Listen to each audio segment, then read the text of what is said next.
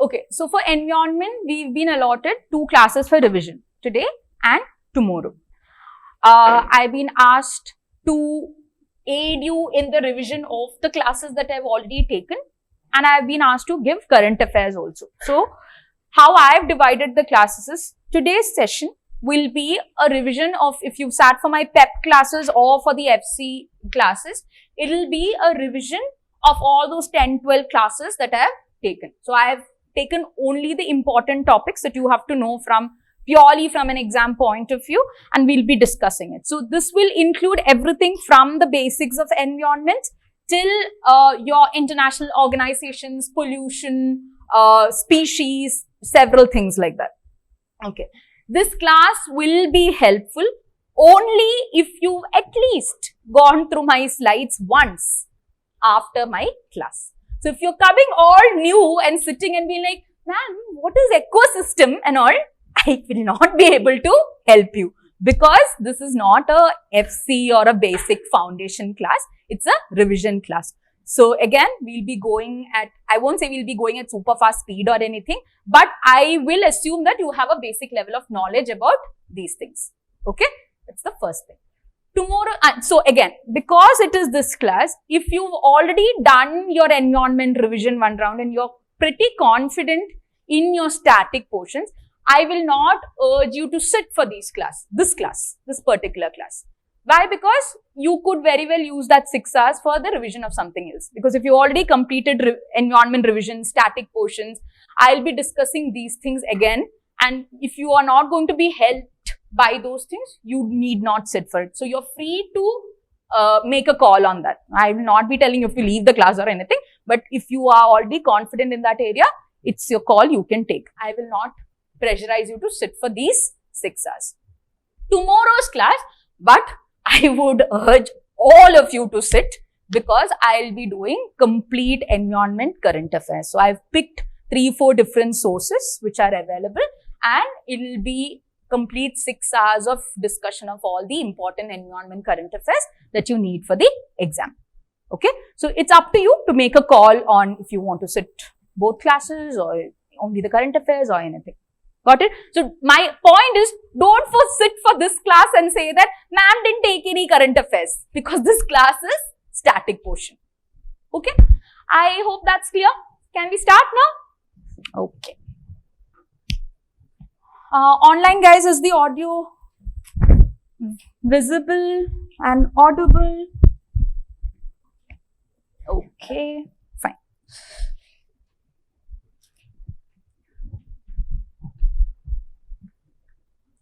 Okay, how many of you are finding environment even difficult at this stage? As in, like, after sitting for one round of classes, hearing through current affairs and everything, and you're still finding it difficult? Anyone finding it difficult? What are you finding difficult? The concepts, theories, current affairs, what portions? Static part. Okay, cool. Oh, let's start with the first thing. See, as we always start, we are going to go with some of the basic concepts of environment. Again, you start with the idea of what environment is. Now, I've told you several times, when you study for UPSC, rather than studying everything together, understand that the commonly asked questions. Okay, one more thing. Those who've sat for my FC or PEP classes, if you have the notes of those classes, I would urge you to follow the class along with those notes. Don't sit and write new notes. Okay. Again, go through those pointers. Starting off with environment. Environment, as I have mentioned to you, if you have anything particular, it need not even be a living organism. It can be this bag. It can be me. It can be this board area over here. Everything that you know is placed in an environment. So, environment in very simple terms just means surroundings of something. Now, the something can be living or non-living. Get that very clear, because the commonly confused term between students is between environment and habitat. Again, that is the pointer that you have to take. If they are asking a question, they will put a habitat related statement in the definition of environment. Why so? Again, let's go into the clarity of it. I just told you environment, don't look at the definition. Let's get clarity on the concepts which is needed.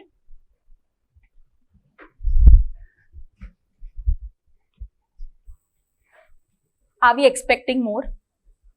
Yeah. When are they expected to come? After I finish half an hour here. See, okay. Listen. Environment, when I am saying, it is basically the surroundings of anything. It can be any physical object which is there. But the reason why it's commonly confused between habitat is because habitat is also surroundings. But of what? Of a living organism. So if they plainly ask you, what is habitat? The definition would be surroundings of a living organism. So you shouldn't be at that point, oh, surroundings is a environment. No. So environment means it is your different biotic, abiotic factors around a certain thing.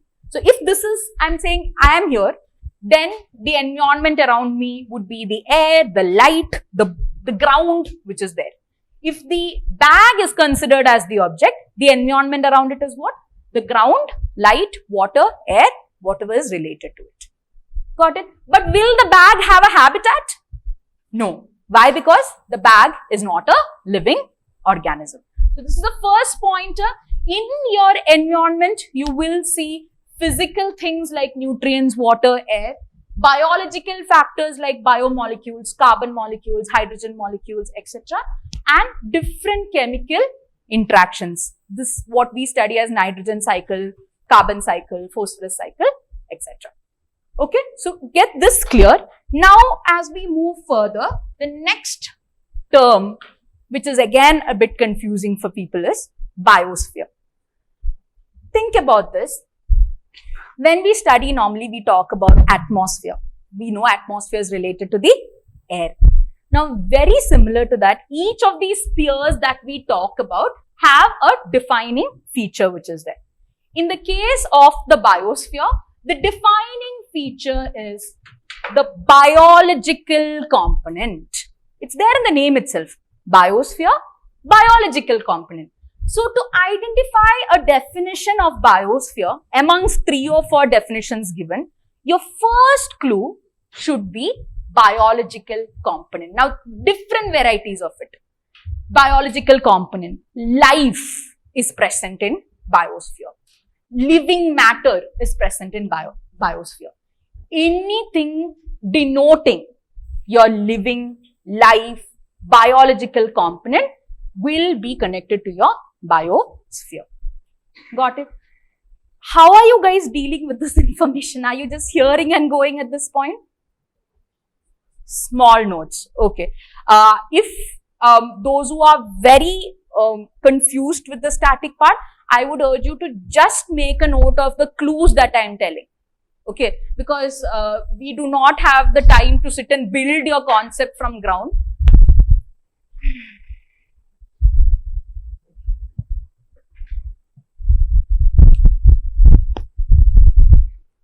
We do not have the time to sit and build the concept from ground. So, especially pointers that I am saying, how to identify a statement, because we are going only on the UPSC track. So, here when it comes to the biosphere, you will see over here that here I have marked a diagram, and this is the most apt picture you can have to think of biosphere. You have your lithosphere, which is your earth, hydrosphere, which is your water, atmosphere, which is your air. But in all of these elements, you will have living matter.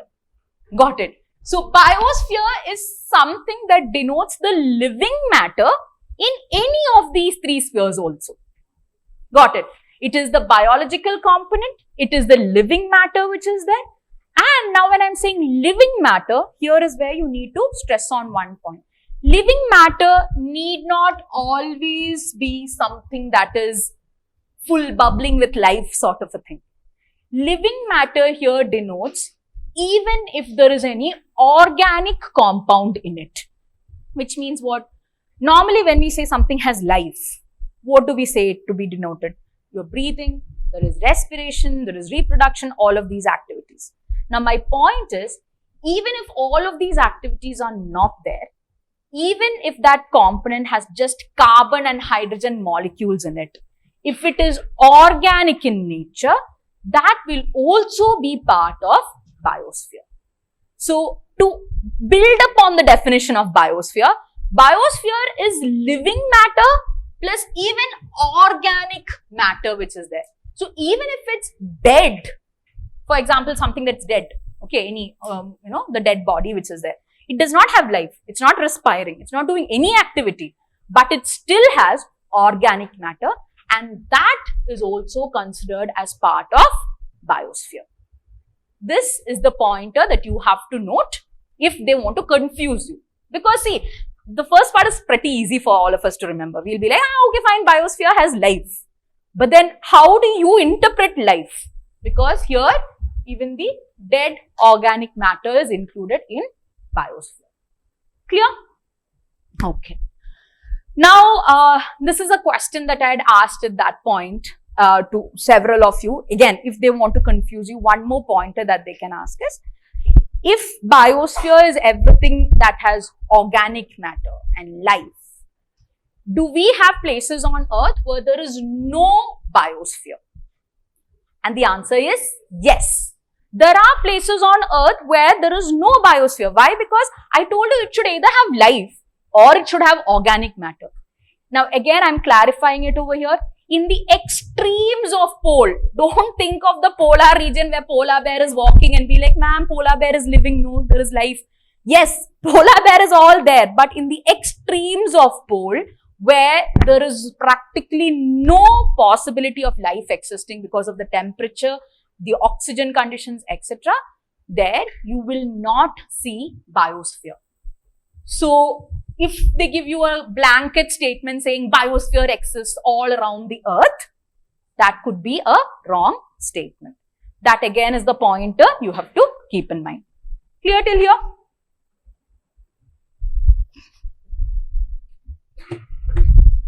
Now, moving on, habitat.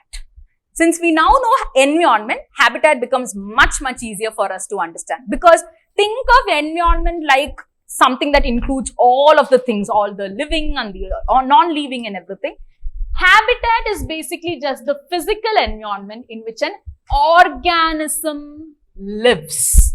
Or as some of the students over here have very simplified it, it is the address of an organism. I basically feel if you have that pointer in your mind, address of an organism, almost all your basic questions related to habitat can be solved. Because think of what are the elements of an address. Address means what? You will have a specific location. Now, when you shift to another place, your address will change, right?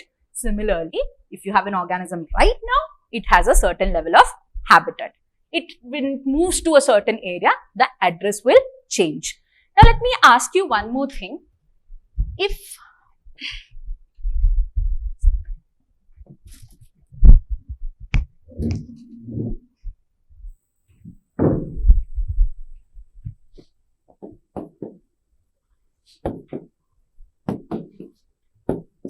habitat is the so-called address, my point is, now it will not be so much applicable to maybe humans, but then take the example of maybe a polar bear. Okay. A polar bear's habitat is what? Icy, cold surroundings which is there. Now, if I take the polar bear out from poles and I bring it to maybe Saudi or something, okay, the address will change. But is that still a habitat of the polar bear? No. This is a pointer you have to keep in mind. Because the habitat will be related to the living requirements of an organism. So, your habitat is primarily related to what are the physical conditions needed for an organism to survive also. Got it? So, I can very easily take and change the geographical location of it, thereby changing the address, but then it will not suffice as a habitat. This is the only exception to considering habitat as the address. Got it? This is, I am specifying it because I know a lot of you have just generalized and said is like habitat is the address of an organism. If habitat is the address of an organism, the polar bear should be able to survive even in the Saudi area, but then that is not happening. The exception being that it's the physical environment that is needed, and if the physical environment doesn't suit the life of the organism, it will not be the habitat of the organism. So what are the pointers if you want to pick out habitat from 4 statements? What all do you have to look? You have to look physical environment, very important. Organism. You can have habitat defined only with respect to an organism, with respect to a plant, with respect to an animal, with respect to a coral. You cannot have habitat defined in general or anything. When you define habitat in general is where we have another term for it, which is what?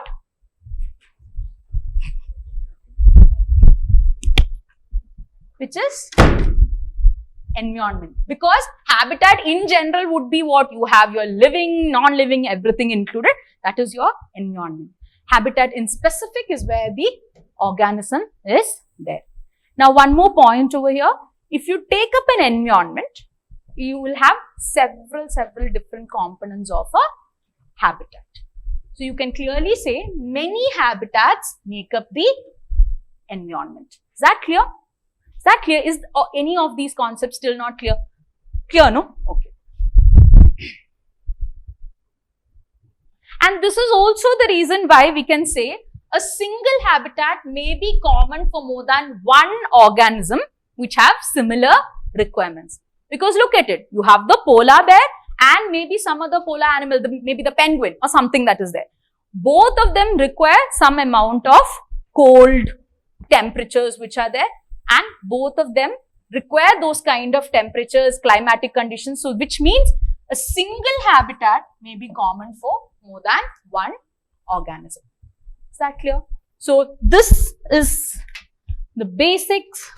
If I had to look very clearly into habitat versus environment, all habitats are environments, but all environments are not habitats. Don't learn it like a dictum.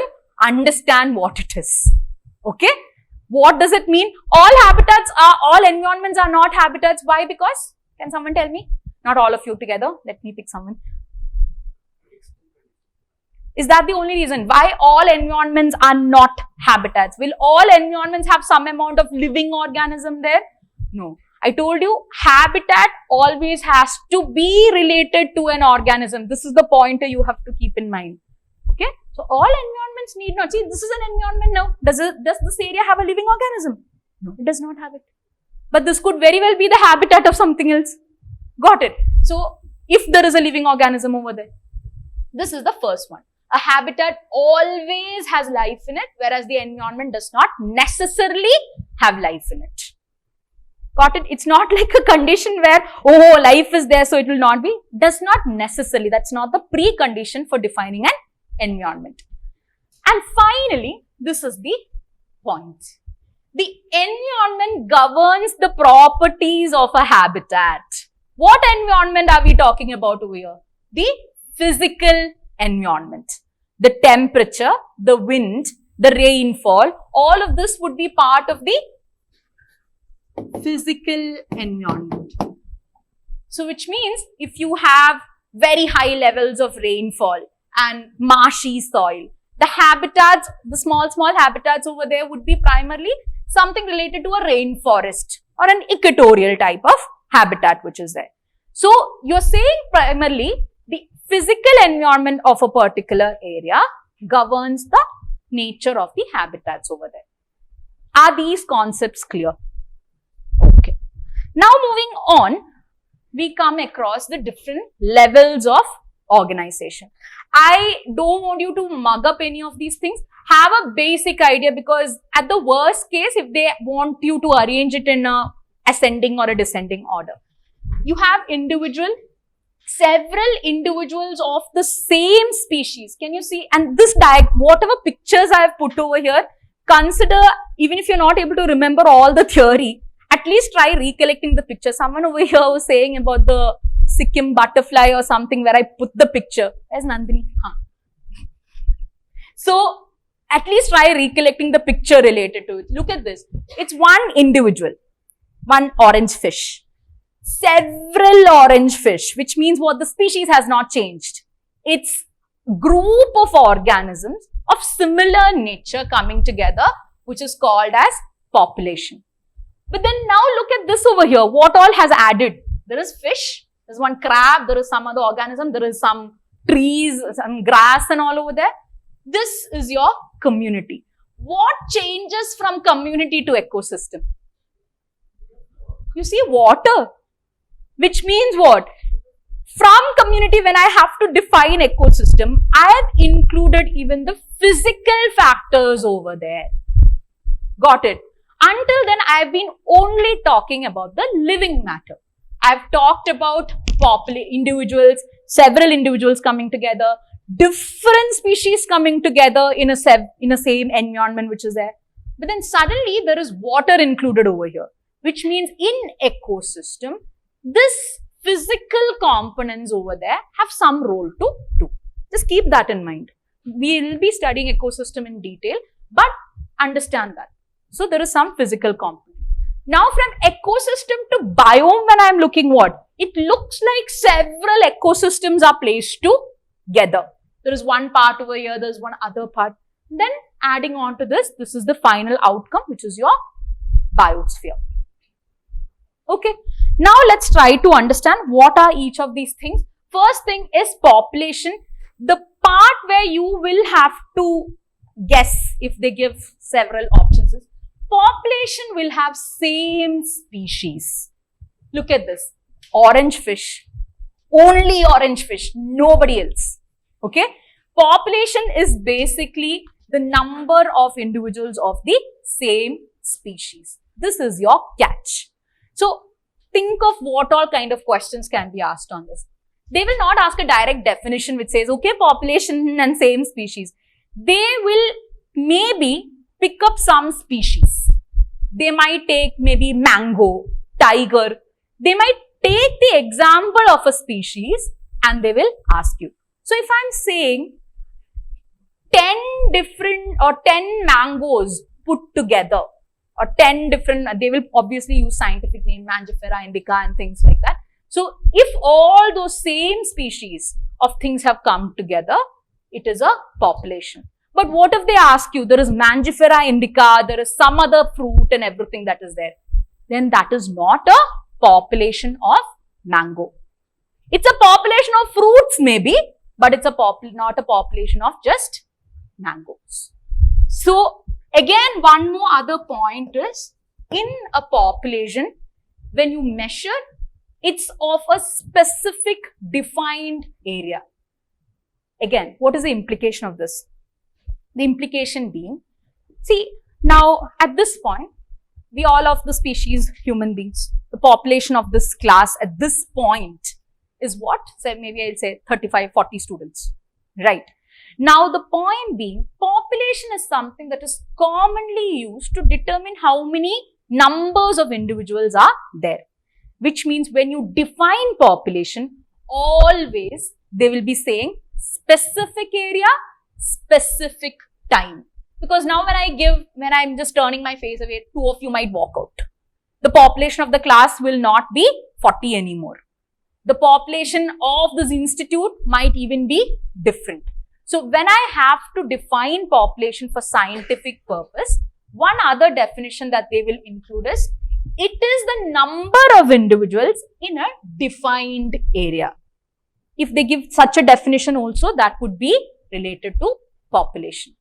Are you all sleeping off?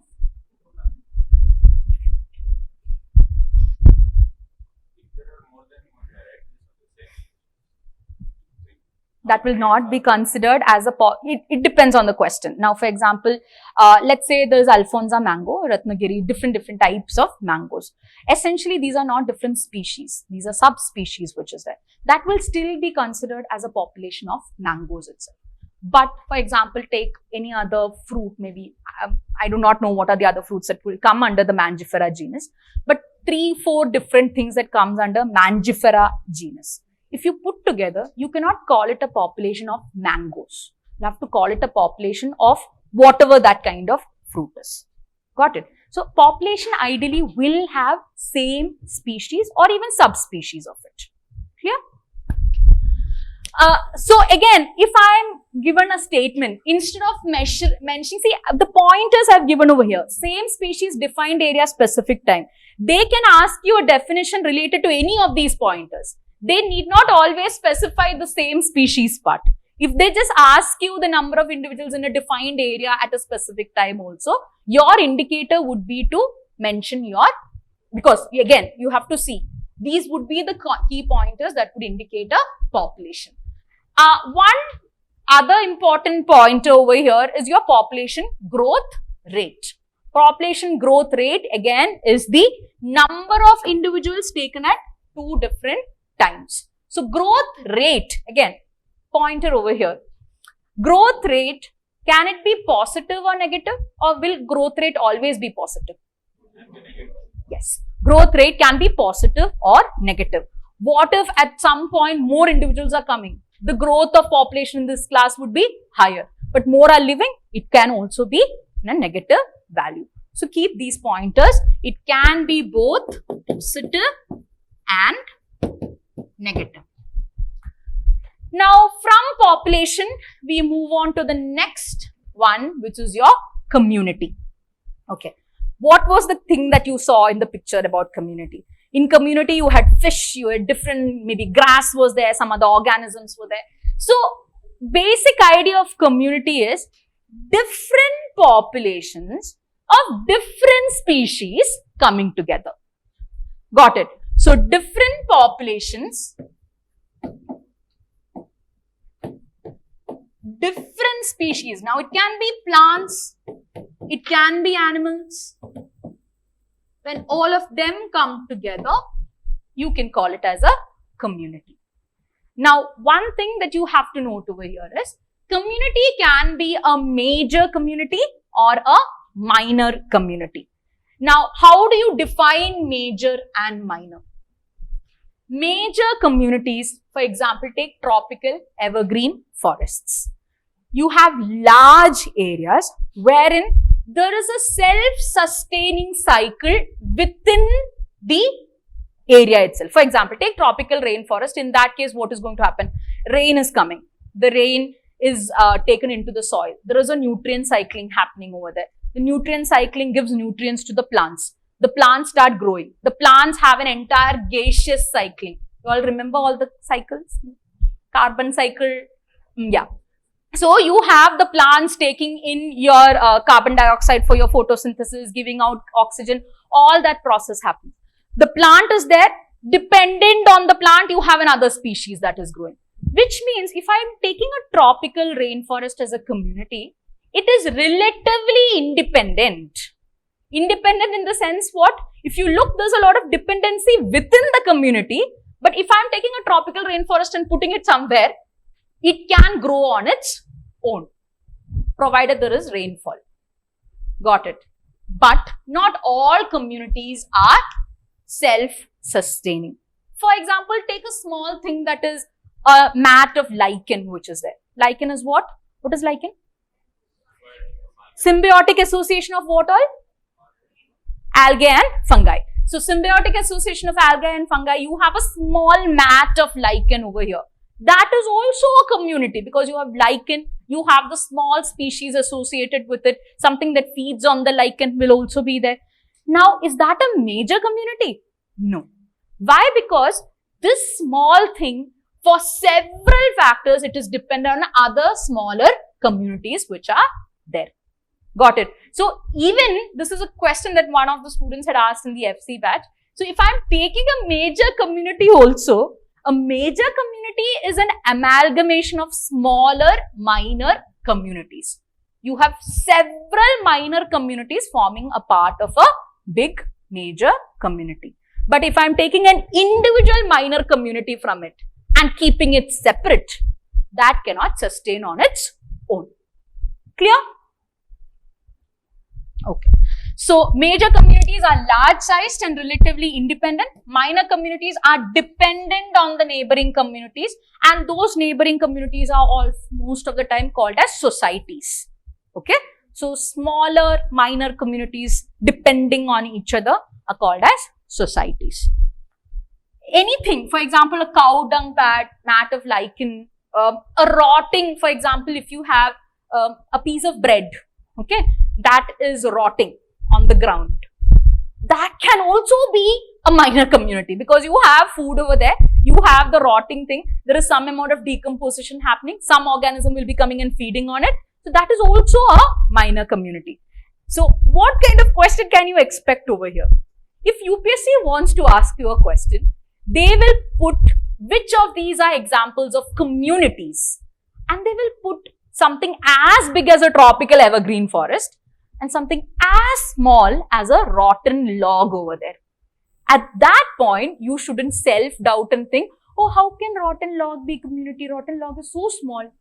Rotten log is small, but still it is a minor community. Got it? This is the pointer where you can get confused on. So, when they ask you communities, understand all of these things would fall under the ambit of community. Anywhere where there are different populations of different species existing, you can call it as a community. Clear? Okay. If that is clear, then we move on to the next important word, ecosystem. Lot of times I've seen students confusing environment and ecosystem and biosphere and making it all into khichdi form. Environment and habitat is already done. We've already discussed it. How or what exactly is ecosystem? Just think of that image I showed you. You had few community things. You had plants, your animals, small fish, crab and all in a community. And then you suddenly had the presence of water over there. Which means ecosystem has something to do with your living components and your physical components which are there. Get these pointers in mind. So, any definition of ecosystem or any derivative definition of ecosystem will include these pointers. There is going to be a living community and there is going to be a physical environment. This is your identifier. Living community plus physical environment. What happens in this living community plus? Because living community plus physical environment, if I'm just saying, it denotes something else. What is that? Does it denote anything that I just told you? Yeah. You have a living species and you have the physical environment. That denotes something very similar to habitat. So understand, if they are asking a definition of ecosystem, there is obviously going to be one statement that is going to denote your habitat also over there, because that is where you will get confused and you will come with the last two options. Last definition will be a confusion between habitat and ecosystem. So then how do you identify ecosystem? And thus comes to the word, this one. It is a functional unit of nature. Now think about it like this. In the habitat or any other definition, we had a living organism. We had the physical environment. We just said habitat is the physical environment surrounding the living organism. Nothing more. When it comes to ecosystem, it adds on. You have physical environment. You have living organism. Do you think they're just going to be stable and standing still? No. They will keep interacting with each other. In fact, the living organism is even able to live because it's interacting with the physical environment. I am able to stand here because I am breathing in air and I am living out some carbon dioxide. I am able to stand here because the temperature conditions are suitable for me standing over here. If it was scorching hot, I wouldn't be standing here. Which means what? When living organisms interact among themselves and also with the surrounding physical environment, this is denoting ecosystem. So, 3 pointers here. I've added 2 more terms. Living organism is there. Physical environment is there. Then you have to identify ecosystem. The living organism will be interacting with other living organisms and the living organism will be interacting with the physical environment. The key word over here being interacting. Got it? There is some give and take happening. I am deriving some dependency from the other organism. I am deriving some dependency from the physical environment. And when a system has this level of dependency and interaction, that is called as an ecosystem. So your key identifier for the definition of an ecosystem would be terms like interacting, creating, and what happens? Now, interacting, if they have not mentioned, another thing that they would do is, what happens when I interact with something? Some byproduct or some product would be formed out of it. For example, I am interacting with the physical environment over here. Carbon dioxide is what is being released over here. There is some product that is there. That carbon dioxide might be used by a plant somewhere else. So, ecosystem is also a system in which interaction leads to other products. That helps this entire area to sustain. If I am like, okay, I will interact, but I will not give my carbon dioxide. Means what? Can the other organisms survive? No. Which means you have interaction, you have product creation, and because of all this, the entire area survives. So, these are all pointers. Physical environment, interaction between other organisms, and survival of the whole area. Okay. I'm showing you different variants of how this definition can come. Now, I mentioned interaction between physical environment. Now, they can even go deep into that specific interaction part. They can say when nutrients are exchanged, or maybe when any biomolecules are exchanged between two organisms and the physical environment. That is also ecosystem. Got it? So, what should you be looking out for here? When you hear ecosystem, you have to understand what all derived definitions can take place. Two of them I have already mentioned. The third one being when you have nutrients getting exchanged or nutrients getting cycled, and that leads to some products in a system. That again can be attributed to ecosystem. What are the pointers? Now, I just want to summarize that thing. What are the pointers you will look out for over here?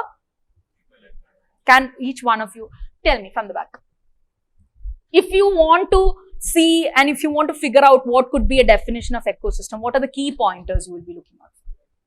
Interaction. That is the first point. There should be some interaction.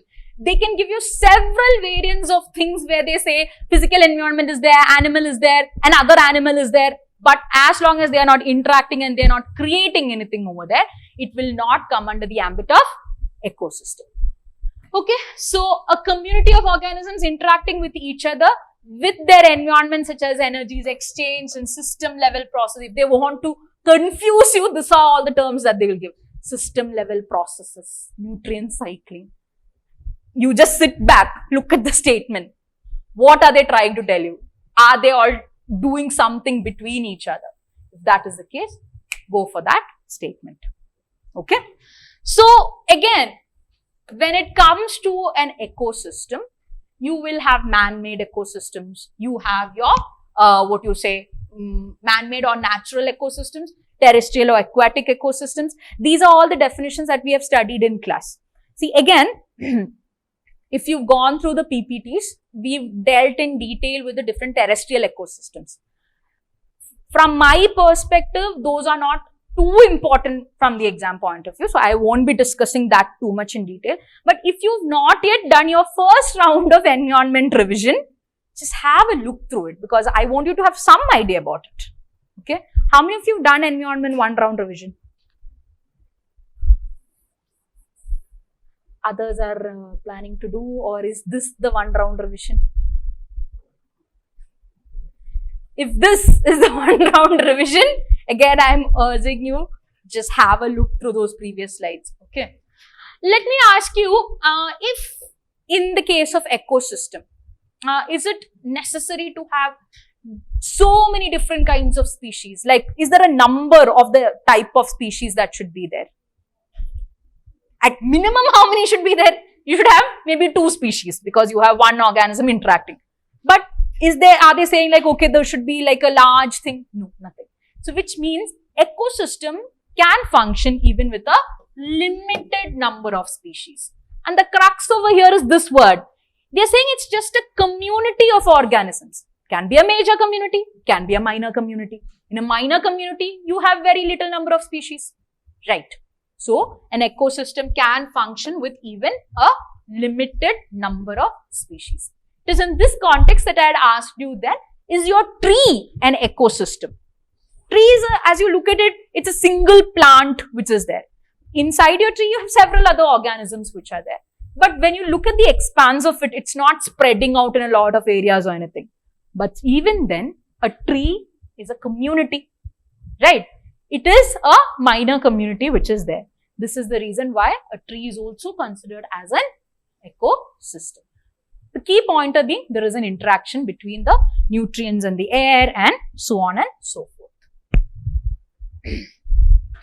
This brings us to an area where I am expecting a question this year. Now, it will be a very simple question, but probably you all will be like, someone here was saying, if it's too simple, it is not UPSC. Nothing like that.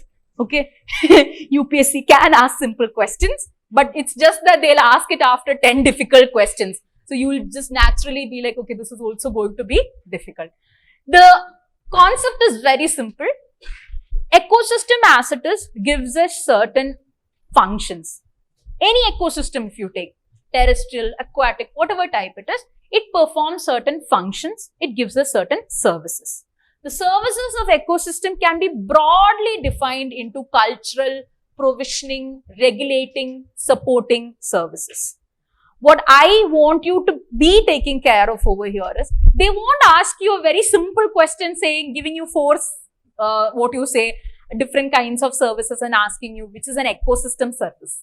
They might ask you specifically which is a provisioning service, which is a supporting service, which is a regulating service. Even amongst this, the higher probability being which is a provisioning or which is a regulating services, because these are the ones which have very clear differences. Okay, the other ones, the differences are quite blurred. Okay, so what are all these services? Provisioning, regulating, cultural, supporting. Okay, provisions means what? When you go to a store, you buy provisions. Basically meaning you get some product, you get something hard, fast product from it. Okay, so if you look at provisioning, what are all the things that are under it? Food, water, raw material, medicinal resources, ornamental resources, genetic resources. Can you see? These are actual products that you get from the ecosystem. You can quantify it in a correct manner. If I'm taking this tree, I will have certain amount of honey coming from it. If I'll take this much, I have certain amount of fruits coming from it. It's very clearly quantifiable provisions. This is your key over here. If they give you 4 or 5 different services and ask you to pick a regulating or a provisioning service, your key to identify a provisioning service is if I'm getting a quantifiable product from it. Genetic resources, so much amount of DNA. Ornamental resources, so much amount of leaves and dry fruits and things like that. Medicinal resources. Can you see? Each of these is quantifiable.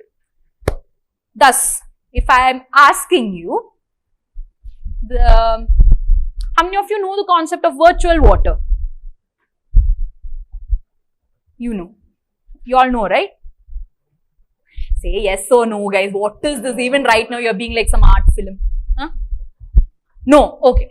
See, in every amount of plant which is there, for example, rice, cotton, any plant that we are growing, we give certain amount of water to it and that's when it grows.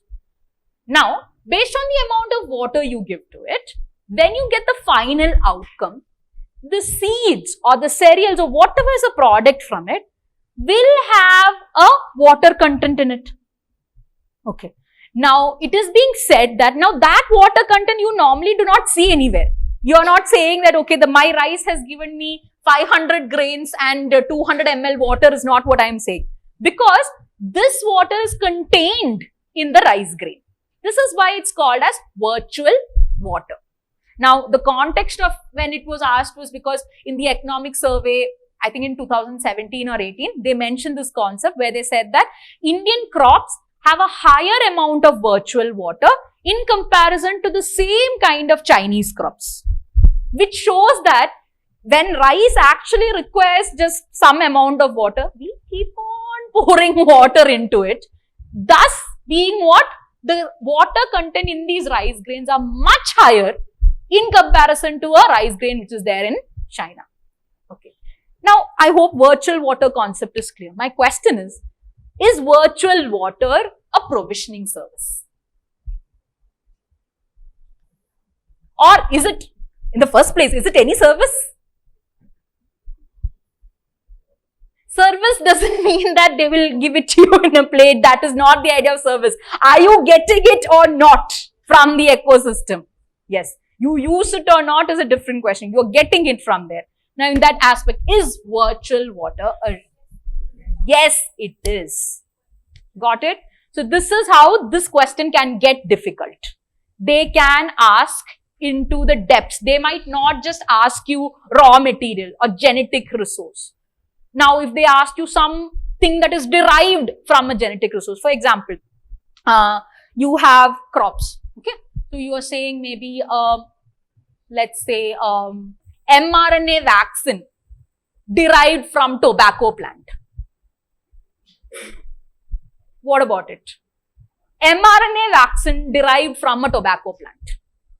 I mean, I'm giving you a hypothetical. Don't tell me, ma'am, where in current affairs it was there. I don't know if it's even there. I'm giving you a hypothetical scenario where some vaccine or some component was derived from a plant. Will that be provisioning? Yes, it will be provisioning because you use the genetic resource. So, I want you to understand, even if it's not a direct resource, even if it's something derived from it, it will come under your provisioning service if it's quantifiable. It's quantifiable actual resource. Okay.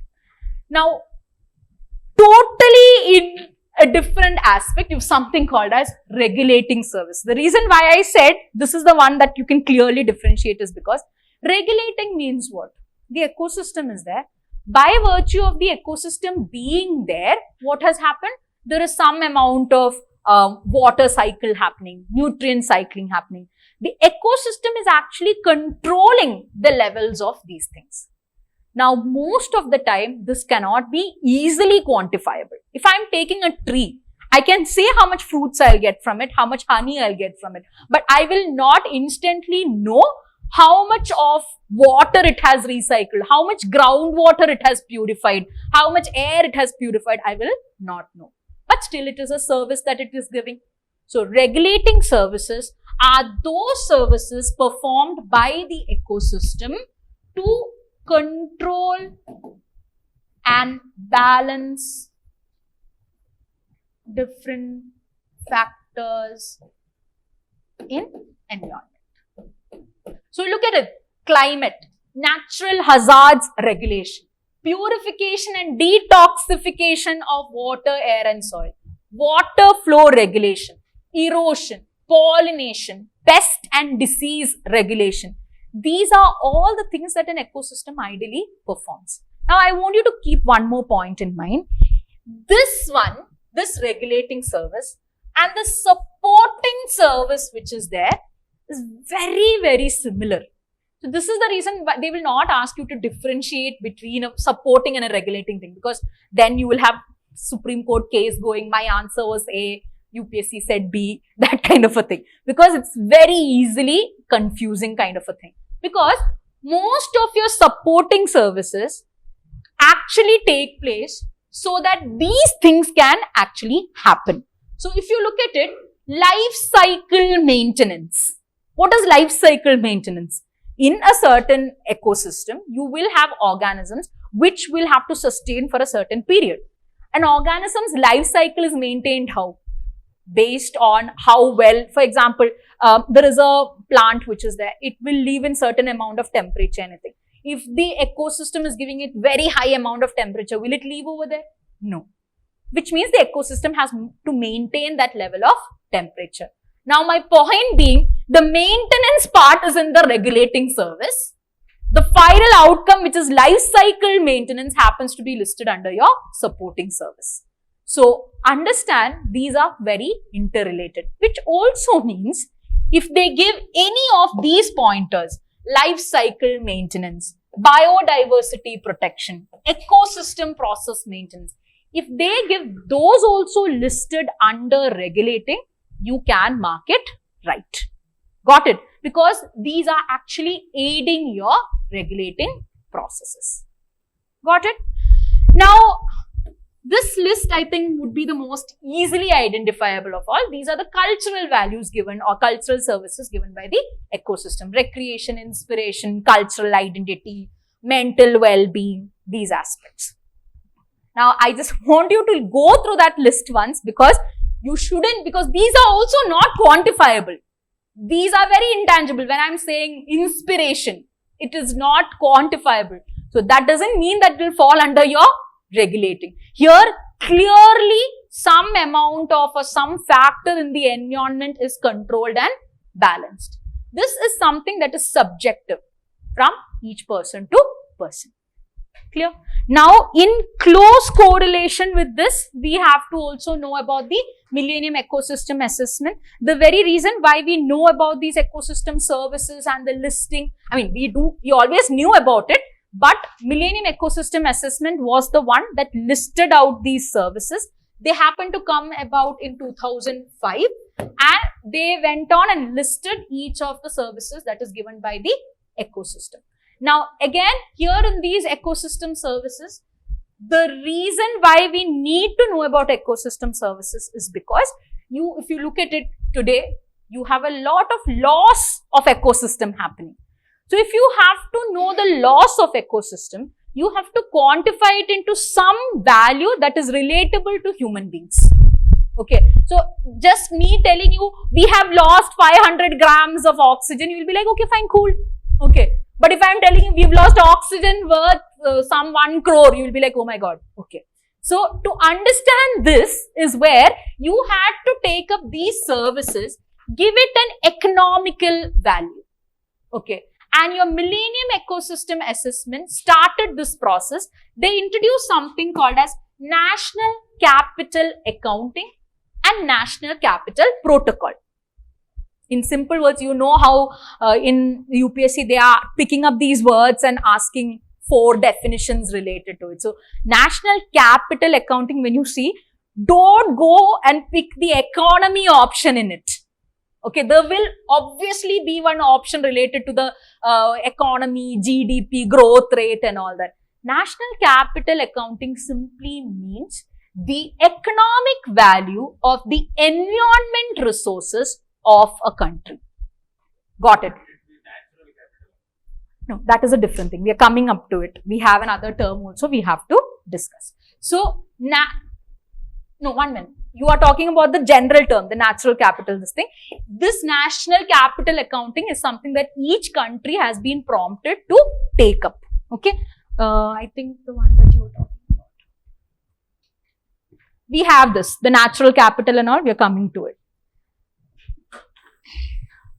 So, when you have an ecosystem service, what happens is, based on these different services which are there, each country, and this is something that is given by, and India is also starting to follow it right now, each country has been prompted to create a protocol on which their ecosystem things will be measured. And that is your National Capital Protocol.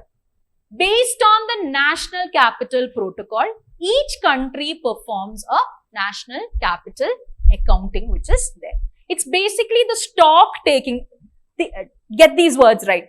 Stock taking of the environment resources and the estimation of value of these environment resources which are there. Okay. Now, just to ask a derivative question, you have National Capital Accounting. Is this National Capital Accounting in any way relevant to the GDP of the country? I mean, I'm just asking. When you do National Capital Accounting related to your environment resources, my question is it related in any way to the GDP? Yes, because you understand how much of environment resources are there, you will be able to understand, okay, how much of these resources can either be renewed, either be exploited into some actual component which is there. So again, I told you if there's a purely economy option, you can eliminate it. But again, be careful what that option says. If it is related something to the environment resources and the GDP of the country, have one more read at it. Okay. Now coming into the next concept is TEEB. Okay. When your Millennium Ecosystem Assessment was given, this is again the entire story of it I have already told in class. I'm not going into the story of it. Understand that the Millennium Ecosystem Assessment was given. People understood what all ecosystem services was there. They also said we have to enforce a National Capital Protocol. But what happened is a lot of countries were finding it quite difficult to ascertain or to create this National Capital Protocol. And thus enters the concept of TEEB. Now, TEEB is, if you just look TEEB, that is the Economics of Ecosystems and Biodiversity. This is a global initiative. In 2015 period, we started something called as TEEB India. Okay, TEEB came even before that. TEEB India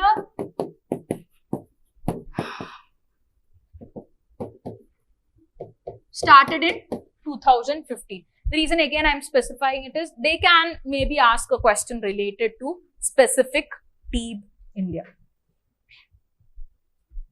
Okay, what does the TEEB do? Understand that each country has been asked to create a National Capital Protocol.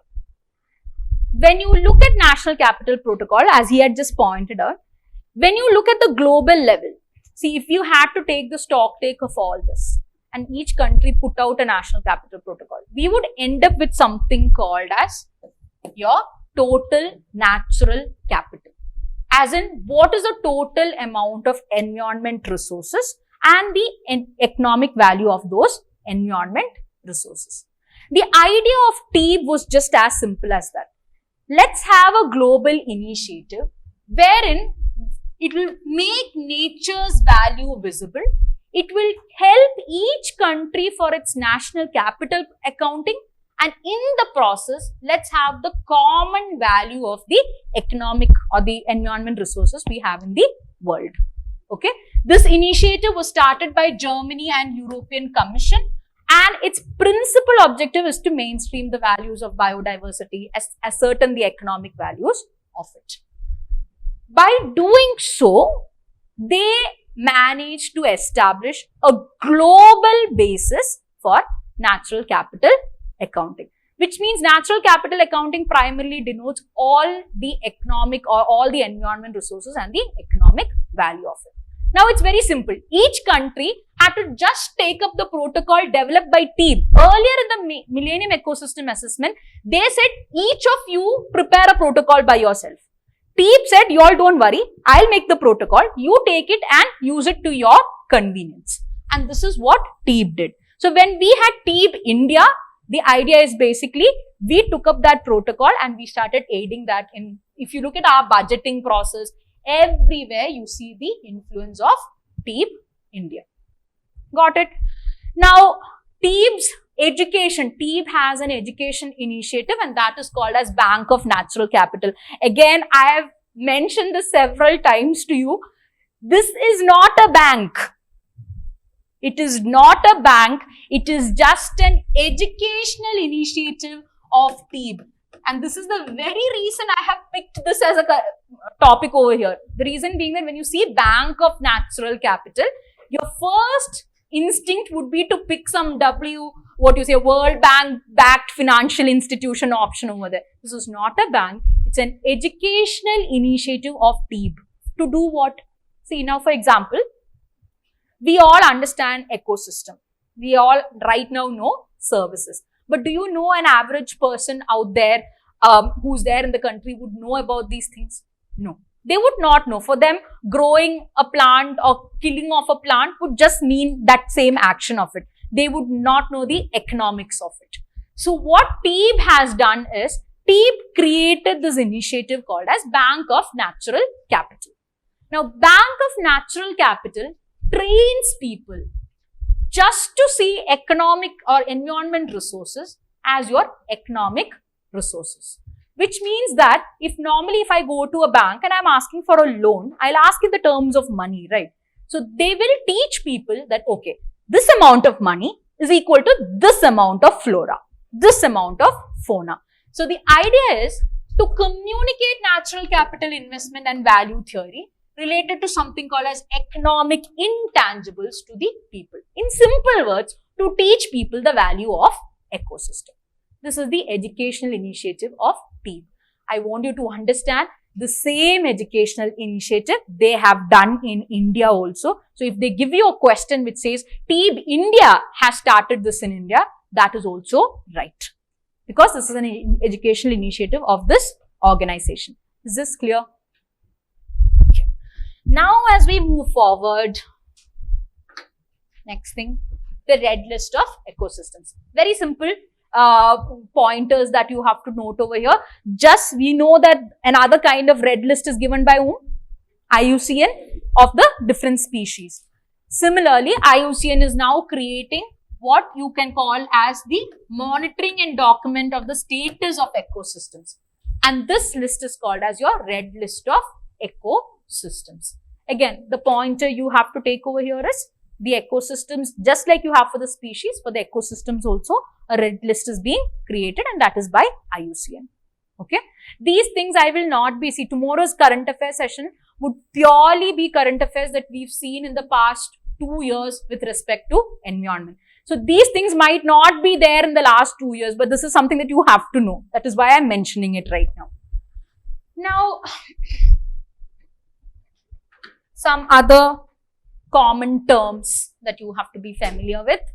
You know, ecotone, edge, niche, these kind of things. What is ecotone in the first place? I see in your last few, not this test, I think the test before that, there were a lot of questions on ecotone and edge effect and all that, right? Okay, let's just get clarity on this. See, ecotone primarily means it's a area of transition. Get these things right. Area of transition, area of change. Now, how will an area of change be there? You can only change from one thing to another, right? You cannot have, when I'm saying there is something that is changing and there is a transitional zone, I will have to compare it with two different things, right? So, this is the way you can see an ecotone is basically a zone of transition between two very diverse ecosystems. What are your key pointers over here? Change, diverse ecosystems. These are your pointers here. Because only in those areas why diverse? Because only in those areas will you be very clearly able to see an ecotone. Okay, you're going on defining ecotone as a zone of change. If it has to be a zone of change, I should be like, okay, this is a dry area, this is a wet area, this is somewhere where both of these things are mixed. But if this is a dry area and this is just a more drier area or a less drier area, I will not be able to see a ecotone as such. I'll be able to see something else, but it is not an ecotone. So your pointers over here is, it is the zone of transition or zone of change between two diverse ecosystems. These are all the pointers. It can also be defined in another way. It is the zone where two communities meet and integrate. That is also something, because I am seeing ecotone like this. Now, what if I am looking at ecotone in this manner? It is where you have the communities of both aquatic areas and land areas coming and integrating. So, it is a zone of change. It is a zone of integration also. If UPSC is asking, they will pick on either of these to denote an ecotone. Let's just look at the ecotone over here. There is a land ecotone. There is a land ecosystem. There is an aquatic ecosystem over there. You are seeing that gradually the land component of it gets reduced. You have more water coming in, and in the middle area, it's a balance of both. You cannot see, if I am putting this is the area they are saying. There is land, there is water, there is species that occur in both the areas. This is your ecotone. Now, you have another term, and this is the term that I denoted earlier, ecocline. Ecocline is again a zone of gradual but continuous change from one ecosystem to another. What is your, zone of change is here, so it is not very different. Zone of change is the same. But the catch over here is the ecosystems under consideration will not be so diverse. Here, earlier it was what? Land and water. It's as diverse as it can get, right? Land ecosystem has totally different features from a water ecosystem. But in an ecocline, you see a gradual change within what? Two different terrestrial ecosystems. Here, in this case. Now, it can be two different aquatic ecosystems. For example, if you take an estuary maybe, okay, you have your river, you have your sea, you have an estuary forming in between. The change that you see in the estuary is an ecocline, not an ecotone. Got it? If, again, estuary, if it is the meeting point between a river and a sea, there are areas where you have even land coming in. Then again, it will fall under the category of ecotone. So, your pointer over here is, it's gradual. Also, the pointer being, it is not two diverse ecosystems. So, one key factor you will see in an ecocline is, there is no sharp boundary between the two in terms of species composition. See, look at, now what does that mean? If I take an ecotone, I know there are land species. I know there are aquatic species. In the area, I know there are amphibious kind of species which can occur on both. But in the case of an ecocline, here you have deciduous forest, you have grassland species. You will see grass even in here. Got it? It's not something where I can clearly see, okay, deciduous has ended and your grassland has begun. I cannot clearly differentiate. If I cannot clearly differentiate between the flora, I cannot also clearly differentiate between the fauna that is over there. Fauna is the animals. This is the reason why they are saying there is no sharp boundary over here. Now, in comparison to an ecocline, the ecotone has much more clarity on where your boundaries are. Okay. So, what are your pointers? Gradual changes there. The next thing is, you will not have, no sharp boundaries. Third thing is, no, the major point being, you will have very similar, or you will have that, the changes between very not so diverse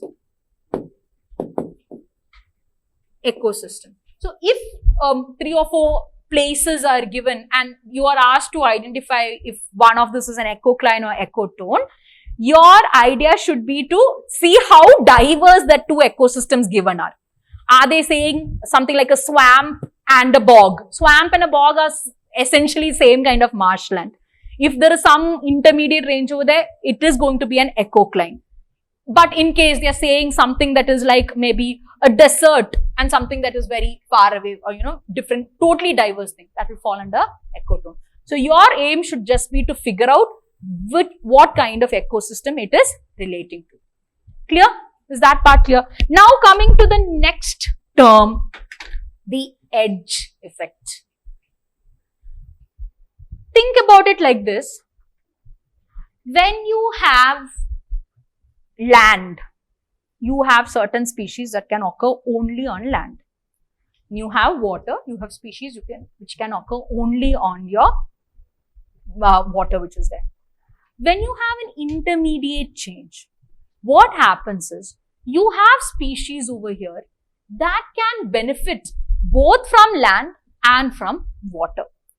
Which means that in certain areas of these zones of change, the population of species or communities undergo some kind of changes.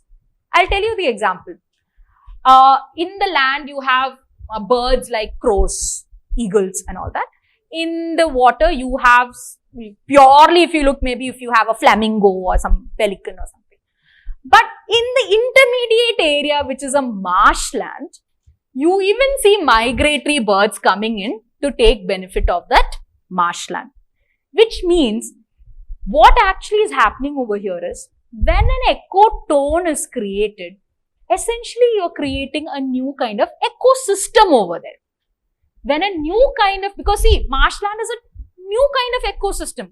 We can call it like it is a transition zone or anything, but essentially it is a new kind of ecosystem.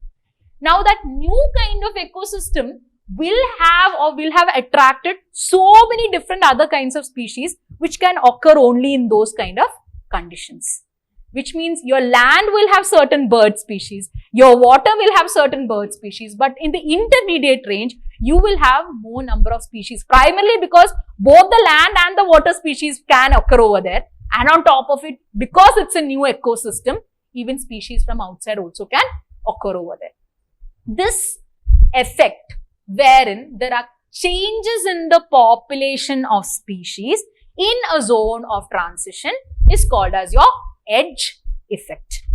Okay, edge effect means what? Primarily you have one thing over here, another thing over here. In this area, the population of species are changing, or there are changes in the population, can be increased. There is more diversity in the population. These are all words important. There's a change in the population. There is also a change in the diversity of the species which is there. So these species which occur in that area is essentially called as edge species. Okay. Fine. Now moving on to another area where UPSC has tried different permutation combinations of questions. Ecological niche. Okay. I have generalized it earlier. If habitat is the address, your niche is primarily the profession of a species. Now again, it's a very simple definition for you, if it's a very simple question, but we have to go into the depths of it. Look at it. Every species if you look at the earth, every single species has some or the other function. Okay. Now the point being, in the case of a niche, you have to be very careful as to what they're going to ask in the exam. If I'm just asking ecological niche, it refers to the unique functional role and position of a species in its habitat or ecosystem. What does it mean? I told you the profession. Okay. Now think of it like this. You have an entire corporation like an ecosystem. Okay. There is someone who adorns the role of assistant regional manager. That is the position of that person. Now, in a corporate, more or less, he'll have a lot of, his functions will all be diluted. But again, the point being, that person has been assigned certain functions. And only he is going to do those functions. And because he is doing those functions, or because a position has been given to him, is where those functions have been given to him. Right? So, your function and position are interrelated. Okay. I have a certain position and therefore I have to do certain functions, and those functions are given to me. I will not be doing the function of the regional manager. I will only be doing the function of the assistant regional manager. Got it? So, that is how it works in corporates. So, again, the point being over here, think of an ecosystem where there are 5 different birds. Okay. Take this tree for example. Okay. Tree is an ecosystem that we already know. In the tree, you have here different species in the different sections of that tree. Top area, middle, bottom, different birds have been there. Why different birds in the first place? Did they divide it among themselves in some property deal or something? No. They have adaptations and they have certain ability. Maybe the ones at the highest most have much more better wingspan. That is why they can go on top.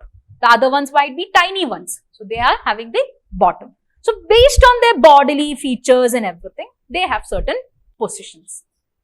Now, understand these positions are also because these birds have very specific functions to perform in these separate areas.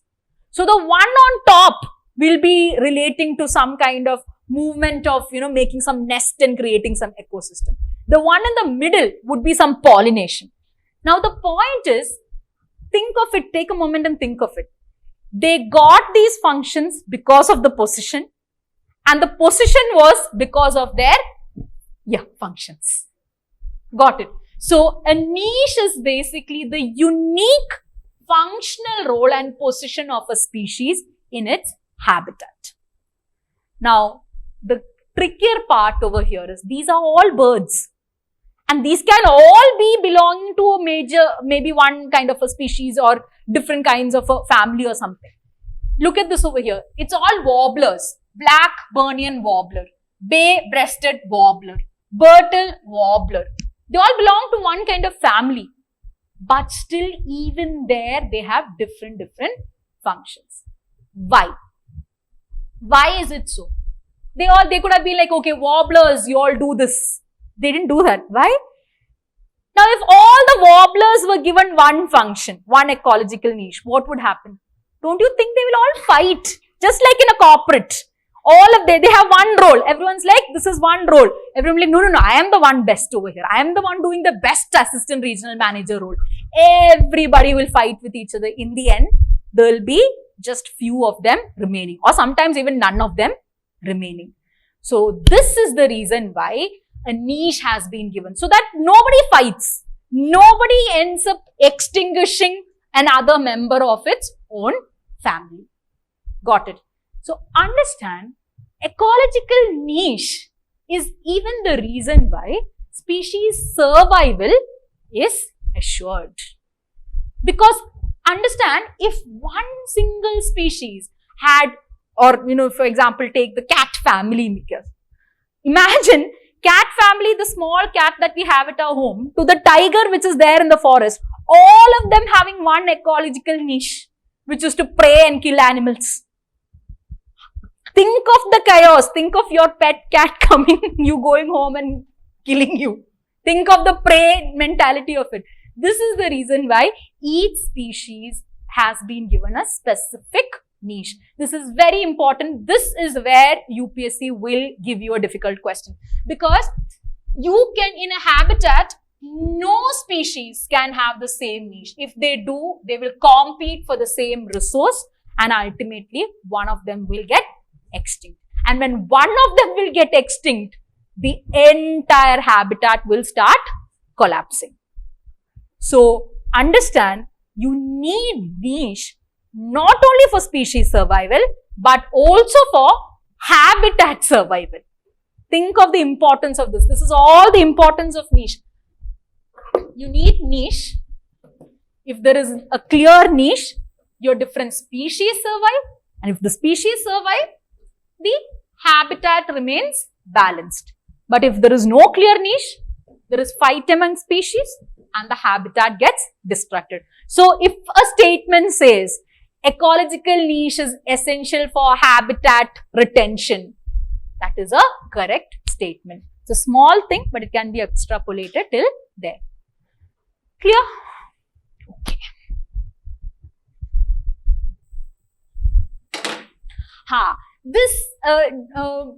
I don't know, okay, let's get into the details of it, and I want to address one very specific comment. I had one student messaging me, I think in the online batch, about reversible, yeah, right, okay.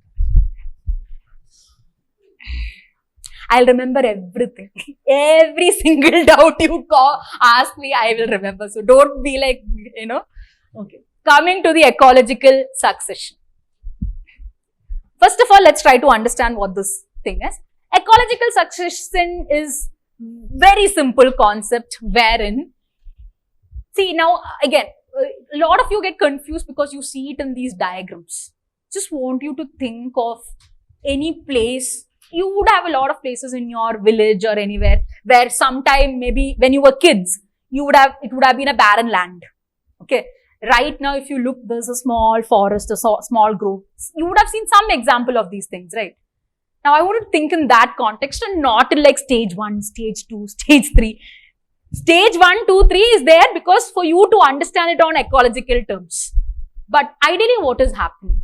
The idea of ecological succession is the process by which communities of plants and animal species in an area are replaced or changed into another over a period of time. Now, understand this very clearly. When I'm saying replaced or changed, first assume we are talking about the very primary thing. So there is a barren land over there. Okay. In the barren land also, you will have some amount of very dormant spores. It's not like life just sprung up over there one day. Okay. You have dormant spores. What are dormant spores? The ones which are quite inactive. These would be seeds or anything which are under the soil. They have no necessary conditions. It would be lying there for some amount of time. But now the physical conditions are changing. There is some amount of rain coming, wind coming. With the wind, the soil little bit moves away. So the dormant seed has some access to sunlight. And slowly there will be some kind of plant over there. So initially what was a bare rock or bare land, at least to our eyes, it was bare rock or bare land. Now there is small plants coming up. Now understand, once you have these small plants, it's not like they will kill themselves and then new plants will come. It's these small plants which will aid in the creation of bigger ones. Because for example, lichens are there, algae is there, fungi is there. Okay. Now, after a point, these are just going on being algae and fungi. At some point, you all know in all kinds of plants and animals, mutations and things happen. Now, assume there is some mutation. Suddenly, this fungi decides, I don't want to be with lichen anymore. I want to grow by myself. Okay. Now, again, it's not suddenly. It will take ages for this to happen. But anyway, the mutation happened. The fungi starts growing by itself. The algae starts growing by itself. Now, the algae starts growing by itself, the algae starts becoming bigger. Then you have it attracting other organisms which can feed on the algae.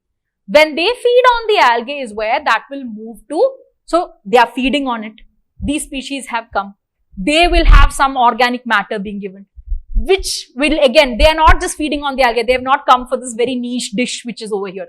They'll feed on the algae. They'll feed on the other things all around. They'll come over here. They might excrete over here. They might reproduce over here, thus giving rise to more. Now, it is a common nature wherein you take any organism, the entire earth as it is.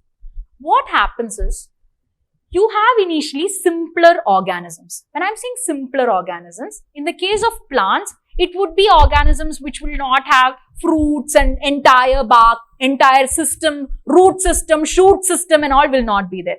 It will be very basic vascular plants which are there. In the case of animals, you will have very simple organisms.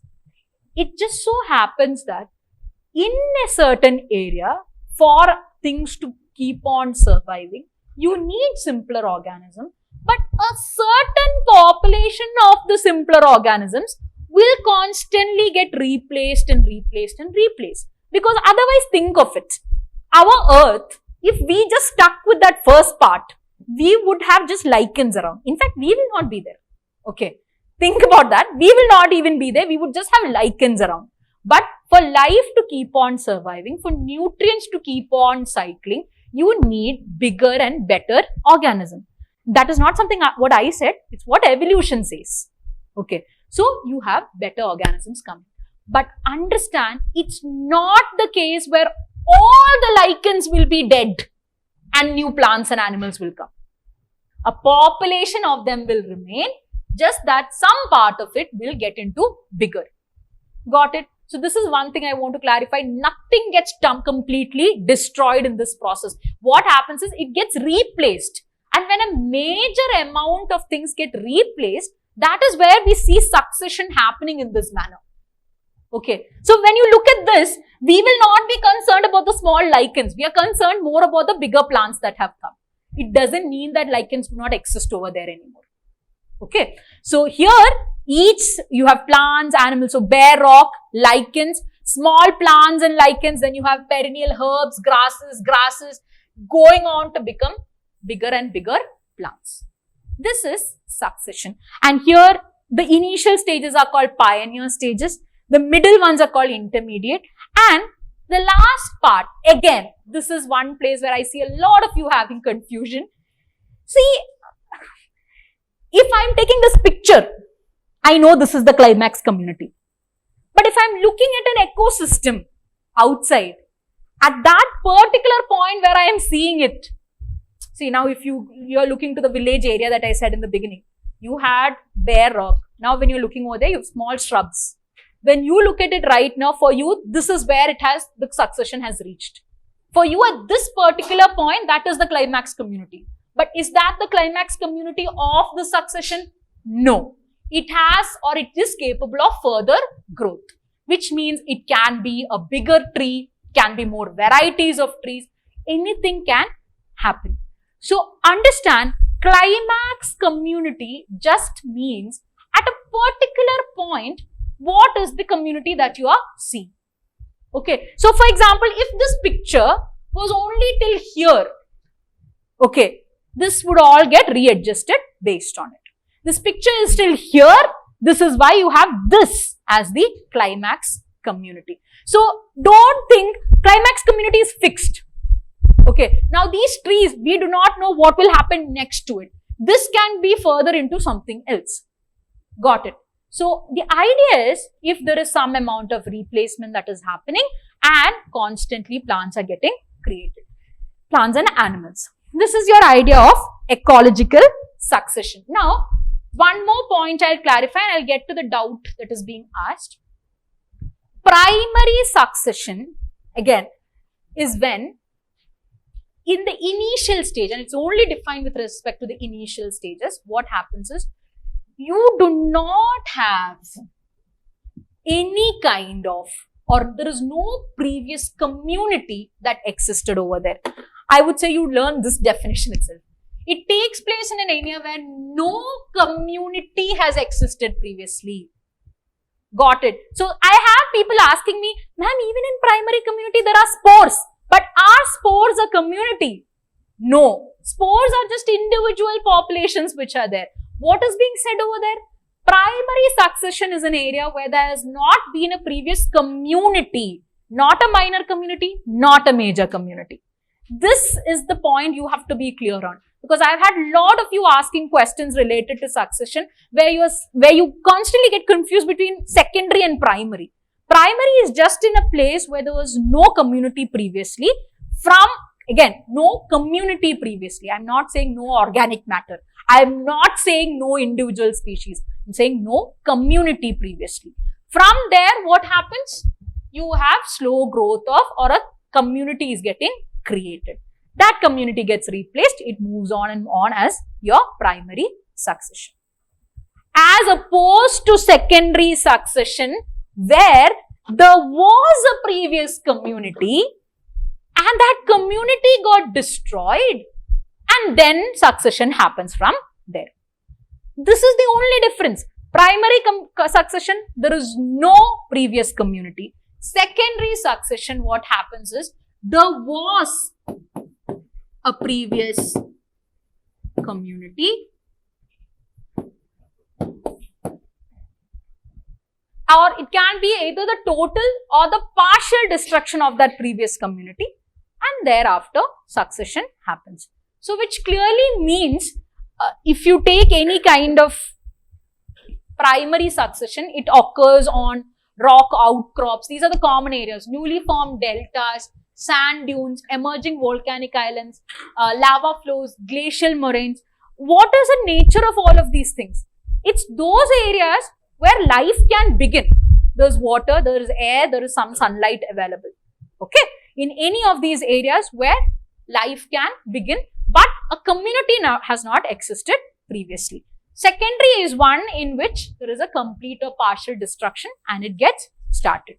So again, coming back to the point, in the case of a secondary succession or in a case of a primary succession, where is it more likely to achieve a climax stage? Think about it. Think there is an ideal climax stage which is there. Where is it more likely to reach climax soon? secondary. Why? Because in the case of a primary, you have to start from the bare beginnings where you have to figure out all the nutrient cycles, create the process. But in the case of a secondary succession, there has been a previous community, which means all the necessary resources and the nutrient cycles are in place in the ecosystem. Due to some reason, it got disrupted. All you have to do is just get it started again. Got it? So, it's relatively faster to achieve your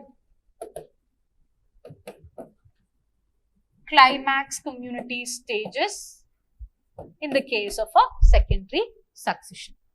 Clear? Okay, now coming to that question which was asked. Did you pick that question because it was asked in any of your tests, or is it a doubt you just had? You only asked, no? Huh? You forgot. Nice.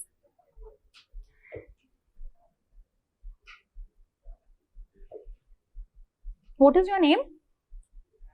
No, you didn't ask, so it's not here.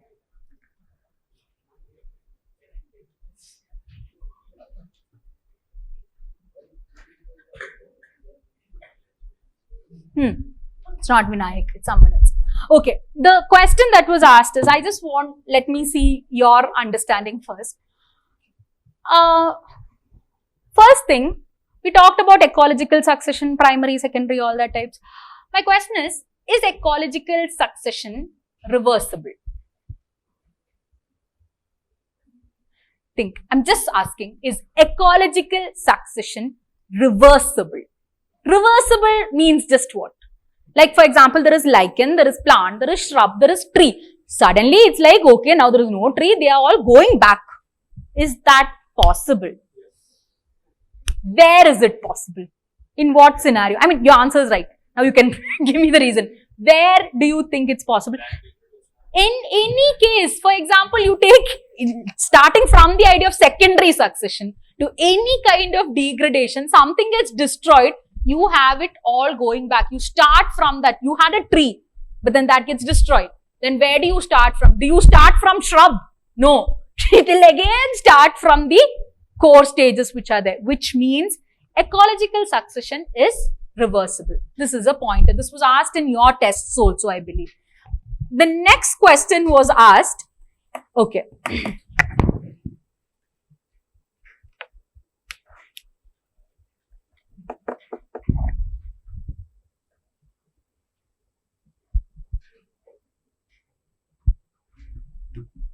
Is ecological succession unidirectional? Think properly, because obviously I'm asking you this. If it's not the same meaning as reversible, is ecological succession unidirectional? How many of you say yes? Rest all of you say no? Huh? No. This is where you have to be very clear on the word meanings of unidirectional and reversible. See, when I'm saying something is unidirectional, now in the case of ecological succession being reversible or irreversible, what are the examples we took? We took where something got destroyed and then it turned back, which means we're comparing two different processes. Something ended and then it came back. Unidirectionality is with respect to a single process which is there, which means if I'm taking one area of ecological succession, only that specific diagram that I took, what is happening? It moves in one direction only. From shrub, it's moving into bigger shrub. From bigger shrub, it's moving into bigger tree or whatever is the next stage, right? There you do not, in that same ecosystem, you do not see a reverse. In that same thing, you do not see the bigger tree getting cut down and going back, right? Which means unidirectionality is represented only with respect to a single process. And in this case, in the case of ecological succession, each thing follows stage after stage after stage in a particular direction. What is the opposite of unidirectionality? You have bidirectionality or multidirectionality. You do not see chaotic growth of reverse processes happening in a succession. You only see stage by stage by stage creation. Therefore, your ecological succession is unidirectional. And these are two different terms. You cannot say, okay, because it's unidirectional, it is reversible or irreversible. These are two different concepts. Unidirectionality just says, like, for example, now think of this process. This is a very simple example I can give you. In this process, I'm moving in one direction. If parallelly when I'm moving in one direction, if I'm able to move in the backward direction, this is where you can say this system goes through some kind of bidirectionality. But in the ecological succession, you do not see that process simultaneously happening. You only see it after something has gotten destroyed, and then you start from the crux. Got it? So when it's developing, it's stage by stage by stage, and therefore ecological succession is unidirectional. I hope this is clear, because if they want to ask you, they will, the question was asked by Pranesh Desai, and if you're even watching it online, good question. I wanted to discuss it with you because that is a layer of difficulty where UPSC can venture into. Okay, coming into what would actually happen during ecological succession. Again, this is a simple concept. Take any ecological succession from very simple organisms, you're moving on to bigger and more complex organisms. So you will see over here, the productivity increases, diversity of organisms also increases, and the complexity of food webs also increases. Agree with me? All increases? Yes. Okay. Now, what else can be asked in relation to this? What else do you think are, we talked about productivity, diversity, complexity. What happens with the nutrient cycling? My question being, will there be the rate of nutrient cycling? What happens to the rate of nutrient? When I'm saying nutrient cycling, understand I mean all of it. Sedimentary, gaseous, everything. What happens to the rate of nutrient cycling? Increases. Again, that also increases. Okay. So, I want you to keep your mind open. Whatever they can ask in these layers, they can ask like, okay, if it increases or decreases. Is there anything that will decrease when the ecological succession that moves? Any feature? As of now, I am not able to recollect anything. Most of these things, because the complexity of organisms gets bigger, most of these associated factors keep on increasing. Okay. Now, as we move further, ecological pyramid. Okay. Again, because you don't scream out for breaks, what I'm going to do is I'll give you breaks at 2-hour gaps, which means at 12, I'll give you one break. You can take a 15-minute break then. Okay. And then again at 2, we'll break for half an hour. Okay. I've been asked to understand. I don't mind you. My students over here know I can give you as big as a break you want, but I've been asked to finish it within a specific amount of time because your classes were getting delayed or something. I know. So at 2, we'll break for half an hour for your lunch and whatever. Obviously, come on, I'll give you half an hour. You all will come at 40 minutes. I know that. We all know. Then why are you making such a big deal? So after that, again, then it will be class till 4:35. Okay. Based on your levels of exhaustion, I'll be discretionary and give you a break again. So don't start screaming break, break, break. It will be at 12. Okay. Now coming into ecological pyramid. I think this is one concept. By writing a lot of test questions, it should be very clear in your mind right now. What is the idea of ecological pyramid? The idea is basically you can represent the number, the different species, different kinds of factors in an ecosystem based on how much they are occurring in a form of a pyramid. Now, the idea is, it's not that I wanted to represent it as a pyramid. The idea is when I took the numbers of certain things, it just so happens to have a triangular image. Now, look at this. It's the pyramidical representation of trophic levels of different organisms. First thing, what are the 3 different kinds? Number, biomass, energy. Let's quickly go into the pyramid of numbers. Numbers are very simple. You have a certain amount if you take up any system which is there. what are the total number of individuals of different species at different trophic levels. What are the key pointers over here? Total number of individuals of different species at each trophic level. Now, here comes the question, what are trophic levels? Trophic levels are primarily energy levels. But then how is energy level determined? Energy is determined based on your nutrition. What you eat is what comes out as energy. So here in this case, you will see trophic levels are based on what is a producer, what is a consumer, in the consumer which is a smaller one, a slightly bigger one, and so forth. Got it? So ideally, it's divided based on the kind of nutrition and based on the kind of energy generated by these creatures. So first thing, in the case of pyramid of numbers, let's look at this diagram. The usual ones you have in it, there's a diagram for grassland, there's a diagram of a pond.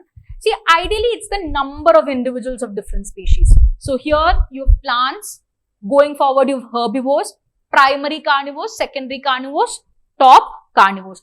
I'm pretty sure the pyramid of numbers, the upright ones are very clear to you. The doubtful ones would probably be this ones. Because pyramid of numbers, as I told you, are the number of individuals in a certain system which is there. So based on what system you are choosing, this pyramid will also change its shape. So let's take the example of this. It's a tree we are taking as the example. In the tree which is there, what is the primary producer? It is the tree which is there. Now, in the primary producer, you have certain levels of herbivores which are there. This would be some amount of birds. But then obviously these are smaller birds, and in comparison to the smaller birds, the top carnivore which exists in that would be much less in number. It's not like, okay, there are 5 small birds. To eat those 5 birds, there will not be 10 eagles over there. Okay, because then there will be fight between those 10 eagles. So to eat those 5 birds, you just need 1 or 2 eagles. So you will see them on the top. So this is a spindle-shaped pyramid of numbers. Now very similar, there is something called as an inverted pyramid of numbers. What happens in the inverted ones? Very similar again. See, one thing again, the parts, if you were following the class which was originally taken, in the ecosystem, we normally study your food chains, food webs, and then we come to the pyramids. Okay, these are very simple concepts. That's why I have not touched upon. I felt that was not needed to be discussed in a revision class sort of a thing. But understand, here again what is happening? You have the producer, you have the herbivores. What exactly is happening after that? You have parasites and hyperparasites. What is happening? It's these birds or anything which are getting or which will be occurring in relation to these birds. Parasites are what? They don't occur single-handedly. They occur in relation to some organisms. They also need some picture in the pyramids, right? So this is the reason why in both of these cases we've taken the producer as the tree itself. But do you see how the pyramid's shape has turned afterwards? After the tree and after the bird, here there is a top carnivore that is represented. So that system is represented in the spindle shape. Here what is being represented are the parasites that are occurring within or with relation to the bird. That is why it is in that inverted manner. So for the same kind of producer itself, you can have different kinds of pyramids of numbers. That is your takeaway from here. It's the same tree, but based on what system you are considering, you will have different pyramid of numbers. Now coming into the next concept, which is your pyramid of biomass. See, it's in what exactly is biomass? Let's start from there. What is biomass? It was not a rhetoric question. I'm asking you. Yeah. It is basically the dry weight of an organism. Okay. What is the organic content without the mentioning of water which is there? So if you look at it, if I had to determine the pyramid of biomass, what would I take? For example, there is a tree or there is a lot of birds. I would take up all of the birds. I will not just be counting the number of it. I'll be checking what is the dry weight of all of these organisms. So here, what is their dry weight, that is being represented as pyramid of biomass. So can I ask you, will the pyramid of number and pyramid of biomass of a particular system, of a very same system, will it always be the same? Not necessarily. Why? Because the number, so for example, take the phytoplankton which is there. I'm counting the number. There are millions of them. But is their dry weight very high? Not necessarily. In comparison to maybe like a shark or something, their dry weight is very negligible. Which means for the same particular system, you cannot be stubborn that the number and the biomass will be same pyramids. Got it? Get this clear? Because I've seen students draw conclusions like this. Oh, number is you're counting, so biomass will also be, no, need not be the same. Pyramid of numbers means the single individuals which are there. Biomass is the dry weight of these individuals combined together. Now, in this specific aspect, one more term is there called as the standing crop. I told you dry weight is whatever is the dry weight of a specific thing, that is your biomass. Standing crop primarily means it's the biomass in a unit area. Got it? Biomass is generally measured as your dry weight. Now, if biomass per unit area, for example, if I am taking the biomass of this entire class, it would be the dry weight of each of us individuals. But if I had to take the standing crop, I would define a specific unit area. Unit area means that 1 meter cube, 1 meter. In that specific area, how much of dry weight is there? So, if I am taking this 1 meter cube area, it will be the dry weight of you 4 individuals. Got it? And that is called as standing crop. Some students have confused standing crop with something to do with agriculture. See, even in agriculture, you can measure it. Because in a unit area, what is the biomass of something? But it does not mean what is the full-fledged crop in an area, nothing like that. Okay? So, this is your standing crop. This will come in handy with us when we are talking about certain pyramids. We'll discuss very soon. Now, what is this? In the case of a terrestrial ecosystem, this is a very large ecosystem we've taken. We've not taken a grassland or anything. We've taken terrestrial ecosystem. Now, imagine in a terrestrial ecosystem, they've just shown grass over there, but then you have to understand, you've trees, you've plants, you've so many of these things. And they are the ones which would be highest in number. That is okay. This very coincidentally just happened to be a pyramid where the number and the biomass would be in sync.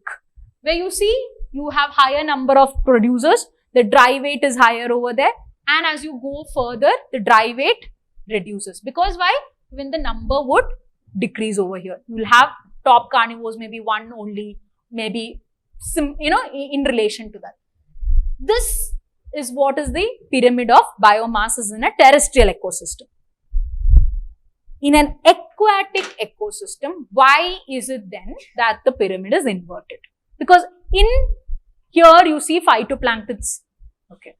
Then you see herbivores or what eats these phytoplanktons. Then you see bigger organisms. But then here you see it as inverted. Why is the reason? What mass? What exactly are you measuring over here? Why has this happened to be? Yes. In this scenario, what you tend to measure, because now that is the nature. See, in a terrestrial ecosystem, you have grass. Similar to grass over here, what do you have? Phytoplankton. Okay. But in the grass, is the population of grass increasing or decreasing with respect to unit area? No, you have fixed it. It's fixed over there. It's doing a certain function. But your phytoplankton, on the other hand, are those organisms which have very, very small life or your life cycle, which means in a specific unit area at a specific time, these phytoplanktons are going on. Some of them are getting reproduced. Some of them are getting died off. See, ideally, if I'm looking at from the back, I'm saying, okay, fine, 1000 phytoplankton at a particular thing. But if I'm taking a specific unit area, what is happening over there? Most of them are either dying off and creating. It happens in very small seconds. It's not something that we think, you know, just like you see your bacteria or algae or something. This is how fast even your phytoplankton reproduces and dies off. So when you look at an aquatic ecosystem, what you instead are looking at is the standing crop of these organisms. Okay. So the standing crop means what? In a specific unit area at a specific time, you are having only very less amount of dry weight associated with the phytoplankton. This is why it is inverted in shape. If at all a why question comes, the only reason for that is here you're measuring the standing crop because of the very volatile nature of the species involved in it. Otherwise, you don't need to do it. If phytoplankton was a very fixed plant sort of a thing, you needn't bring standing crop measurement into it. Here, you are using standing crop because of the very quick natured regenerative capacities of the phytoplankton. Finally, coming to the most simplest, very decent pyramid, which will not keep changing its shape or anything, pyramid of energy. If you're very lucky, one statement will be about pyramid of energy. You just have to figure out the other two. Pyramid of energy represents the amount of energy at each trophic level and loss of energy at each transfer from one trophic level to another. Ideally showing in this manner, where you know very well from the sun, you are getting a certain amount of energy. That energy is being utilized by the producers to produce some food. Now, understand, after the producer produces its food, it's not like the selfless organism where they'll be like, okay, I'll give you all the food. Even that thing has to live. So, for its living also, it will use a major part of its energy. Only some part is given to the next trophic level. How much percentage? 10%. Only 10% is transferred to the next one, and so on and so forth. You will see, so whatever comes from the sun, there is a 10% reduction that moves on to each of the upper layers. This finally leads to the top carnivore, and this is the reason why your pyramid of energy is always upright. So, we have pollutants moving across your trophic levels, and two processes wherein that happen is your bioaccumulation and biomagnification. Again, to understand this thing, this particular diagram is the most helpful thing. Keep this diagram in mind and it will become very easy to solve questions related to that. First thing being bioaccumulation. Bioaccumulation, you can see over here, is primarily you are not moving anything across trophic levels in the same set of species. With the passage of time, the amount of pollutant that occurs in that organism's body, it will keep on getting more and more and more. How does that happen? Primarily because, for example, take these small 3 fishes over here. In their baby phases, what has happened is they were going on eating some organism which is there. Now, that organism is the one which would have been exposed to some kind of pollutant. They are not changing their food habits or anything. What happens is, for example, there is some plant. These are all herbivores, let's assume. There's a plant over there, and this plant is constantly exposed to some kind of pollutant, some fertilizer or something. These fishes eat on these plant. This is their diet. They keep eating on it, which means as time passes, the more and more they consume this plant, the more and more pollutant gets accumulated in their body. So, bioaccumulation just means the chemical getting accumulated in a species' body over the time. If you look over here, these 3 are not different fish. It's this fish only grown onto size. As we grow further, as we become bigger and bigger, our dietary requirements are much more higher. We consume more and more of produce, thus meaning that pollutant enters into our body and gets stored over there. Coming to the next part, when it gets stored in our body, there should be some process by which it should get out, right? See, as we get bigger and bigger, our processes are also much more quicker, which means we consume something, there should be some way it gets excreted out. But in the case of bioaccumulation, the catch is because these chemicals which we are consuming, most of the time, these tend to be, okay, some of you are missing. Okay. Most of these time, what happen is, these are fat soluble. They are not water soluble. Okay, if it's water soluble, things are very easy. You consume the pollutant, your body is having kidney and all these processes, gets excreted out. But if it's fat soluble, it will get dissolved within the fat muscles of the body and it will get stored over there. This is the reason why, even with time, even with the complexity and with our processes being much more better, we are not able to excrete this pollutant out in the same rate at which we are consuming it. We might be excreting small amounts, but our consumption is much more higher in comparison. This is the reason why overall it seems like we are accumulating that pollutant. Now, on the other hand, biomagnification is clearly happening over the trophic levels. What again happens? You will have small amounts of contaminants over here. The organism which eats it will have higher. So, what happens is, as we go further in the trophic levels, the amount of pollutant gets transferred from one to another and it gets stored in those organisms. So, let's look at the definitions. Bioaccumulation is the gradual accumulation of pollutants, chemicals or other substances in an organism. Gradual, because that time factor has been included over there. But what is biomagnification? Biomagnification is the progressive bioaccumulation at each trophic level with the passage of time. Why have I mentioned it as progressive bioaccumulation? If you notice this particular diagram, the species which are over here when you see of the contaminants, as we go further, can you see the level of contaminants being a little bit more higher? Are you all looking at the diagram? Okay. There is contaminants being little bit more higher, which means what? Again, these organisms, for example, if all the shrimp in that area are getting exposed to the pollutants, these organisms, they keep on eating this itself, right? Which means at each layer, there is accumulation happening. And when that accumulation gets eaten by, or this organism would eat more and more of this one, which means all those things will get accumulated in this.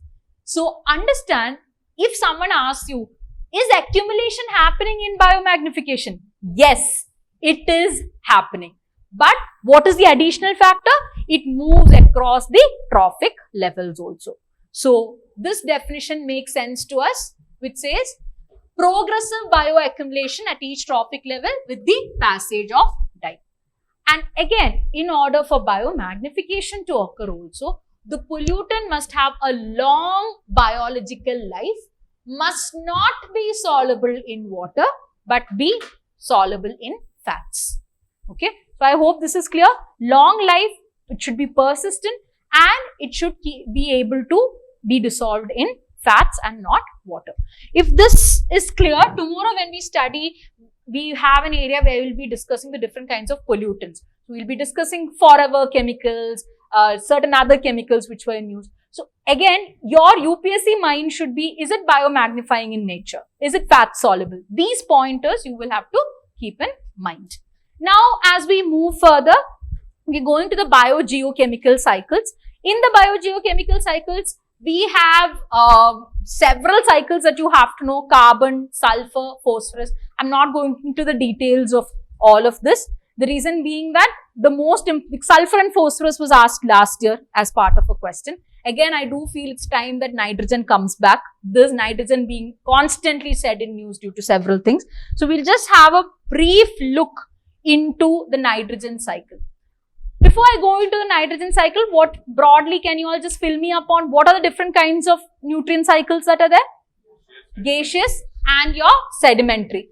Gaseous are the ones that you know: water, carbon, nitrogen, etc. Sedimentary are phosphorus, sulfur, magnesium, those types.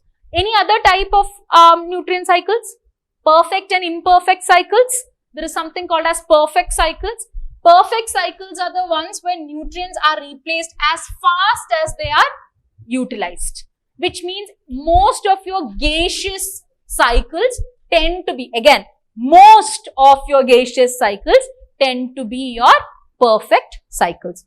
Again, am I too fast? No. Okay. So, Just keep this in mind. Most of gaseous cycles. Okay. Now, broadly, let's look into nitrogen cycle. If you've sat for my class, you already have with you a table which exemplifies all the bacteria and every stages. Nitrogen cycle happens primarily because nitrogen is bonded by a triple bond which needs external energy to be broken. Nitrogen as it occurs on the atmosphere is N2, where the nitrogen molecules have a triple bond in between them. It's not easily breakable. To break it, you need extra resources like maybe lightning, high energy, enzyme action. Something should happen. Then only it will get broken off. And thus enters, and only when it's broken off can it be utilized by the plants. Because nitrogen in this form cannot be utilized by organisms in a very free manner. And thus to start utilizing it starts the first process wherein you have some plants which have the ability to break this nitrogen, and we call it fixing nitrogen. It's very, very ironic. Ideally what is getting is the nitrogen which is getting broken, but we call it as nitrogen fixing. And here what we see over here is first category of these plants are called as your legumes. Again, this is last year's UPSC question where they put lot of different questions. So I don't think they will ask once more on to trying to differentiate the legumes. So what happens in these leguminous plants? In the leguminous plants, in the roots of these plants, you have something called as root nodules. And in the root nodules, you have nitrogen fixing bacteria. One type being your rhizobium. Okay. So rhizobium will easily using enzyme action take atmospheric nitrogen, break it into smaller parts and give it into the plant. But this happens only for leguminous plants, right? So what happens to all the other plants which are not leguminous? And for them, again, atmospheric nitrogen is taken and you have nitrogen fixing soil bacteria. Understand, the first one is nitrogen fixing root nodule bacteria, which is rhizobium. This is nitrogen fixing soil bacteria which is there.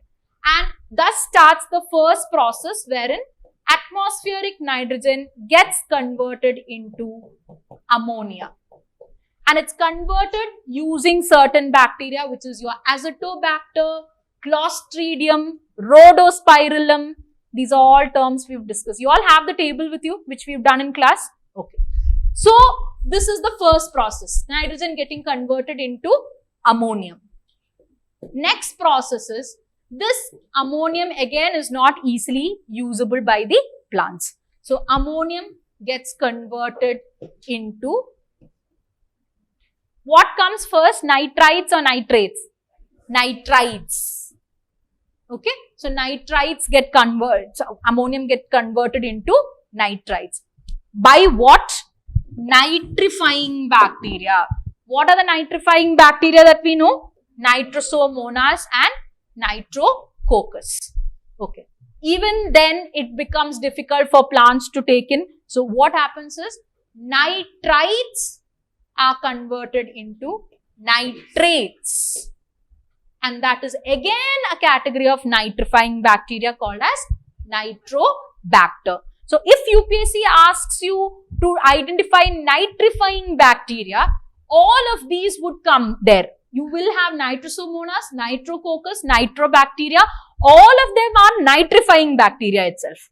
But if they ask you very specifically which are the nitrifying bacteria that converts ammonium or something into one another, then you have to pick the ones which are specific. Okay. Now, after this process over here, it gets converted into nitrates, and from the nitrate stage, it can be easily taken up by the plants. So, it's a good thing. Now, at the same time, you also know, because this nitrates and this is a nitrogen cycling process, at this nitrate stage, you have another category of bacteria called as your denitrifying bacteria. The denitrifying bacteria are your Pseudomonas, Theobacillus, etc. They convert those nitrates back into atmospheric nitrogen. And thus, that cycle of nitrogen cycling gets completed. So, here keep a point on all the bacteria. Now, apart from all this, so this is all the nitrifying process. Apart from that, you can also see whenever you have any plants that die off, plants or animals or anything, we all have nitrogen in us, right? So again, when we get decomposed also, what happens? You will have certain aerobic and anaerobic bacteria that convert this stage or these organic matter into ammonium. So dead organic matter, to release nitrogen from it, the stage is to convert it into ammonium, and from there this process will continue. Okay, so nitrogen cycle is clear. Okay. Now we move on to another initiative called as International Nitrogen Initiative. International Nitrogen Initiative was set up in 2003, and it was set up by these two programs or under the sponsorship of Scientific Committee on Problems of Environment Scope and International Geosphere Biosphere Program, IGBP. These two bodies together came up, and again the reason why this body becomes important is tomorrow when we study, there is a separate class called as nitrogen pollution that is happening as a current affair. So in these aspects, it is your International Nitrogen Initiative which are spearheading a lot of processes. What do they do? First thing is, they are trying to understand what is the role of nitrogen in food production, and second thing is to minimize the negative effects of nitrogen on human health. This is the reason why there is a lot of initiative taken by International Nitrogen Initiative. Your takeaway should be started in 2003, very old times ago, and not by any major organizations. Scope and IGBP are relatively unknown environmental organizations. Now, just brief looking into the phosphorus cycle which is there. The phosphorus cycle I have put in because again, the idea over here is you take sulfur and phosphorus. I do feel they can build upon that last year's question and ask a little bit more difficult one. Your takeaway when it comes to phosphorus and sulfurous, both of them have a sedimentary or a major sedimentary cycle in place. But out of the major ones, look at phosphorus over here, look at sulfur over here. The more or major sedimentary process is happening in your phosphorus cycle. Because in sulfur, you have a lot of interaction that comes in the form of sulfur dioxide, acid, different kinds of processes which are there. But in comparison, phosphorus is relatively having, if I am taking the total ratio, it would be mostly 85% sedimentary, very small percentage of it happening in its gaseous or solvent form. Okay. So just to compare it, phosphorus is in this manner. Sulfate, again, one pointer to be added over here is, see, in the case of sulfur cycle, most of its sediments are locked in, if it's organic matter, it's locked in coal, oil and peat. And if it's inorganic deposits, it's locked in pyrite and sulfur rock. Are you all lost? I'm seeing a lot of confused faces at this point. Is everything clear? Huh? Yeah. Okay. So, when it comes to sulfur, the only point being to break away sulfur, you have different things. Sulfur can be in fossil fuels. Sulfur can be in gypsum and pyrite rocks. Sulfur can be broken down by your microorganisms. Now, the point being, sulfur occurs both in organic and inorganic forms, and it is broken through several means. Now, moving on to, that is done, biogeochemical cycle is done. In your aquatic ecosystems, this slide I included because I got requests from two students. I have told several times that, this is not a very important area. But again and again, I get queries saying, can you please tell me what is nekton, benthon? So I'm just dealing with that topics over here. When you look at your entire water body, if you take any aquatic ecosystem, you have some areas where you have sunlight easily accessible. Now look at this. Can you see over here, from the surface till 200 meters, I have mentioned it as a photic zone. Photic zone are those areas where sunlight at least reaches. So what should be a natural thought? Sunlight reaches, which means what would be the kind of organisms that are over there? you would have producers. But do producers only occur over there? No. Producers which require sunlight occur over there. Plants are there even at the bottom areas beyond your 200 meters. So first thing, the entire ecosystem can be divided into photic and aphotic zones. In your aphotic zones, you have areas at all where there is no light at all. That is at the very, very large depths, 6,000 to 10,000 meter. Again, this will again come in handy. How many of you have already watched the current affairs of Jan, Feb that I uploaded?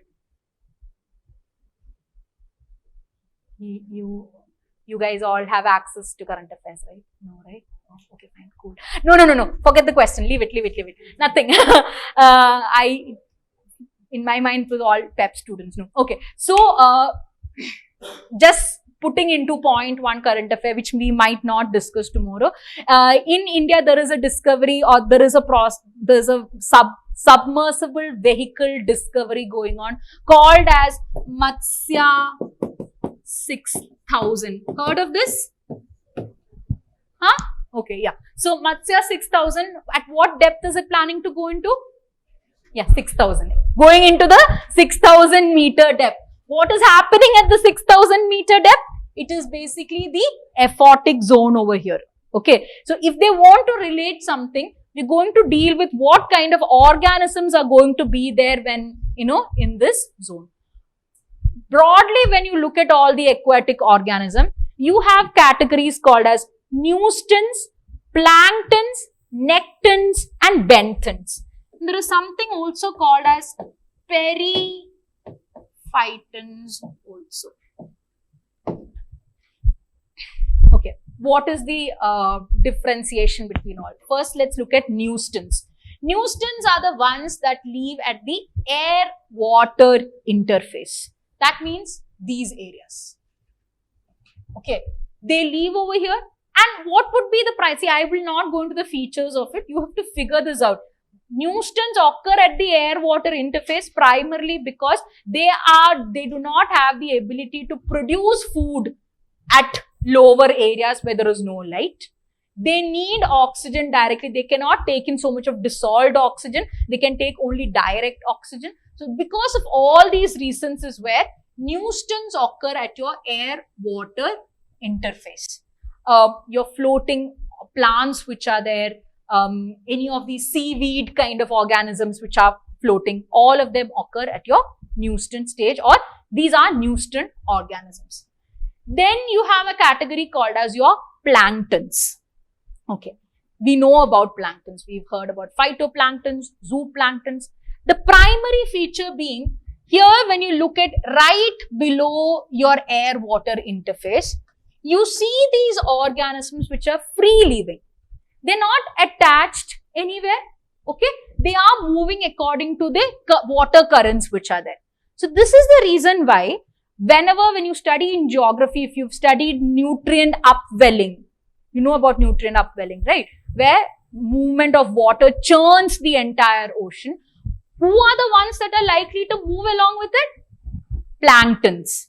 Why? Because they are not attached anywhere. They can keep moving. They don't have any restriction that we will occur only at the air-water interface. They need light. They occur in that first primary area which is there. These are your planktons. Then we move on to the next category of organisms called as your nectons. Nectons are the ones that we normally see. They are much more evolved organisms. They have the ability to move in different water bodies. Sometimes your nectons can be attached onto the seabed also. Okay, so your phytoplanktons are fully free living. Your nectons can be both free living and can be attached. Okay. Now, again, remember, if any plant is occurring beyond your 200 meter stage, what will be there? They will be occurring on these sedimented areas. They will be rooted. They will be categorized as nectons. Okay. One more point over here. Sometimes, and this is something that we've studied, you will have a plant. it will be attached. But on the plant, you will have smaller organisms that are dependent on the plant. They would be dependent on these plants which are there, these nectins, and those are called as periphytons. So, periphytons are smaller organisms that occur on rooted plant nectins. Phyton means what? Relating to plant. So, periphytons are organisms that occur in relation to the nectins that are attached in this region. Nectins means only the plant nectins which are there. Even animals can be there, and the animals will be moving. It will be like a whale or fish and everything. That is also categorized as nectins. Finally, we come on to the last scenario, which is your benthans. Benthans are the ones which occur at the deep sea level. Most of it will, because there is no sunlight or anything, most of them would have adapted to that in some kind of way. So, this is the place where you see a lot of chemosynthetic plants. Okay, chemosynthetic means plants that produce food based on the chemicals. What happened? Any doubt? Okay. Plants that produce food based on the chemical compositions which are there. And you also see animals and all in relation to these. Okay, understood all the levels? Let me just ask you, where do you see corals? I mean, normal corals that we have. Photic zone? Okay. Even there in the photic zone, most of the time it will be on these levels. Because why? It needs shallow waters. You cannot have depths happening. It needs certain amount of sunlight and certain amount of temperature. As we go deeper into the ocean, what is going to happen? Temperature will rise or drop? Drop. Temperature will drop. So, corals cannot exist. Not normal corals. What kind of corals can exist? Yes. So, we'll be dealing with that next thing very shortly. So, is this clear? Okay. Coral reefs. Again, chemosynthesis. Anything beyond the photic zone will be based on chemosynthetic, or it will be some kind of, symbiotic activity which is there. Coming to coral reefs, we all know so much information about coral reefs. So, let's quickly understand this. Coral reefs are basically your animal organisms which are called as your polyps. They have a symbiotic relationship with the algae which is called as zooxanthellae. And again, as of now, tomorrow when we are dealing with the current affairs, they've gone too deep into corals. Different kinds of corals right now. Black corals, we have cold corals, we have so many different types. But at the crux of it, understand the primary difference between a coral that we know and all these new age corals are zooxanthellae. This is the difference. Okay. Now, the zooxanthellae which is there is the reason why, what is a symbiotic relation like? So, you have these animals, but unfortunately, these are animals which are not very moving here and there. Your zooxanthellae produces food for these animals. They derive all the nutrition. In turn, the zooxanthellae gets protection from attack and things like that. The zooxanthellae stays in them, gives them color. It's all bright. Okay, bright and very beautiful coral colors you see. But the zooxanthellae, as I had already mentioned to you, are very, very demanding creatures, and that is why you have specific conditions in which coral grows. And all these conditions can be twisted and turned into a question. So, let's look. First of all, zooxanthellae needs stability. Okay. Whatever is the climatic condition, it needs stability, random upheaval of some climatic thing. For example, if there are a lot of areas where there is a sea, there's all these other conditions are satisfied. But there is constant wave pushing that happens in an area. Corals will not grow there. Why? Because constant wave pushing means, according to it, that stability of the environment is lost. So, here you will see stable climatic conditions, perpetually warm waters. That is, in your 30° north and 30° south latitudes, temperature of water should be around 20°C. Again, one of the reasons why there's so much widespread discovery of corals happening is to do with your climate change related activities also. Because these temperatures where corals can easily occur are right now something that a lot of your other areas are also reaching towards. This is one of the reasons why when all the other conditions satisfied, you're seeing corals in newer areas which are there. So again, climate change also is related to your coral growth. Okay. Shallow waters, it can occur only 45 meter to 55 meter below the sea surfaces, which means it's not even aquatic zone is from 0 to 200. Coral is even way above that. It's only the very top areas where there is, because you need abundant sunlight. Apart from that, there should be clear salt water, meaning no sediments. Should be abundant plankton. Again, abundant plankton in the sense that if there is other kinds of ecosystems to react with it, you need plankton growth. You need even your zooplankton or anything which is there. Okay. So if that is also not there, what happens? The habitat of corals get destructed. Little or no pollution. Understand the factor, anything that kills your zooxanthellae shouldn't be there. Okay. Then you have your coral growth. Now, corals are protected under the Schedule 1 of Wildlife Protection Act. Again, one other query that I get from students. There is a change in our Wildlife Protection Act. I hope you all know that. If you do not know, we will be discussing that. So, we right now have only 4 schedules. We've shifted from our 6 schedule manner, which means a lot of our species have been redistributed also. So, this year, I am pretty sure they will not ask a question solely based on the schedules or anything, because again, there's a lot of confusion on what category it would fall into. So, don't spend a lot of time by-hearting all those schedules which are there. They might not ask it this year. Now, moving on to the coral reefs in India, just broadly, let's try to understand which are the areas. You have coral reefs, the Parkway, the Gulf of Mannar, Gulf of Kutch, Andaman Nicobar Islands and Lakshadweep Islands. Again, types of coral. Okay, look at the map first. Look at all the corals. Gulf of Kutch, Malvan, Lakshadweep, Gulf of Mannar. In this area over here in Karnataka, Netrani Islands. There also you have the presence of coral discovery. Then you have Gulf of Mannar, Andaman Nicobar. Just a derived pointer over here. Different types of coral reefs. Ideally, this would be dealt in geography. Fringing, barrier, atolls. Okay. In India, you majorly see atolls only in your Lakshadweep area. So, Lakshadweep reef is an example of an atoll, while the rest of the reefs that we have in India are mostly fringing reefs. Okay. So, atolls again, you know, these small islands, scattered like island formations are created using corals. Okay.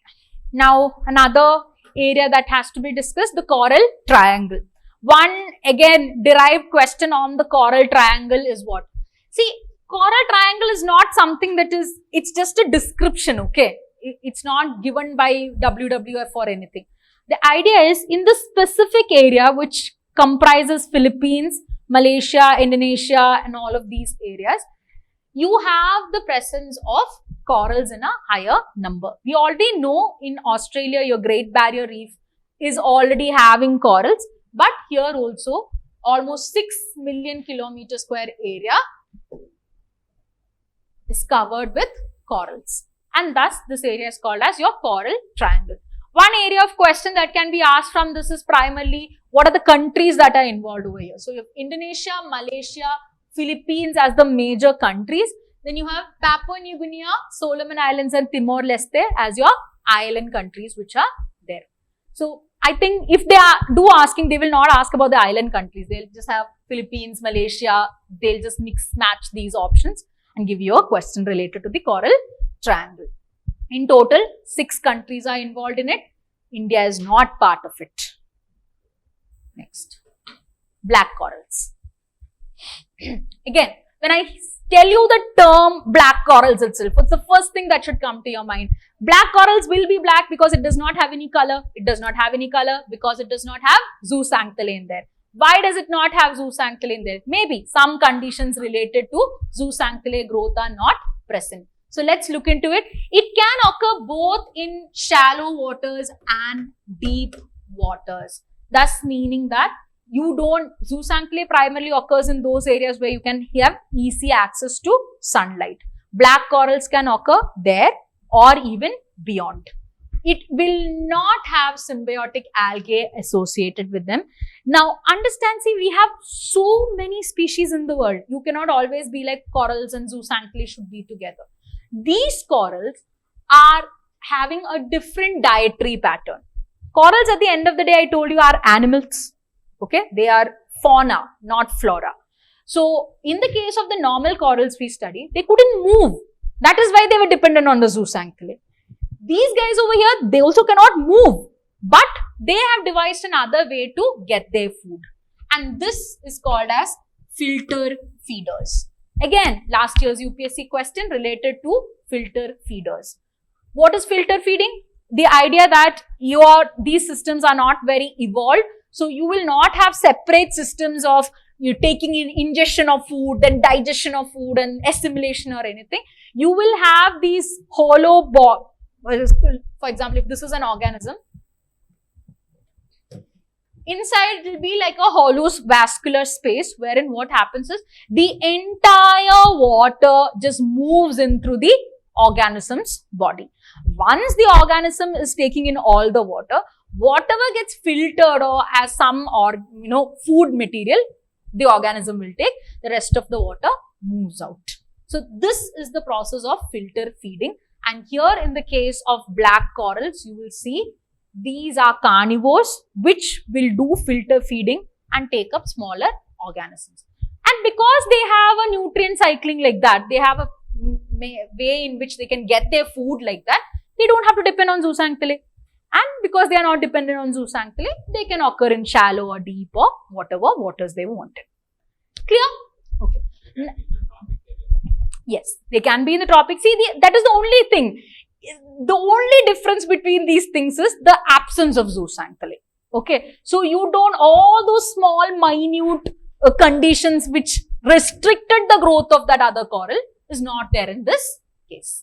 So, again, I'm putting it as open as that because they can ask you a lot of variant questions based on it. So, there is, for example, some area where there is some sediment flow. Will black corals occur there? Yes, they can occur because zooxanthellae is not being driven out by the sediments. Okay.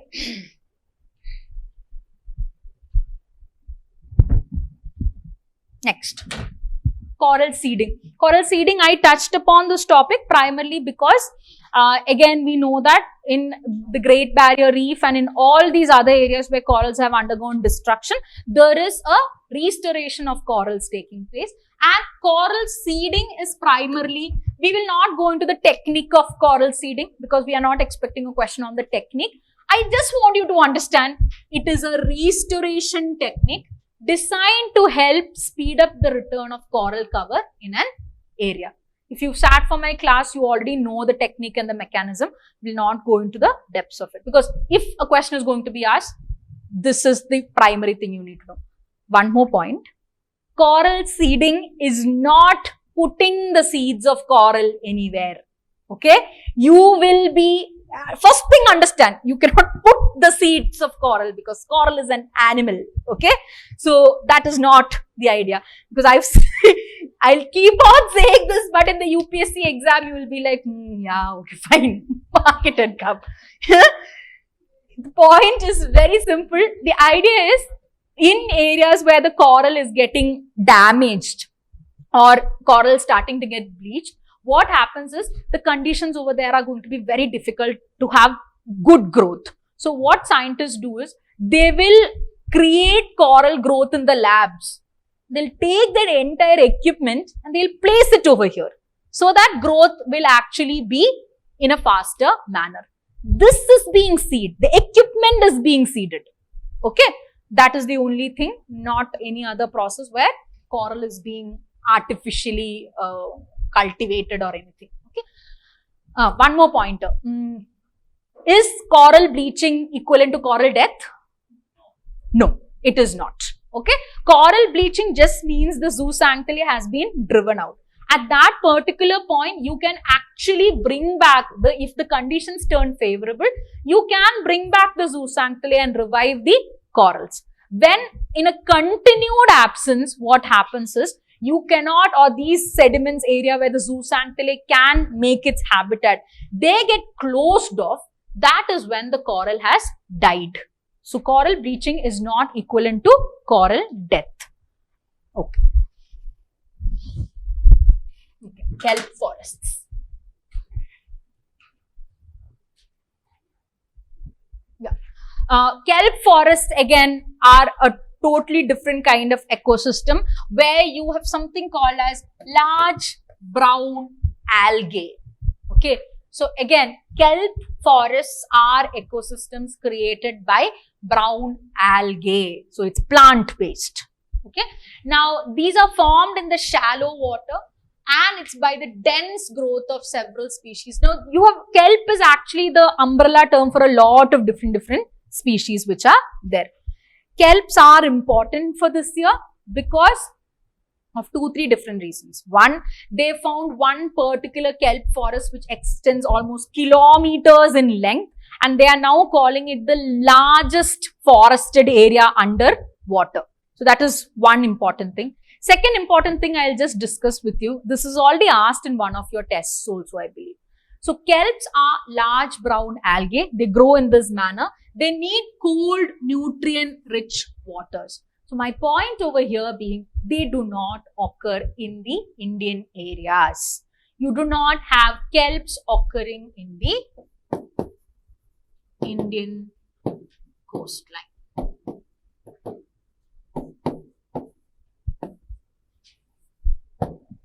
Okay, they require shallow water we can give, but then what is there? Cold waters. That is not happening in the areas over here. You will again see that these kelp forests occur away from the tropics. They occur at much more temperate areas which are there. Now, associated with that, there is one more thing we have to discuss.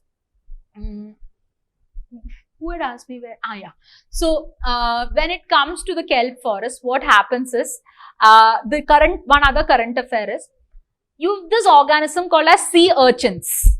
Okay. So, sea urchins are basically normal animal organisms which are there, which feed on these kelp forests which are there. Now, it just so happens, kelp is actually very important for your ocean ecosystem. Sea urchins, the number of sea urchins in several areas along these kelp forests have increased to a number where they are going on eating off these kelp forests which are there. So what has happened is, now these sea urchins are a threat, and to prevent these sea urchins from eating it further, you need another organism called as otters. I believe this was the question that was asked for one of your tests. So what happens is, again, I want you to clearly understand, otters are animals which feed on marine things like sea urchins, fish, all of these things. It's only in the specific current affair they are feeding on sea urchins. Your question was with respect to specifically this current affair, but I want you to understand sea otters even eat other kinds of fishes also. So what they are now doing is, in areas where kelp is getting destroyed by sea urchins, they are introducing otters so that otters can eat these sea urchins and thereby prevent the, death of kelp. Why am I discussing this in detail? UPSC has this habit of just picking random food chains from here and there. Now, we might think it's random, but it's mostly something that would have come into news. So, the food chain that we are looking at over here is brown algae, or brown algae is otherwise also called in the term of dinoflagellates, or they can even ask diatoms, eaten by sea urchins, and sea urchins eaten by otters. Okay, so this is a food chain takeaway you can have from here. And I have put in one name also, Laminarilis. Again, just out of curiosity, I've just put it there. The common kelp species that you see is known by the term Laminarilis. Okay, so even if they give that term also, understand they're indicating your kelp species which is there. Yeah, you have variety of brown algae. Diatoms, dinoflagellates are all variants. I'm speaking the specific species name is there, no? That is Laminaris. Okay, so I'm just giving you all the options. I do not know which they will pick and ask as a thing. So I want you to understand any of these terms asked as a primary producer thing, you can go and that would be the primary producer. Laminaris, diatoms, dinoflagellates, anything. Okay. Okay. Now we're moving into Ramsar. You all have the Ramsar maps with you, the ones that you've done. Minimum, when you come for the environment revision, you should have that map at least.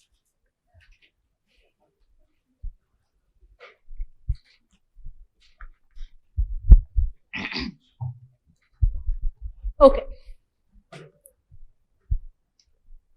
If you have the map, take it out. Don't make new maps and all in this class. If you have it, you take it. Otherwise, just hear all this. Okay.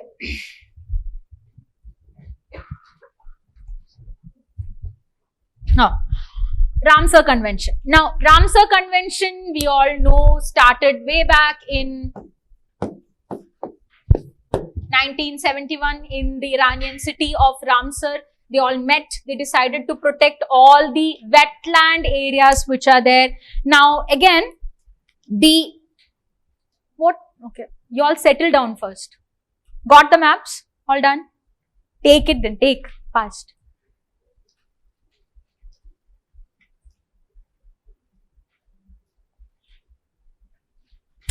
Okay, now coming to the Ramsar Convention, first of all, what are we have? See, understand this. I'm just going out on a limbo over here because we do not know from what area that UPSC can pick a question on Ramsar, because this is a hot favorite of UPSC. So, we'll be going even into some factual details. For example, February 2nd is World Wetlands Day. You don't have to know February 2nd, but understand World Wetlands Day is celebrated as the anniversary of the signing of the Ramsar Convention, which was there. That part you remember. Again, Ramsar Convention has been signed, and right now in the world over 2,400 Ramsar sites occur. Ramsar includes both national and transboundary sites also. Transboundary again indicates those sites which fall on the boundaries of different countries which are there. So, in total, you have 2,400 Ramsar sites. The world's first Ramsar site was declared in Australia in the Cobalt Peninsula, which is there. Right now, globally, when you look at it, UK has the highest number of Ramsar sites, which is 175, and Mexico has 142. How many sites does India have? 75. Okay. Now, if you have free time, you can just see how much part of 2,400 is 75. Okay. Because if they want to ask again a question, they can ask 1 by 10th, 1 by 8th and all those different things. India has 1 by 8th of Ramsar sites. Okay. I'm not going into CSAT here. You do the math. Okay. Anyway, these UK and Mexico has the largest number of sites. But the most area covered under Ramsar sites is of Bolivia. Okay. So, understand your takeaway should be India does not feature in any of these things. India does not have the highest numbers also. India's area is also not as large as compared to your Bolivian wetlands which are there. Okay. Now, coming into the conditions given for Ramsar site. Again, I've mentioned this to you. There are almost 9 conditions as to how a site can be declared as a Ramsar site. We won't be going into all the 9 conditions again. Why? Because the other conditions are fairly easy. Like, it should have water, it should have diversity. These are very broadly stated things. 2 of the ones which are quite specific, we are discussing over here. A wetland should be considered internationally important if it regularly supports 20,000 or more water birds. Okay, so this is one very specific condition given by Ramsar. Understand, to be declared as a Ramsar site, you don't have to satisfy all 9 conditions. If you satisfy one condition, you can get it declared as a Ramsar site. So all the other general conditions apart, one thing is 20,000 or more water birds. Another one is a wetland should be considered internationally important if it regularly supports 1% of the individuals in a population of one species or subspecies of water bird. Again, its relation to water bird itself. The first one said a number, 20,000, which means they are indicating the individuals that should be there. This one is saying 1% of the individuals in a population of a species or subspecies of water birds. These are two specific conditions which are there. Now, in India, based on all of these conditions, we have 75 Ramsar sites. Number of Ramsar sites, as of now, we know the highest is in Tamil Nadu, closely followed by UP, then Odisha and Punjab have almost very similar number of Ramsar sites. Comparing the areas which are there under the Ramsar sites, West Bengal has the highest area, followed by Odisha, Kerala, Tamil Nadu and Andhra. Again, these, out of all the facts that I am discussing with you, even if I had to rate on importance, these are the ones which will be very important. We can mix all this, ask in different ways. The largest Ramsar site is in Sundarbans. Smallest is in Renuka Lake. Where is Renuka Lake?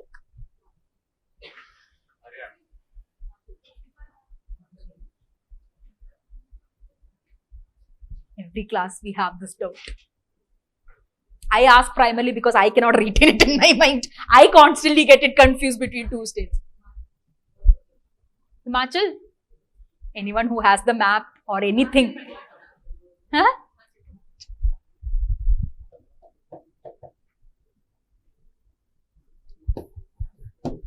The oldest Ramsar sites in India are in your Chilika and Kyoldio. Okay? They both got discussed around the same. Some sites, they attribute Chilika as the oldest. Okay. So, if at all options are given in that manner and Kyoldio is not there, go for Chilika alone. Okay. First, so again, when we look at India, we have to discuss the Ramsar sites, obviously, some, at least the important ones. Another categorization that has come about right now is the new sites which are there. Okay. So, new sites again are declared by WWF and Nature Conservancy. The idea is, see, Ramsar primarily puts into consideration wetlands. Now, you have to understand the definition of wetlands for Ramsar is very broad. Okay. So, if you have lakes, if you have swamps, bogs, or estuaries, all of this can get included as a wetland under Ramsar. New sites in differentiation primarily happens when your coasts and the coastal shelf is classified. Which are the most crucial coasts? Which are the most crucial shelf or continental shelves which are there? These are the ones that get categorized as your new sites. Again, we are discussing this because once we are looking through the Ramsar sites, you will come across some sites being declared as new sites this year. Okay. So, again, new is nothing to do with Ramsar. It's a totally different classification by World Wildlife, the WWF and your Nature Conservancy. It is the first ever comprehensive marine classification system which is clearly defined boundaries with respect to your coasts. Okay, so we'll come across which are the new sites also. So, there is Ramsar, there is Mew, there's one more, which is Montreux's record. What is a Montreux's record? See, Ramsar is the most important wetland. Ramsar doesn't look at how much of it is destructed or anything. Ramsar says we have to protect these wetlands. Now, to protect it, it need not always be that, okay, it's getting destructed. Even if it's very crucially important in the geological level, then also you will protect it. But Montreux, on the other hand, looks at the ones which are very badly destructed.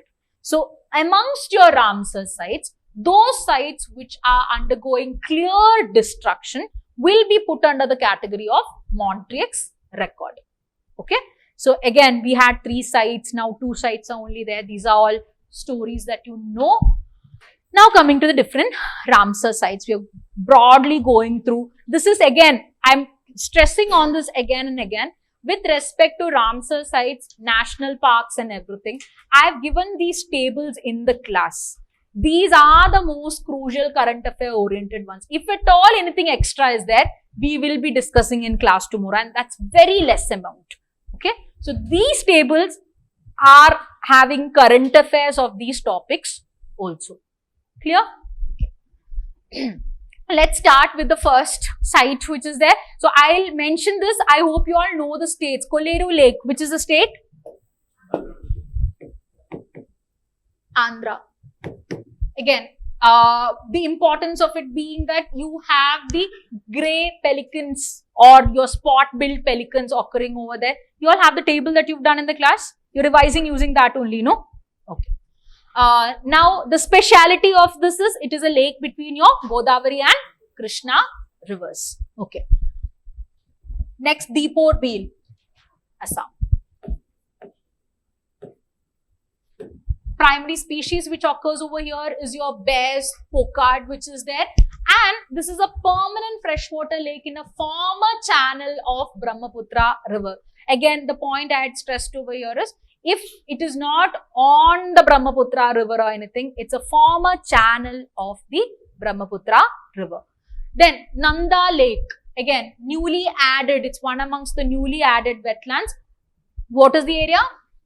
Goa. Occurs on the tributary of Zuari river. Again, from the geography point of view, Zuari and Mandavi rivers, both of them are important this year because there is a very elaborate interlinking project that is being discussed, and it is quite controversial also. So Zuari river, remember that. Next, moving on to Nal Sarovar. How do we know this? Which area? Gujarat. Yes. Gujarat, Nal Sarovar. It is the Indian wild ass that occurs over here. Again, you will see that Indian wild ass is a previous UPSC question. It requires salt pan areas to occur, grasslands to occur, and that is why you have it in Nal Sarovar. Moving on, Chandratal. You have snow leopards occurring over here. Again, snow leopard is also from the species point of view important for this year. Coming to this part, Chandratal primarily occurs on the Kunzum Pass on the upper Chandra River Valley. I hope on the geography point of view, you have made a list of the important passes of India and you've studied it. Okay. If you've not done, mark a point or do that also along with it. Okay. Kunzum Pass on the upper Chandra River, and here you will also see that this Chandra River Valley is where you will see Chandra and Bhaga rivers merge to form the Chenab River. So it is in these areas, in between these areas, where you see the Chandra Tal. Moving on, next is Pong Dam. Occurs on the BS River. Ranganathitu, Karnataka. Again, this is the home of the humpbacked mahseer, and here you will see the speciality, the area it is happening on is the Kaveri River. What is the other mahseer which is there? The golden, the golden mahseer. What river? What area? All remember? No, it's on the eastern side one area.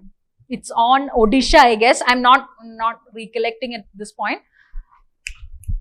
I think we'll come across it again. Eastern side, right? West Bengal. I remember it as West Bengal audition. Okay, we'll come across that again. Again, what I want you to take away is humpbacked is at the southern part. The pointer being the other one is totally different. Golden is on the eastern end. We'll confirm what area as we go further. Moving on to the next one, Shastangota. Shastangota occurs on river Kallada. One of the important points over there is this is an area of exceptional purity. The exceptional purity of it occurs because you have certain bacterial formation called as Cavaborus over there. The Cavaborus eats all the impurities in the lake, thereby making it a very pure area. One more pointer over here is it is a closed basin lake. Again, I've told you this is the reason why even once all the water is purified, there's no movement of water happening in a good manner. This is the reason why the purity is consistently maintained. So no, you don't have any other common salts, or it does not support common water plants. The major organism is your Cavaborus itself. Okay. Normally in any of the lakes, the purity is maintained by your water plants. They are the ones that filter and do all these processes. Moving on to next one, Vembanad Coal. Vembanad Coal, Kerala. Occurs and it is the longest lake in India. Again, one more point, longest, largest, highest. These are three different things. Okay. Longest is length, largest means area. Height again would be, where would you, okay, right now there's a lot of answers that come about it. The highest lakes in India would be where? Mostly on any of your, the eastern Himalayan, Sikkim, Gurukul, these areas and all that. Okay. The largest lake again in India? Again, Bular is what I have normally seen. So again, you have to specify it. Sundarbans, normally I have not seen categorized as a lake area because it's a deltaic formation. Bular is what I have seen as the largest. Longest is Vembanad Coal. Moving on, Lonar Lake. Area. Maharashtra.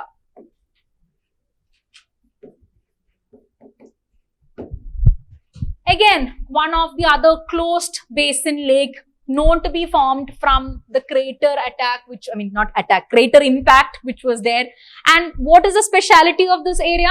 Again, this was in news for this year again, because due to the presence of these particular bacteria, haloarchaea.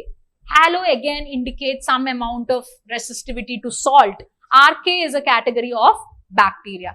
Haloalchaea or halophilic archaea occurs in these lakes. And this year, you could see the presence of these lakes and it has become pink in color. So this happened to be in news because of this. It's a lake which is high in salinity and alkalinity due to the lack of an outflow. Okay. Moving on to the next one, which is your Nandur Madhameshwar area. You see the presence of the Deolali Minu fish over here. Again, one very rare species that is being accounted.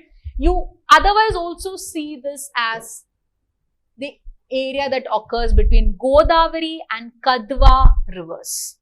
Okay. So, we've already studied Kolere, which is between Godavari and Krishna.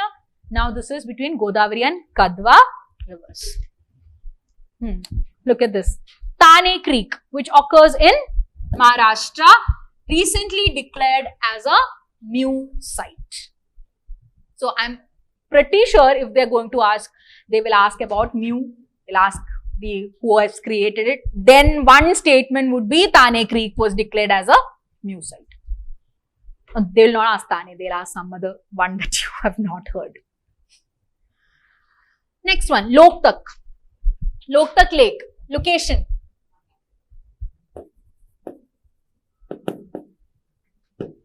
Loktak Lake, we know a lot of information about Loktak already. Loktak is the area where you have the Cable Lamjao National Park.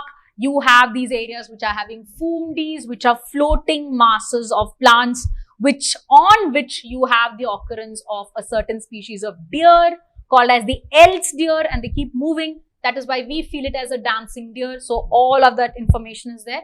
You also know about how Loktak Lake is part of the Montreux records. Then moving on to Pala.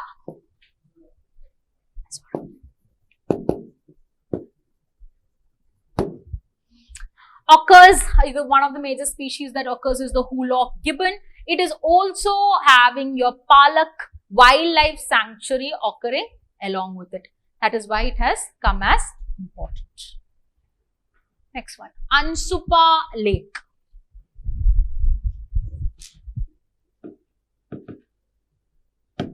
Ansupa is being mentioned because it is on, or it is part of the Mahanadi river. See, out of all these sites, if you still ask me which are more important, for me the more important ones would be primarily the ones which have a river associated with it. Okay, because they cannot get enough of those match the following questions where they ask these things and they confuse you with these rivers. So out of this, if you again are being selective to study things, it would be the ones which have some river associated with it. So Ansupa is on the Mahanadi river. Then you go on to Bhitarkanika. Again, Bhitarkanika occurs in Odisha. Species which occurs over there constantly is your olive ridley turtles. And again, the area around it, you have the Gahir Mata Wildlife Sanctuary. Olive ridley turtles, IUCN status is what? Vulnerable. Okay. Just random. This is the only thing. We'll just keep randomly recollecting this information. That is better. Chilika Lake, Odisha. Chilika occurs at the mouth of the Daya river. Okay, Chilika is a very prominent lake. We think some very important river will be associated with it, but it's a very smaller river. It's occurring at the mouth of Daya river. You see the presence of the Airavati dolphin. Very important, because Airavati dolphin normally just occurs at the Airavati river, which is there in Myanmar and such areas. You do not see a wide presence of that in the Indian coast. On the contrary, Chilika, which occurs on the Odisha, on the eastern coast, has a presence of the Airavati dolphin. So again, it is a rarity. Moving on to Satkosia. Please.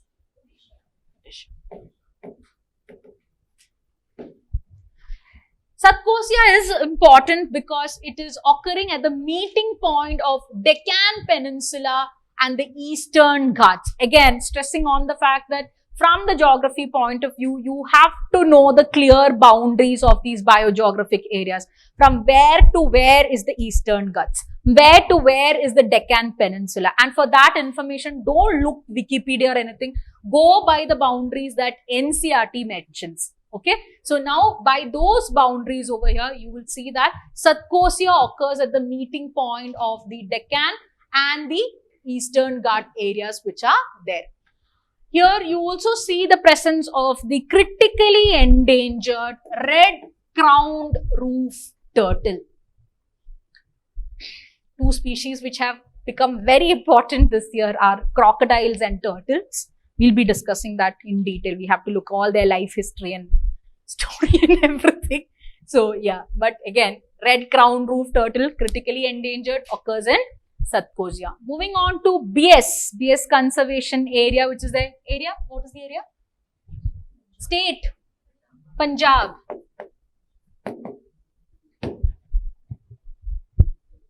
It's again important because of the presence of, this is golden mare. Okay. So you have Indus River dolphin and golden mare occurring in the BS conservation project. Moving on to Harike. Harike again has been tried and tested by UPSC, but still they will not be enough of it. So it's occurring at the confluence of BS and Sutlej rivers. What is the location of Harike? Punjab. Moving on, next is Kyoto. Kyoto has, and this is again in news because a certain invasive species called as your Paspalum distichum has been doing the rounds and totally destroying the habitat in Kyoto. Kyoto is already an area where it is undergoing severe degradation. Now on top of it is where this specific grass variety, which has become an invasive alien species, is destroying the area. So Kyoto has been in news particularly for this. I don't think they'll ask any other question related to it, but remember, this is because for the invasive alien species, UPSC will just ask you scientific names and expect you to know it. So, Paspalum distichum. Moving on, Gulf of Mannar, which is the area? Here you see Dugong. Dugong again was a past UPSC favorite. Now they don't care much about it. Here you see it is the first marine biosphere reserve in South and Southeast Asia. One other important aspect that we have to know about Gulf of Mannar this year is because of the presence of the Maracayar tribe. These are the tribe of fishermen that occur in these areas in the Gulf of Mannar region which is there, and they have been in news due to several issues. So keep that in mind. These Maracayars are also one of the major, or they play a major role in the dugong conservation that happens over there. Okay, because understand, is dugong vegetarian? I mean, I know it's a random question, but it's vegetarian because UPSC was bothered about it. So again, what would happen is normally when these fishermen go out into fish, they use these methods wherein these plants which are rooted in certain areas, they get plucked off along with their fishing nets. So now if they have to, and because these dugongs are dependent on these plant species for food also. So if the dugong has to be conserved, the food has to be conserved. And the food can be conserved only if the fishermen cooperate with it. This is the reason why Maracayars are in use in part of the dugong conservation also. Next, Pichavaram.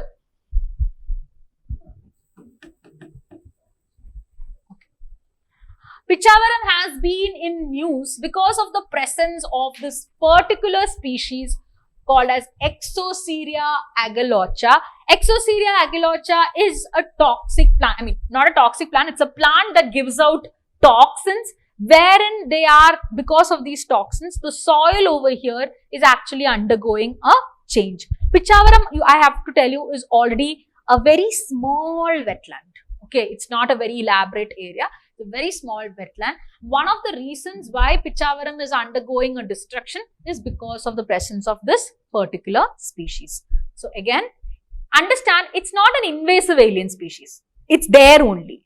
It's just that this species is having this toxin and it's generally polluting this area which is there. Moving on to Point Calimere.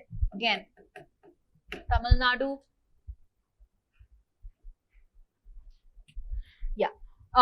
Tamil Nadu. Here again, what are you seeing? Prosopis chilensis.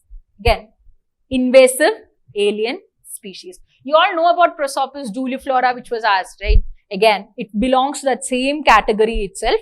It is again a grass variety which is there, which is an invasive alien species.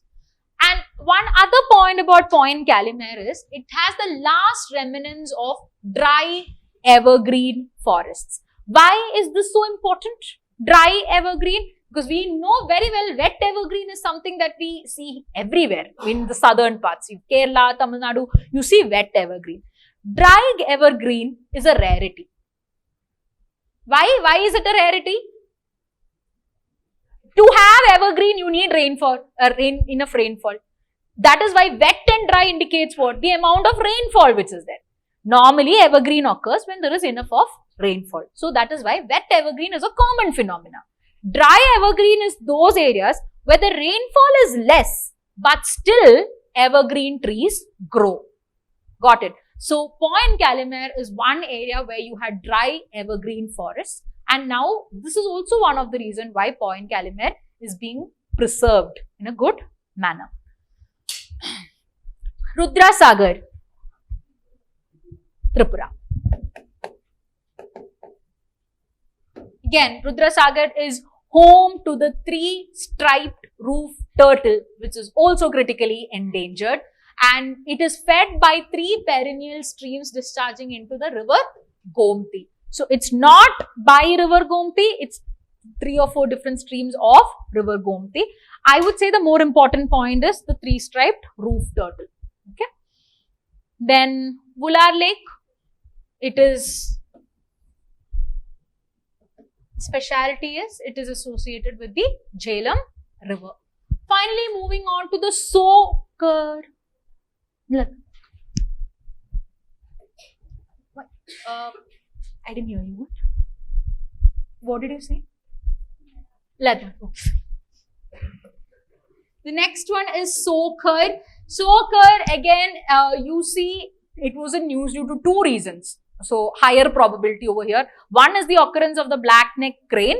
Second one is the occurrence of this white salt efflorescence. Just like you had in the Lonar Lake, here in the Soker Lake also, due to the presence of certain halophilic bacteria which is there, you see this lake having a very shiny, white, shiny appearance. And these are the two reasons why it was there in news. So keep a point on that. Finally, moving on to the Sundarbans. Sundarbans, all the rest of the information and all you don't have to know. What was important this year is the northern river terrapin, which is again a variety of a turtle species, was actually here again. It comes under the critically endangered category and it is seen in the Sundarbans. So with that, your Ramsar sites mostly are done. Fine.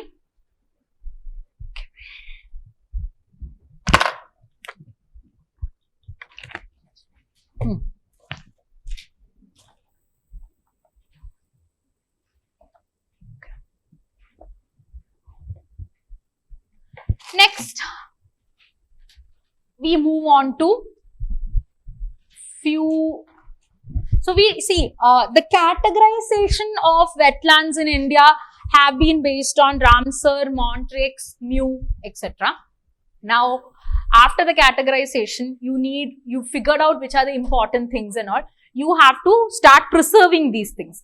And now you have certain organizations like the Wetlands International. Again, we will, what I'm planning is, I think a lot of you are a little bit confused on the international organizations. So we will be doing a complete run up to the entire international organizations, probably after lunch. Okay.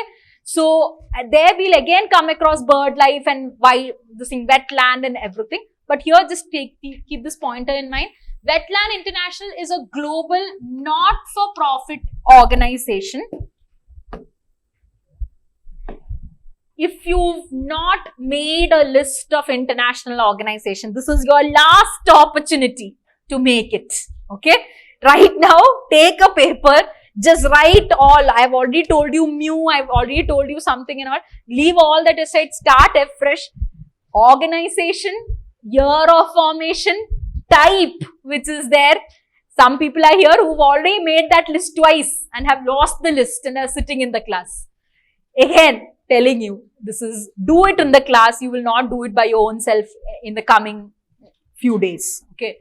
So, Wetlands International, and again, one more section for any report or convention or any remark that is there.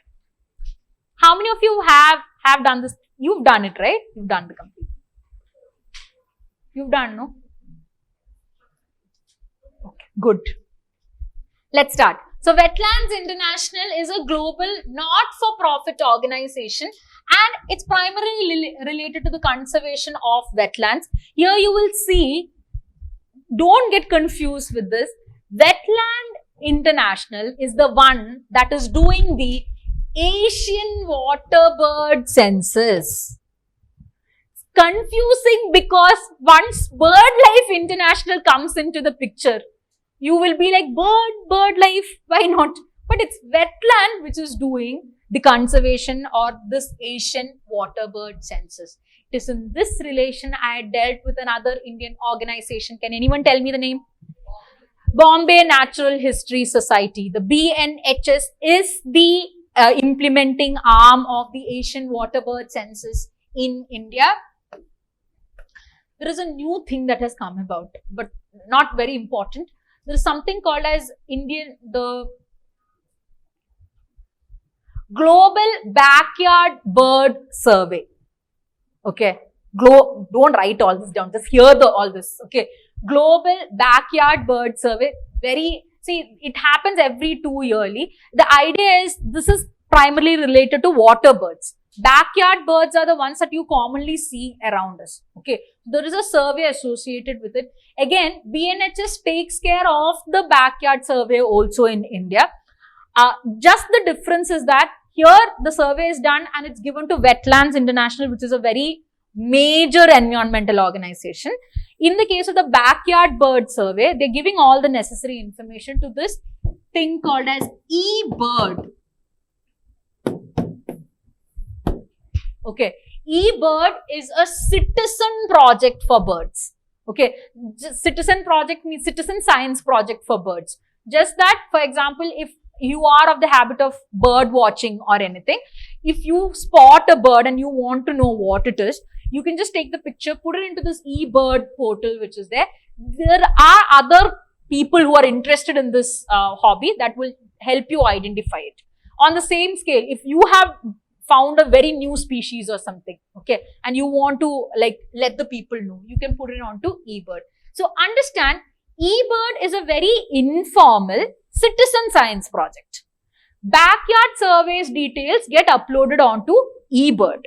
Okay, Asian water bird census is more authentic, gets done by BNHS and gets authenticated by your Wetlands International.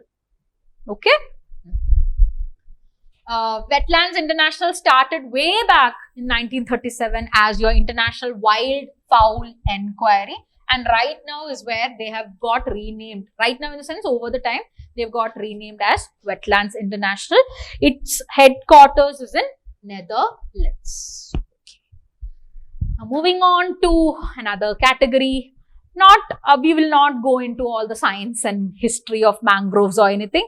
Quickly, we have to look at some of the organizations related to it. What are mangroves? Mangroves are actually flowering trees.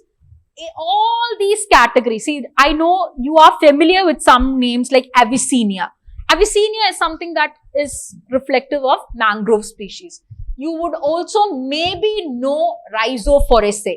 Okay, but obviously, if UPSC is asking, just keep a note of all these other scientific names.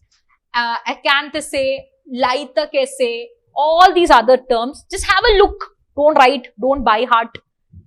I just want you to know, if they give it, you should know it's not an invasive alien species, it's a mangrove species, because I have just asked you to study the scientific names of invasive alien. These are mangrove species which are there. Mangrove species are primarily halophytic in nature, meaning that they have huge salt absorption capability. This is the reason why they can occur very, very easily along your coastline surrounding your seas and oceans and estuaries and so on. Few of the features associated with it, let's go through it very quickly. It needs or it grows in saline environment.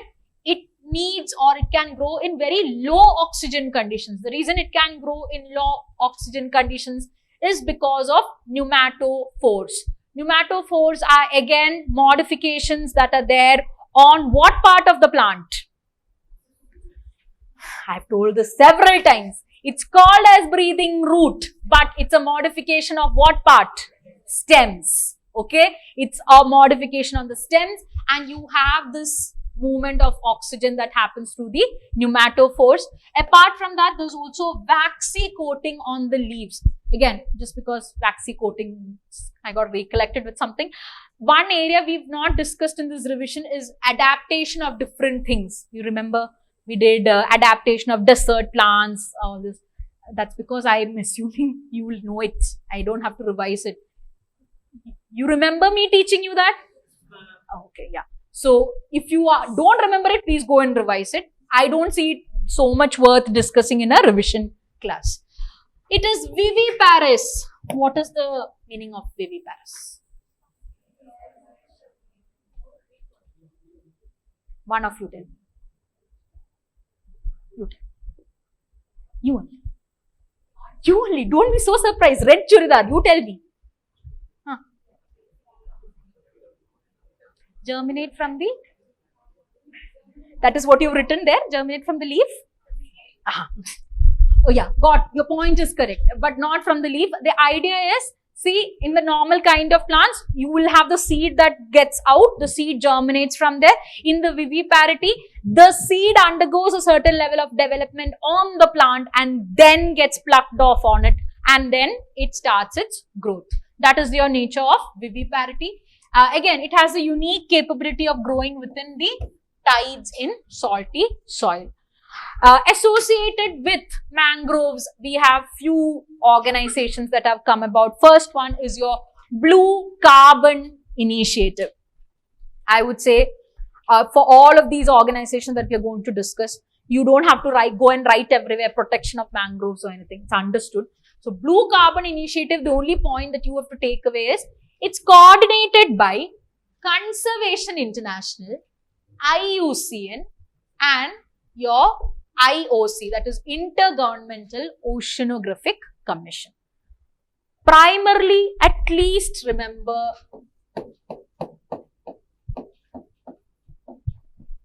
okay, they are the ones which take care of the Blue Carbon Initiative. Again, their idea is to focus on mitigating climate change through the restoration of your coastal areas. Next one, Global Mangrove Alliance.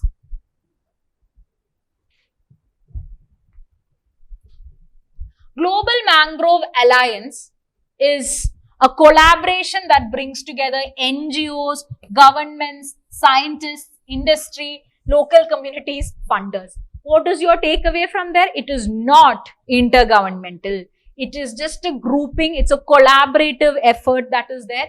And the idea is to increase mangrove coverage by 20% over the current extent by 2030. Okay.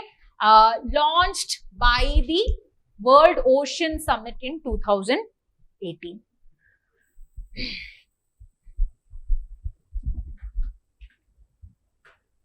Mangroves for the Future. Mangrove for the Future is launched by IUCN and UNDP. It was launched in 2006 as an aftermath of the Indian Ocean tsunami which was there. So after the Indian Ocean tsunami, they realized that the areas which were protected by mangroves suffered less amount of destruction, and they took the lessons from it and they decided to implement it through the Mangroves for the Future. The member countries over here, you can just broadly look, but your point should be, it's India along with those major areas in the Southeast Asian, not East Asian, South Asian areas. So you have Bangladesh, Seychelles, Cambodia, Maldives, Myanmar, Pakistan, all of them are part of your Mangroves for the Future. Okay. One initiative I have not included here, that's primarily because we are going to discuss it tomorrow also. What is the new organization that has come at the COP27 summit? Mangroves for Climate Alliance. There is something called as MCA, Mangroves for Climate Alliance, which was started by UAE and all, and now India has also joined it. Started at the COP27 summit. We'll discuss more details about it, but since we are on the topic of mangroves, I just thought you can just write it along with all of your mangroves. Okay. Next, we're moving on to biodiversity. Biodiversity, again, all those, when I took the class, we discussed about alpha diversity, beta, gamma diversity and all that. That is good for your subject knowledge. You will not require so much of information for the UPSC. We are now looking into some facts related to biodiversity. And these facts could be asked as one or two statements. What are these facts? First thing is, if you, okay, let's take flora and fauna as it is. Amongst the different flora and fauna, which are the highest? Is it flora or fauna? Okay. So more than 70% of all the species recorded are animals, while plants include, they just comprise just more than just 22% of the total. Okay. What happened? Any doubt? No. So 70% are fauna, 22% are flora. And again, when I'm saying flora, it includes your algae, fungi, bryophytes, gymnosperms, angiosperms, etc. Okay. Don't have to bother about the division, just that these are different categories or different classes of plants which are there. Your takeaway should be, it includes algae and fungi. Okay. Next fact is, 90% of all the species on terrestrial biome are members of one phylum, which is Arthropoda. Again, this is a confusing area. You have to understand on the terrestrial biome, when you look at it, 90% of all the species which are there are arthropoda. So, if I'm looking at species variety on terrestrial areas, 90% is one species, arthropoda. Apart from that, only 10% comprises some other species which are there. So, on a terrestrial biome, the species diversity is less in comparison to an aquatic biome which is there. Get it clear? The reason being, the major composition of the species which is there on the terrestrial biome is from one particular species itself. 90% is one, means the rest 10% you will have some other species. So, species diversity is less on terrestrial biomes. But species number is more where? On the terrestrial biome, because these arthropoda, 90% is arthropoda, right? So, arthropoda is basically your insects. They have so many subspecies and subcategories which are there, which means the number of individuals are higher on the land, but species diversity, that is the diversity of different species, are lesser on terrestrial biome. Is this clear? Okay, because this is a statement that can be twisted and asked for exam.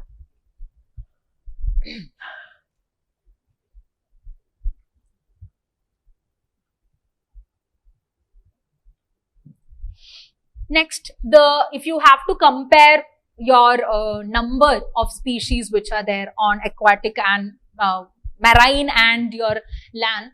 On marine, you have almost somewhere around 2 lakh marine species. Here you have almost 2 million terrestrial species. So, you know the numbers are more for terrestrial, but clearly the variety in those numbers are higher for the aquatic ecosystem. Even on the terrestrial areas, the greatest species diversity occurs at the tropics. Okay, clear till here? This is a very general diagram in case all these facts are difficult for you to remember. Animals, normally you have invertebrates and vertebrates. Invertebrates, if you look, you can see insects being the major part, rest categories being in smaller numbers. Vertebrates over here, again, if you look, fishes are a major component. See, they'll not ask you to arrange all this between themselves, but it always serves to know amongst the vertebrates, fishes have the highest number, closely followed by your birds and reptiles, then your mammals and amphibians. Now, coming into this category, looking at plants, again, one more thing is, you have angiosperms, which is your flowering plants as the major amount. You have fungi, which are almost equivalent to that same level. So, in the case of plants, you have more number of species in fungi and angiosperms. Rest all are comparatively lesser. Okay. Then this word, again, I have told you, I put this word just because UPSC has a fixation with words. Bioprospecting. Bioprospecting basically means that you are finding out the biological diversity of a place, and from that biological diversity, if you are able to create some useful commercial products, this is called as bioprospecting. So, it is the search for compounds that can be derived from the biological diversity for commercial purposes. Okay, common examples being, for example, you have the poppy plant which gives us morphine, the white willow tree which has helped us develop aspirin. These are all part, or this all happen because you bioprospected these diversity. See, ideally, if you look at it, the poppy actually gives us normal products also, but associated with it, it has given us morphine also. Okay. So, the next topic that we have to discuss, quickly go through the different biodiversity hotspots. Biodiversity hotspots again are those regions with high species richness and high degree of endemism. When we were talking about, or in our normal classes, we've dealt with the word endemism. What is the idea of endemism? And okay, there are two words constantly confused, endemism and indigenous. What is the idea of, what is the difference between endemism and indigenous?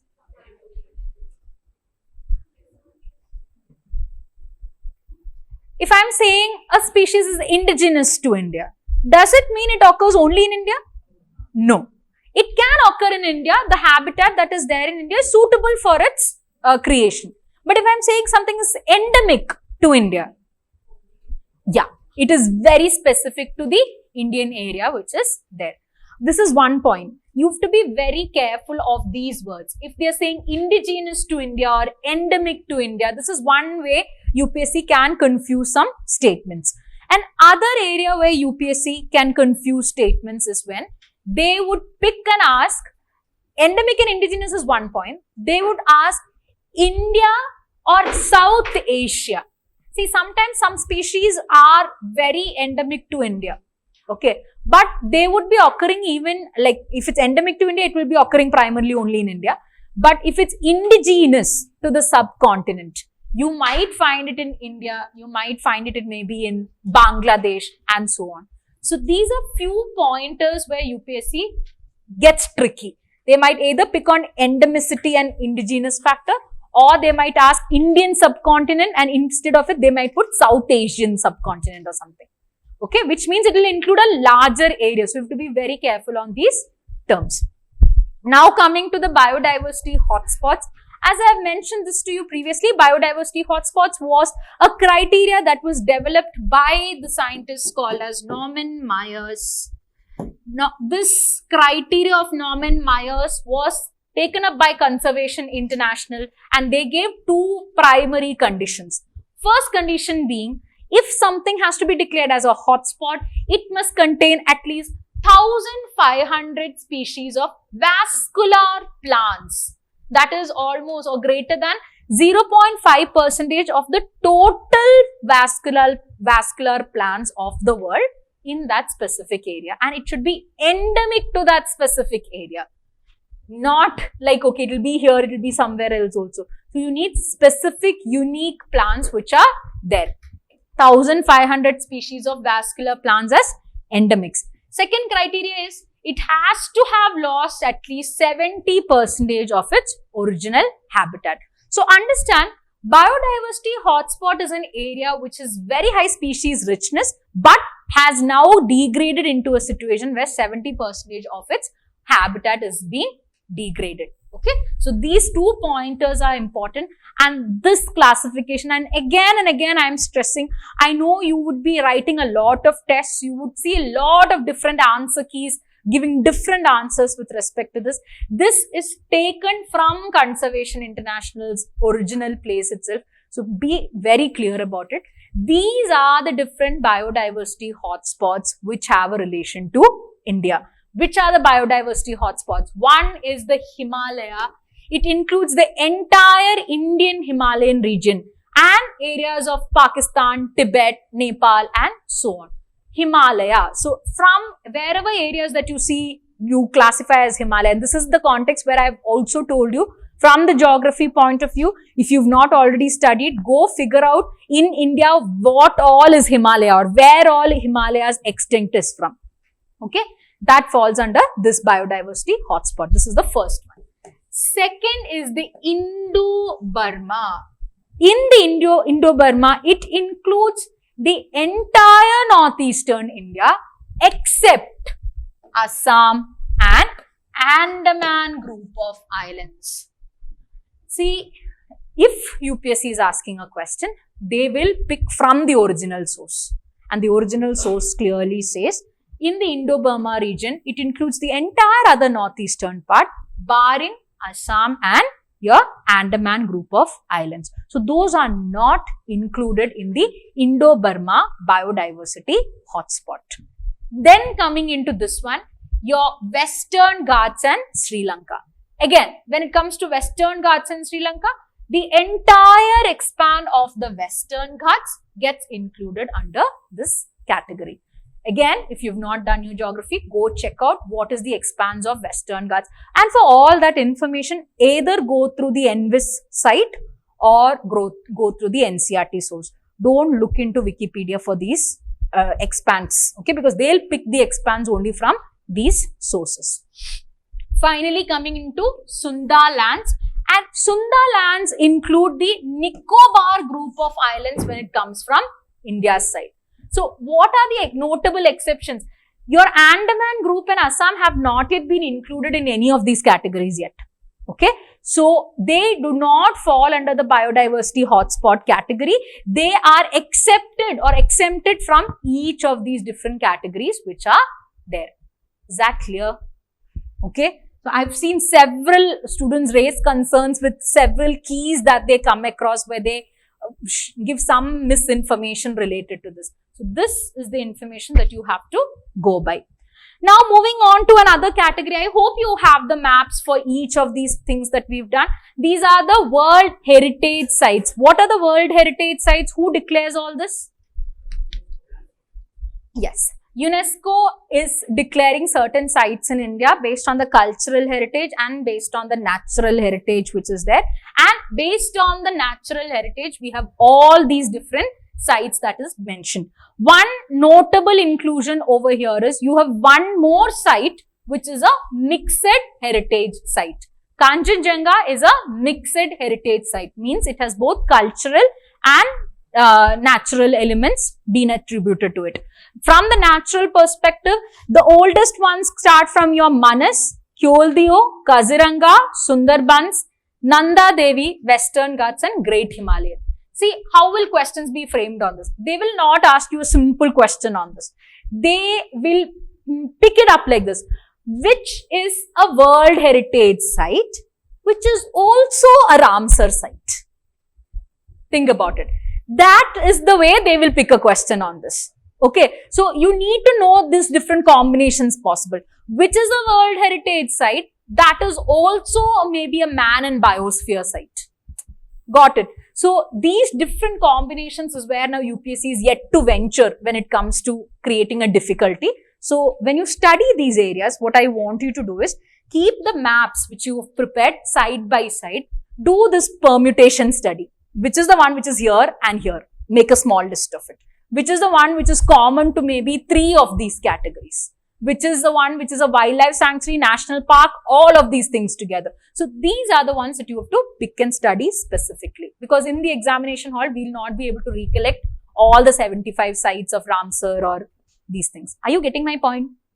Yeah, okay. Now coming into this one, just on an added note over here, you see over here,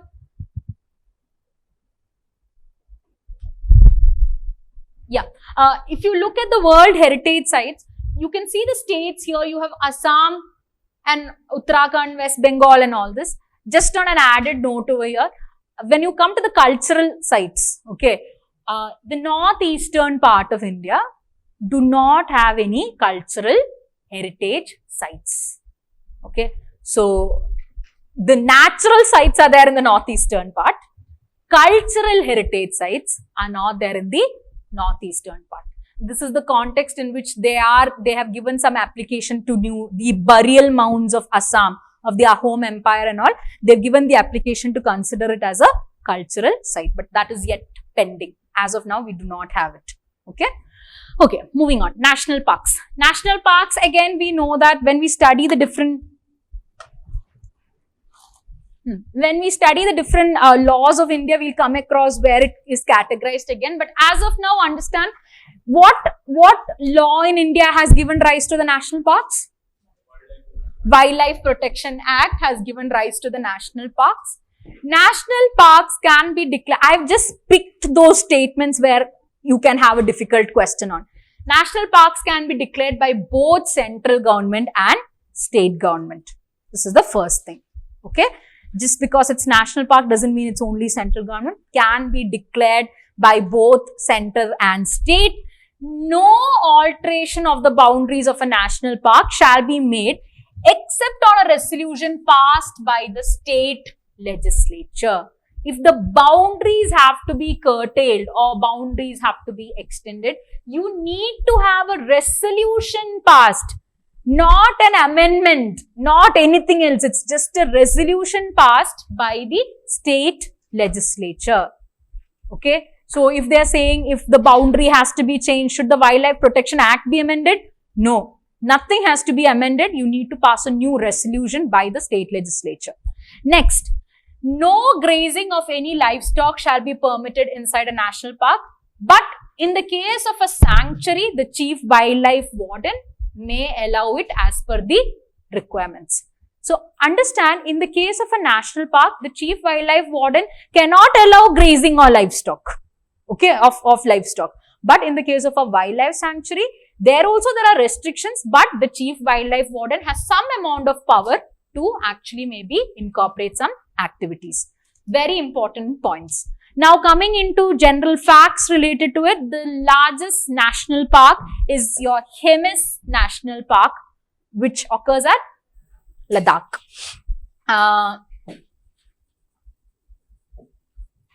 If you look at the number of national parks which are there, Madhya Pradesh has the highest number, followed by Andaman, followed by Assam.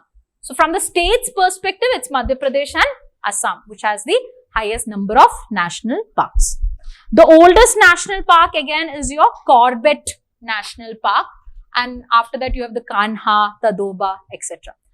Again, when I took the classes, we had gone into detail about a lot of national parks. Okay, we won't be doing that today because those were all the ones that you commonly knew. If you have not revised that portion yet, you have to go through those slides and revise. Okay, with this, what I have included over here are the ones that are commonly there in the current affairs and you need to have a renewed information on. First one, Anshi National Park.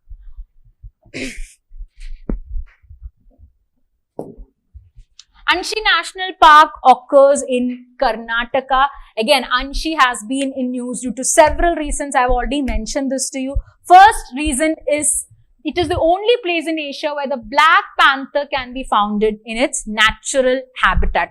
Again, a question over here. Is black panther a different species of organism?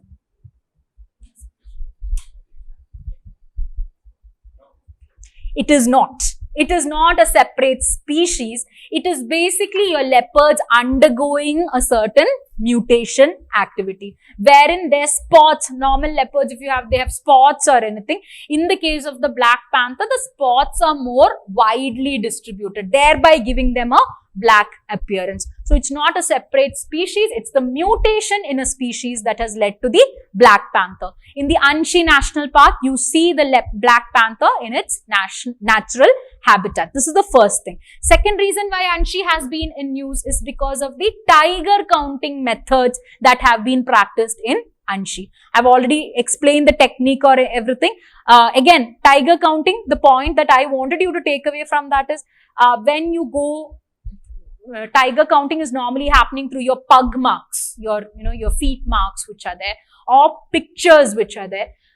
Using the pug mark, what all can you determine of the tiger? Can you determine the gender of the tiger? Yes, you can determine the gender, age, you can mention even the gait, the movement, the dietary habits, all of these different things can be measured using the pug marks which are there. Moving on to the next national park, Namdapha. Namdapha occurs in Arunachal. Again, it was there in news because of the snow leopard census that has happened this year. Yeah. Next one, Raimona. Raimona, I put it in there because it's a relatively new national park. It's the most latest declared national park in the northeastern area. So again, it occurs in the Assam region. Moving on, next one, Dihing Patkai. Yeah.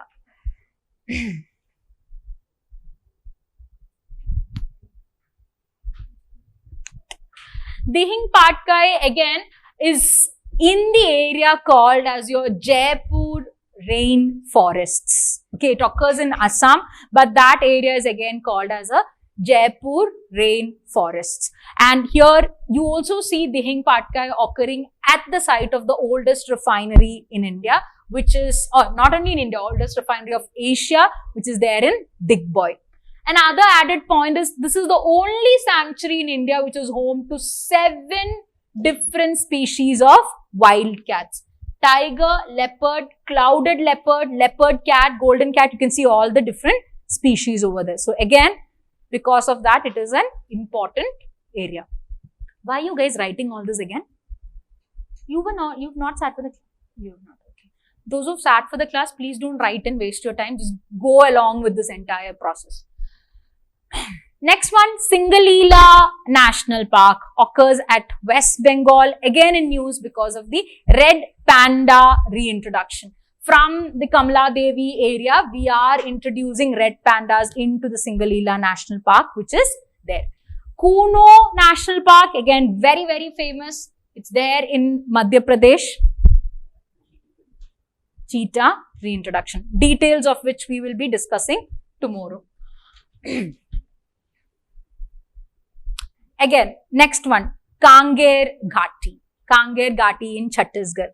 Do any of you remember the pointers related to this? Because this was an entire story I had told. One thing, first point is, you have three sites. You have Kudumbasar, Kailash and Dandak in these Kanger Ghati National Park. These are primarily geological structures that are formed from limestone depositions. Okay, so it's a matter of much importance because in India, these limestone depositions we rarely see, and we see it in the eastern parts, and we have this in Kanger Ghati. The next important point was related to Cordyceps.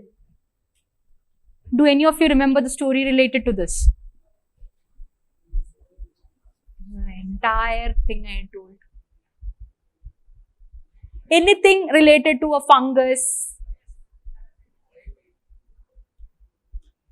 I had used a specific word related to it. Some gold, Himalayan gold. Okay. Now, again, we will repeat the story again because half of you have forgotten the story. Okay. Understand, you have a certain species called as Ophicordyceps fungi. It occurs in this Kanger Ghati region. Now, again, it is important not only because of this, I'll come tell the other point also. So, now this fungi gives out the specific, secretion called as your cordycepin.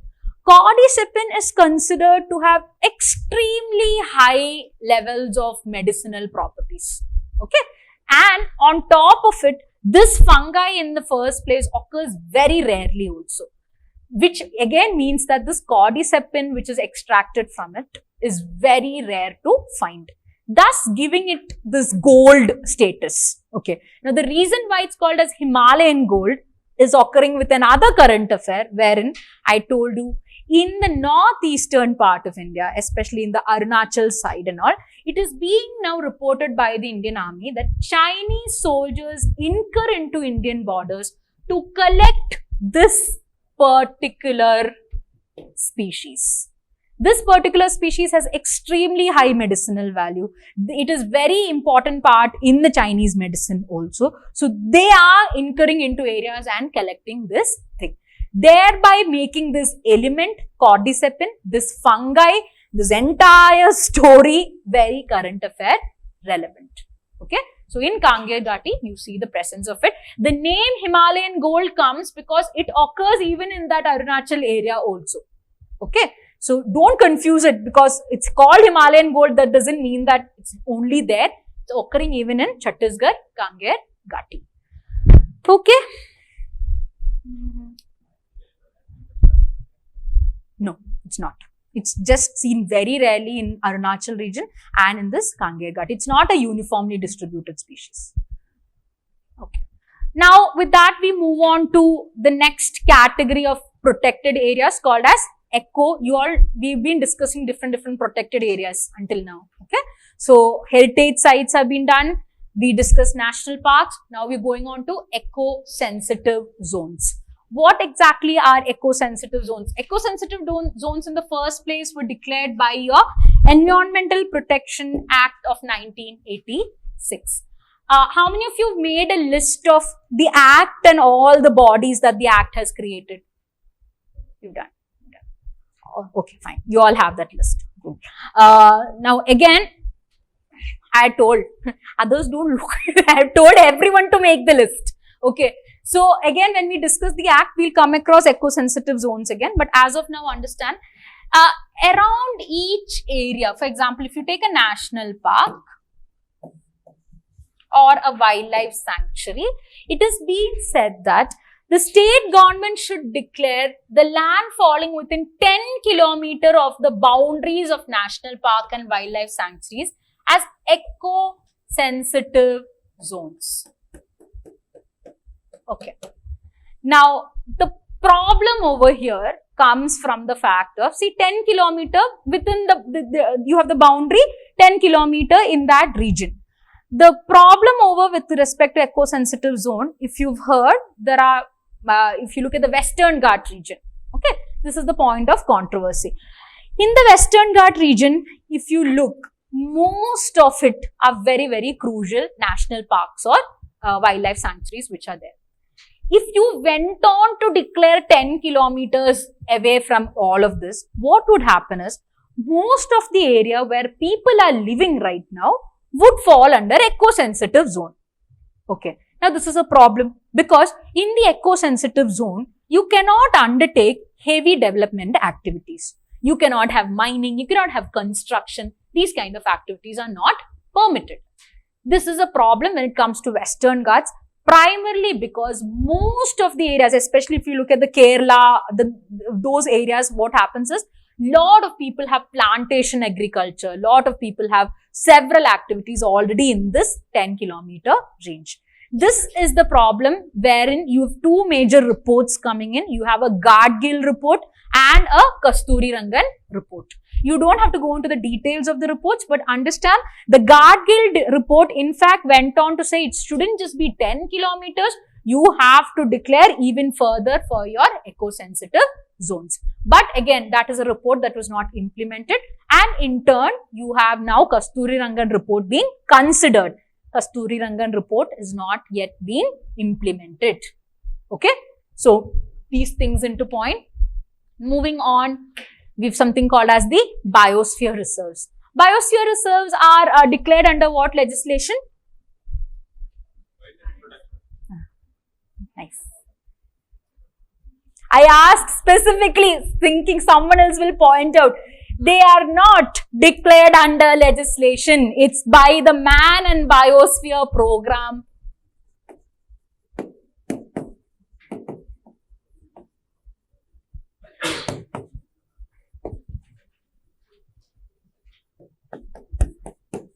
UNESCO has a program called as Man and Biosphere. It's under the Man and Biosphere program that we have allotted certain sites as Biosphere reserves.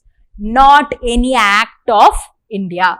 Okay. Which are the major Biosphere reserves is all there in the picture. So now what can you do? You already know which are the World Heritage sites. You just have to find the ones which, if any of them are common between both. Will you do that level of study? Because only that is going to come as a question. They will not ask match the following of Biosphere reserves or anything.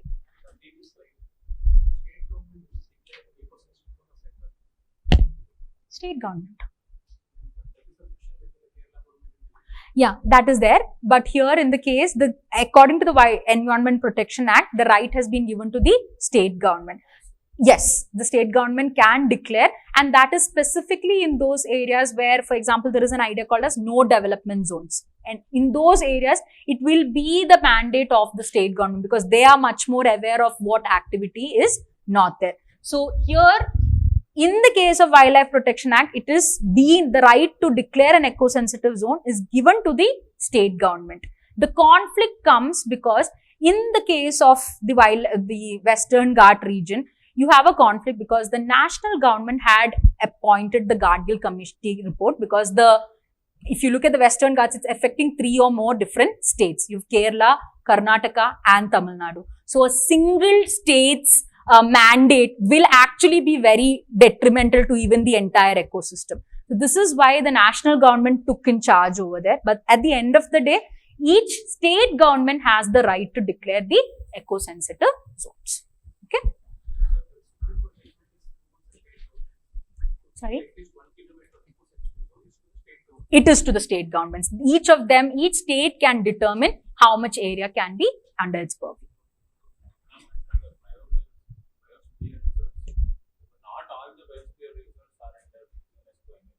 No, not necessarily. It will be notified by a central government resolution. That's it. It will be by central government. State government has nothing to do for it. It's mostly a centralized thing itself. Because biosphere reserve involves you having larger areas. You have national parks, you have wildlife sanctuaries, all of them in the ambit of it. So you will need a higher authority. Most of it is declared by the central government. Not most. It is declared by the central government. Okay? Not under any law. No law. Biosphere reserves in India are not declared by laws. It is declared by the Man and Biosphere program under the Indian government. UNESCO has a program. Here also we have a implementation wing of it. They are the ones that deal with it. Okay. Tiger conservation. Again, tiger, when it comes, what are the key pointers over here? Here you have Indian. Yeah. So, as per the Wildlife Protection Act, it falls under Schedule 1. IUCN status, it is endangered, and CITES, it is Appendix 1. Okay. And more than all this, what is important are the different projects under which tiger conservation happens. Primary project being your Project Tiger, which is a centrally sponsored scheme of Ministry of Environment, Forests and Climate Change. Under that itself is where you have different bodies being created for the conservation of your tiger population. One major other body coming up to be your NTCA, National Tiger Conservation Authority. NTCA is declared under what act? Wildlife Protection Act. Again, if I have to go into the specificity of it, under what? The Wildlife Protection Act was amended in 2006. And it is this amendment which has put into place your NTCA. Very important, because if UPSC will look into that specificity of it. Okay. So, it's a statutory body which is constituted under this over here, and it is created by the Wildlife Protection Act amendment of 2006. Different tiger reserves of India. Comes to the tiger reserves of India, in total if you look, Madhya Pradesh has the highest number of tigers, closely followed by Karnataka. I want you to remember one more thing. This number keeps on changing. Okay. So, Maharashtra or Karnataka. Sorry, Madhya Pradesh or Karnataka. These numbers keep on changing. So, this number which is taken is the last year's census which is there. So, if any new number you come across, understand that is what UPSC would be considering. But understand it is these two states which are at the forefront of it. Next thing, the smallest tiger reserve is Orang, which is in Assam. And Kanha I had mentioned because specifically I had told you then, we were discussing the different types of species and I had told you about flagship species. Okay. So, it is in that context I had mentioned about Kanha. Kanha Tiger Reserve has tigers, but another flagship species over here is the Barasinga also. That is the mascot of that entire tiger reserve. Got it. Again, it's confusing because it's a tiger reserve. Ideally, the flagship should be the tiger, but here they've chosen the Barasinga as the flagship species. Few of the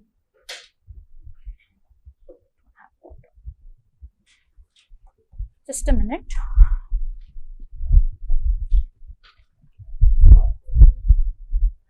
I need water. 2 bottles you get me.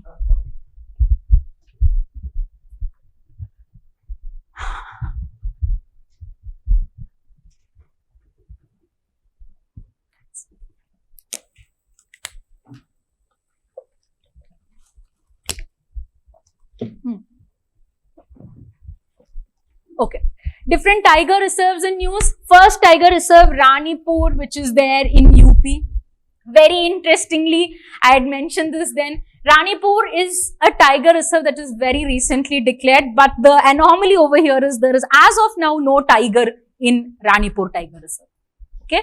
So, this is an area where we are planning to reintroduce things. We are planning to build up the habitat. So, it is quite a ironic thing. Remember that. So, Ranipur in UP has no tiger of its own. That is why it was reported in news.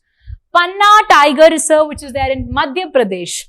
Again, the context of it was You have the Ken-Betwa river linking that has happened. A large area of the Panna Tiger Reserve was considered to be submerged underwater. So again, that is one aspect of the news. The second aspect of the news is Panna Tiger Reserve is one area where tiger has been successfully reintroduced. Got it. Again, the reason I am specifically mentioning this is because in the context of cheetah reintroduction, red panda reintroduction, tiger reintroduction, gore reintroduction here, yeah, this one. All these are going to make a comeback. So just remember of these different reintroductions that have happened. Okay. Who had asked me about the reintroduction, if it's ex situ or in situ conservation? Someone had, not me, I think it was asked in the group. Do you guys have any doubt regarding that? You know ex situ and in situ type of conservation, right? Ex situ means you will take something from some of its original habitat and you create a habitat and you put it somewhere else, aid in its growth. In situ means in a specific area you aid in its, yeah.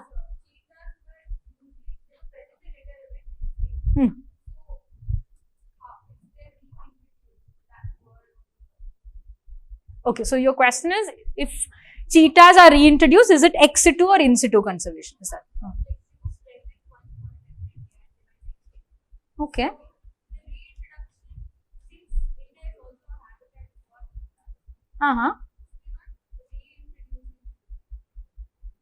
Okay, the confusion was with the word reintroduction. No.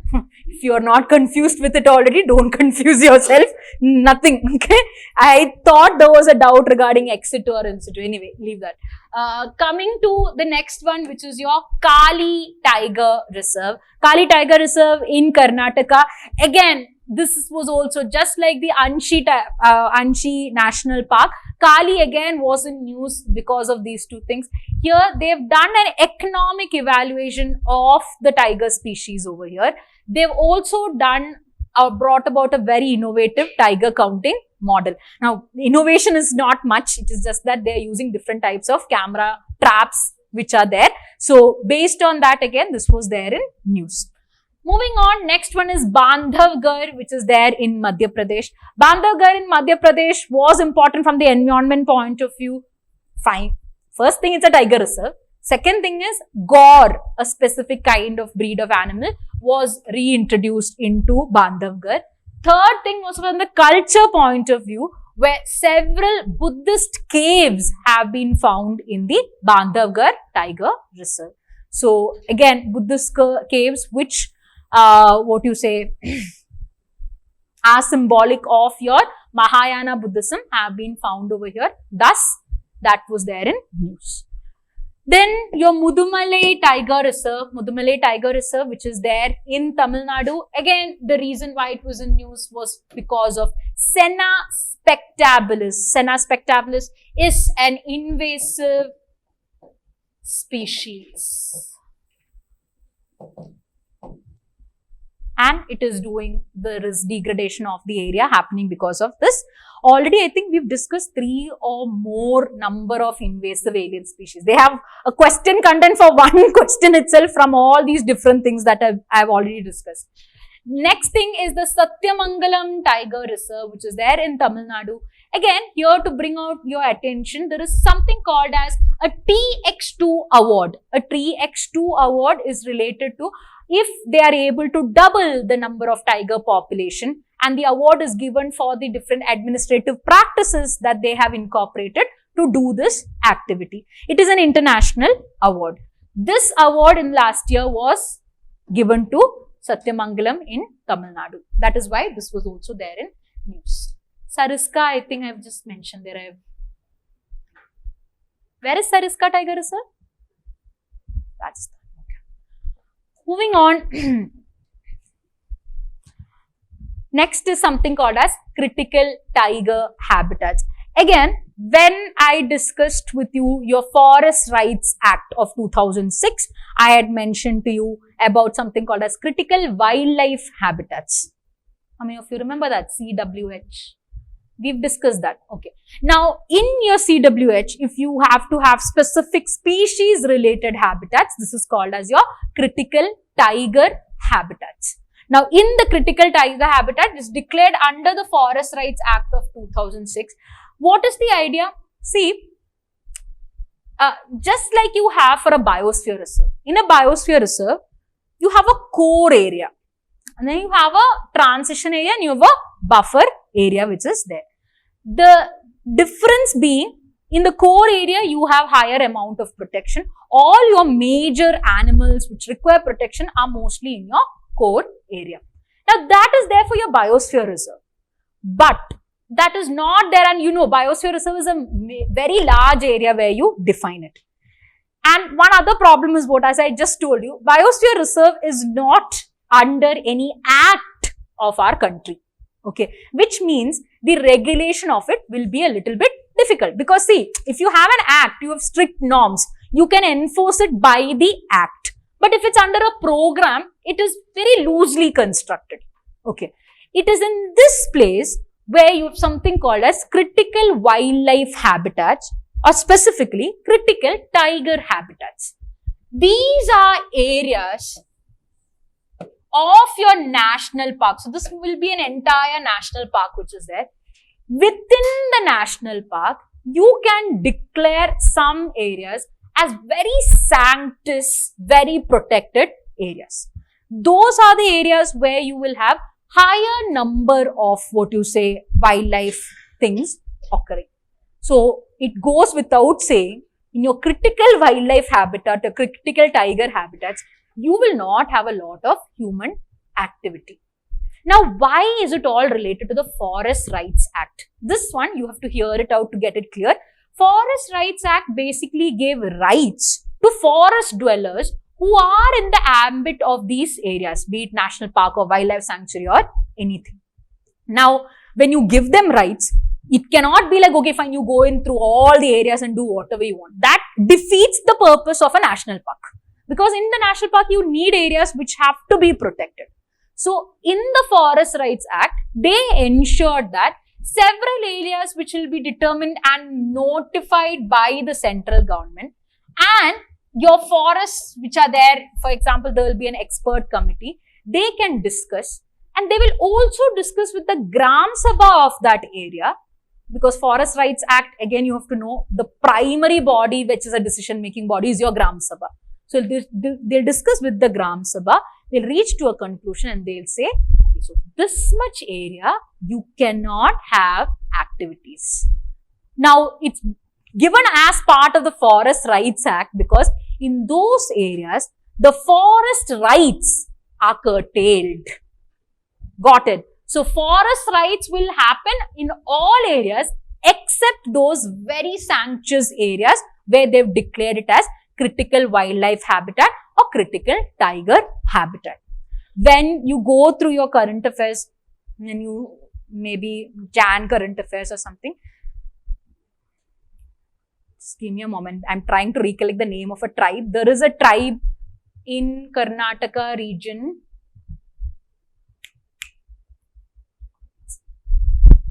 Can you give me a minute? And this is an additional information I want to share. So, Soligas.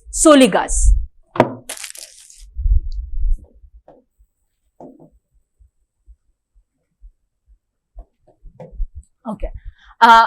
The very act of how you should have, for example, you had the Forest Rights Act of 2006 and the Forest Rights Act said that, okay, we are giving rights to all the forest dwellers. Now, what happens is, see, if the area is large, it can be understood that, okay, you define some areas tiger habitat, give the rest of the areas rights.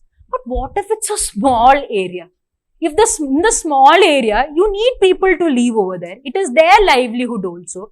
And you have the tiger habitat also over there. Which means that in certain exceptional cases, you have to grant some rights even in the ambit of your critical tiger habitats. This tribe is extremely important because of this reason. Why? Because the Soligas of Karnataka are the first tribes in India to get granted their forest rights within the critical tiger habitat of an area.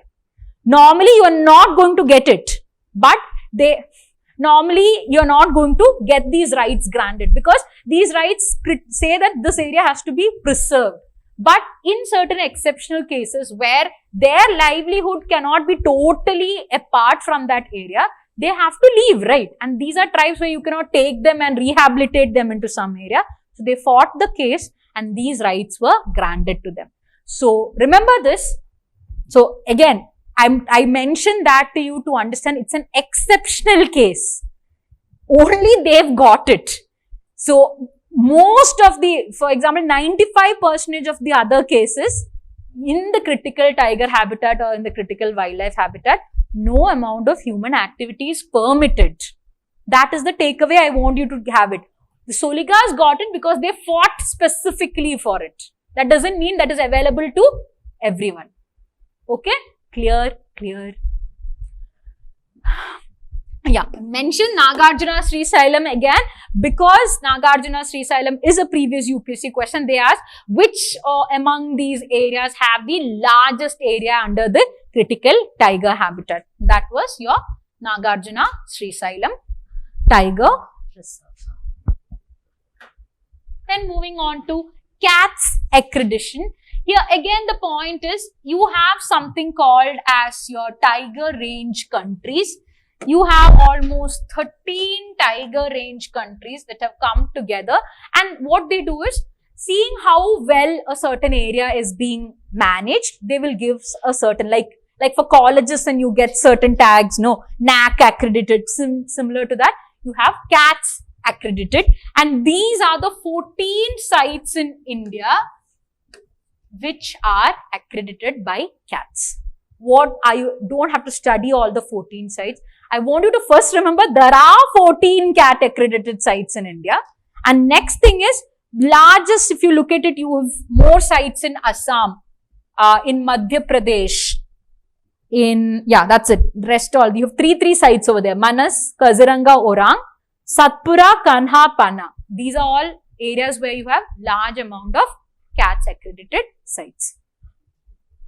Just go through the list. Pench, Valmiki, Dudhwa, Sundarbans, Parambikulam, Bandipur, Mudumalai and Annamalai Tiger Reserve. Don't learn any of these things by heart. If they are asking, I'm pretty sure they'll just bring a very random tiger reserve and say, this is the only CATS accredited tiger reserve or something like that, which you know is false. Okay? Elephant reserves. Elephant reserves in India are declared as per the what act? Is it by any act?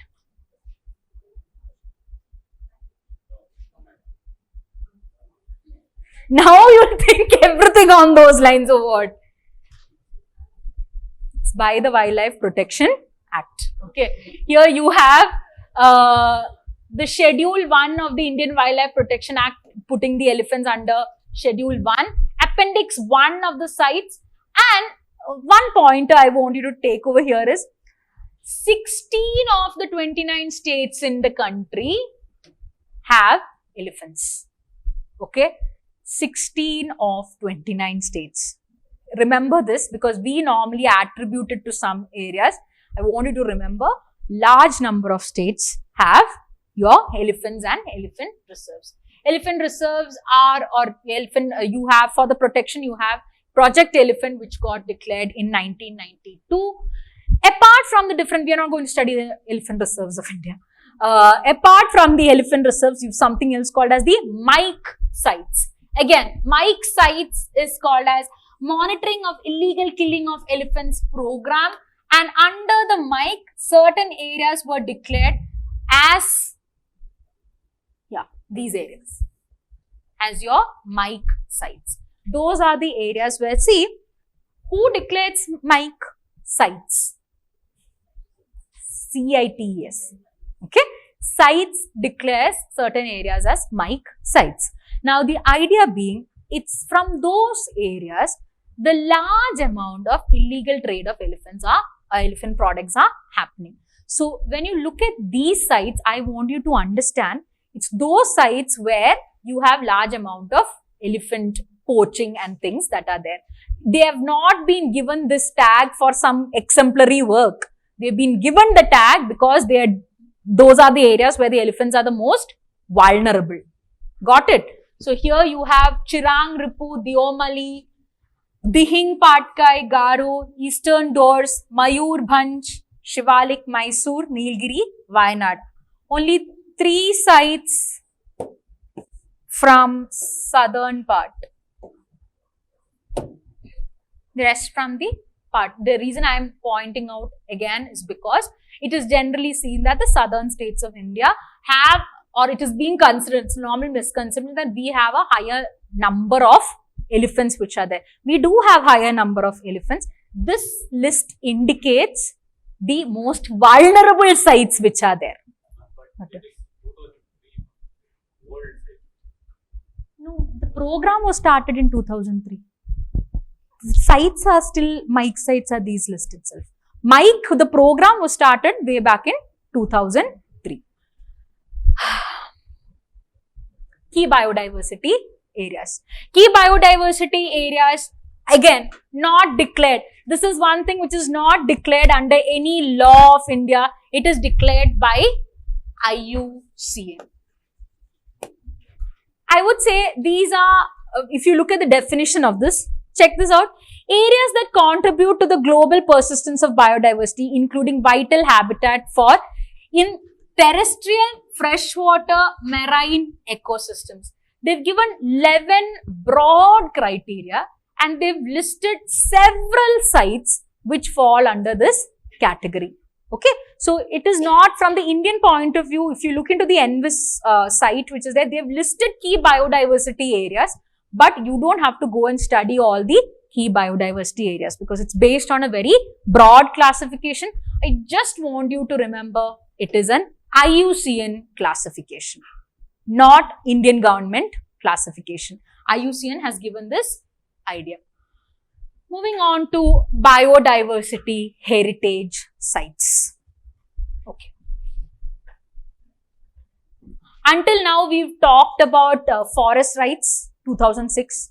We've discussed about Wildlife Protection Act a little bit, as per the bodies that we saw.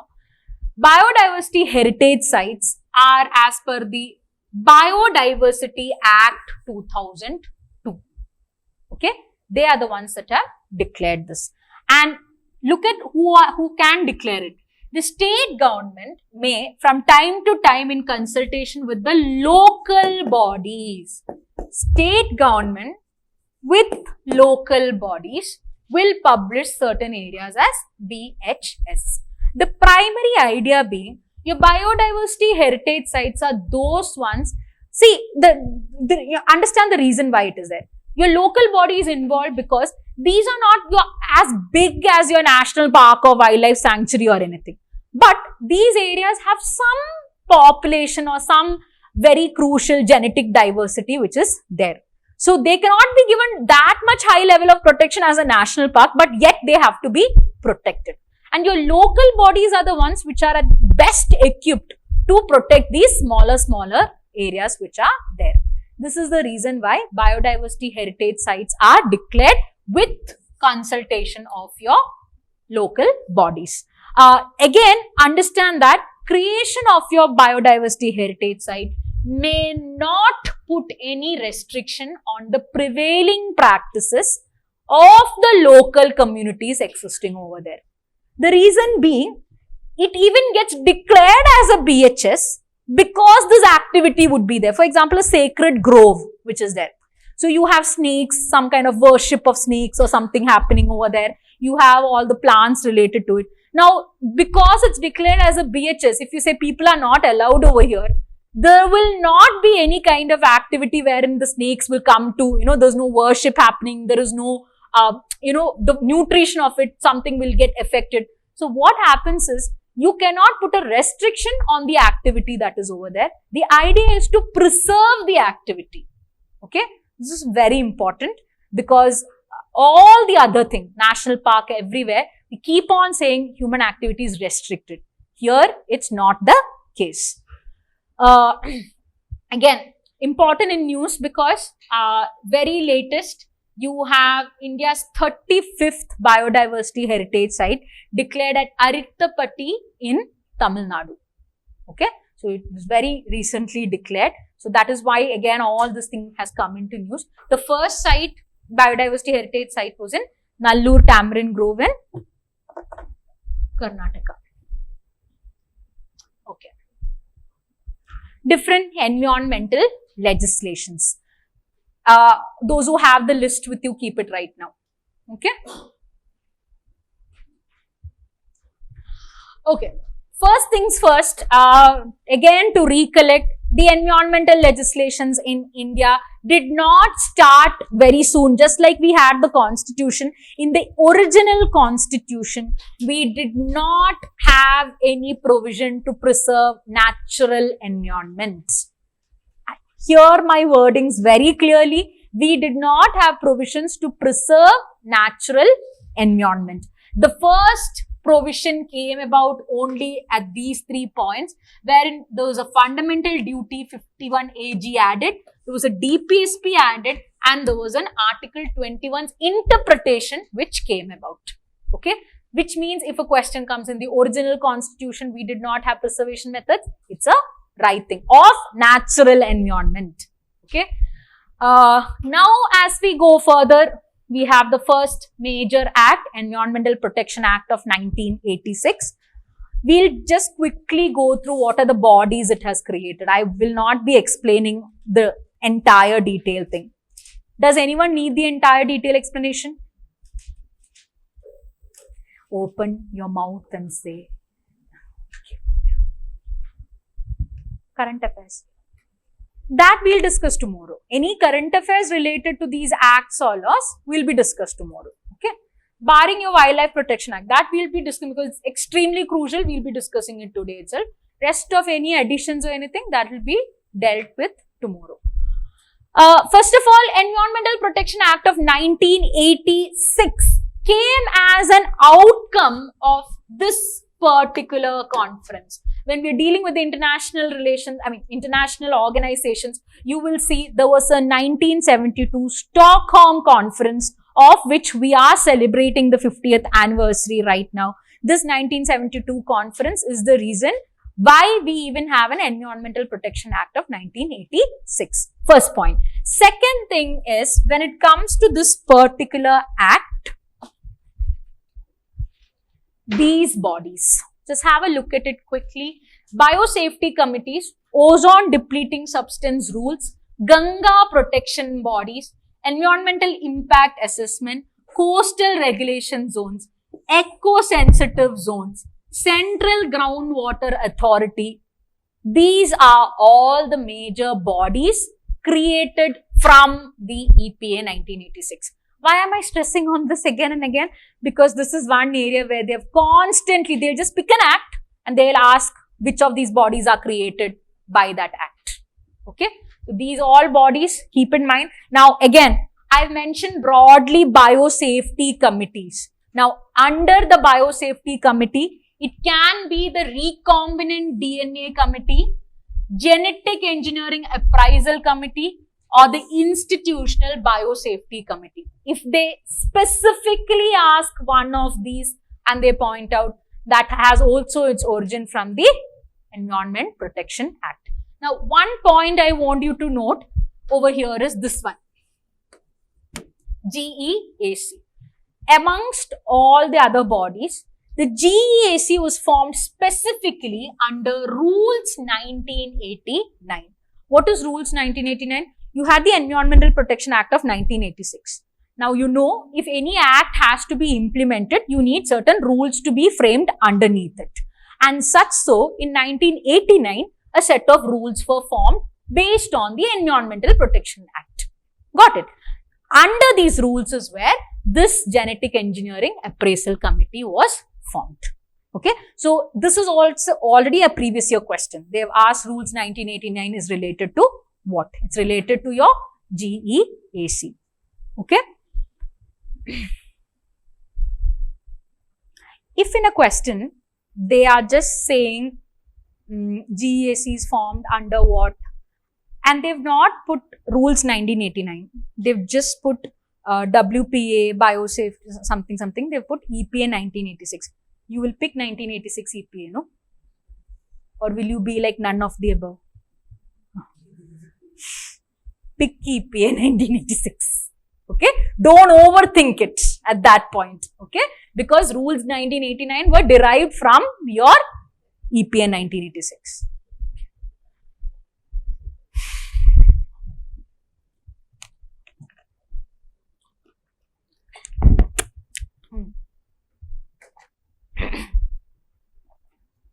Now coming into, so biosafety committees there, ozone depleting substance rules, Ganga protection bodies.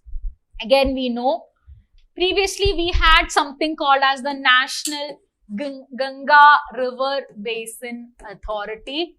Now we have something called as your National Council for Rejuvenation, Protection, Management for River Ganga. Now again, this is one body. Any doubt? What is the confusion? Clear, no? Okay. You had a body called as National Ganga River Basin Authority. Now you have your NMCG, and NMCG's ex officio chairperson is your Prime Minister. Now,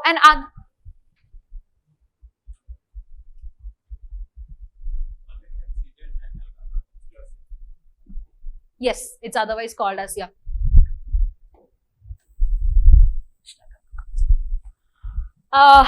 Your key pointer over here should be this.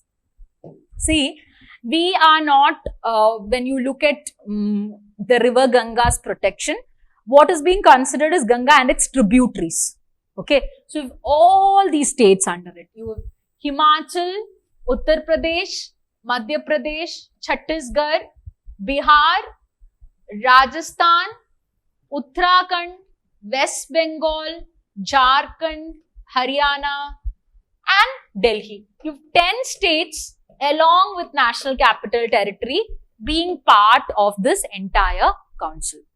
Okay, I numbered 10 because ideally river Ganga doesn't flow through all of these states. You have the tributaries flowing through a lot of these states.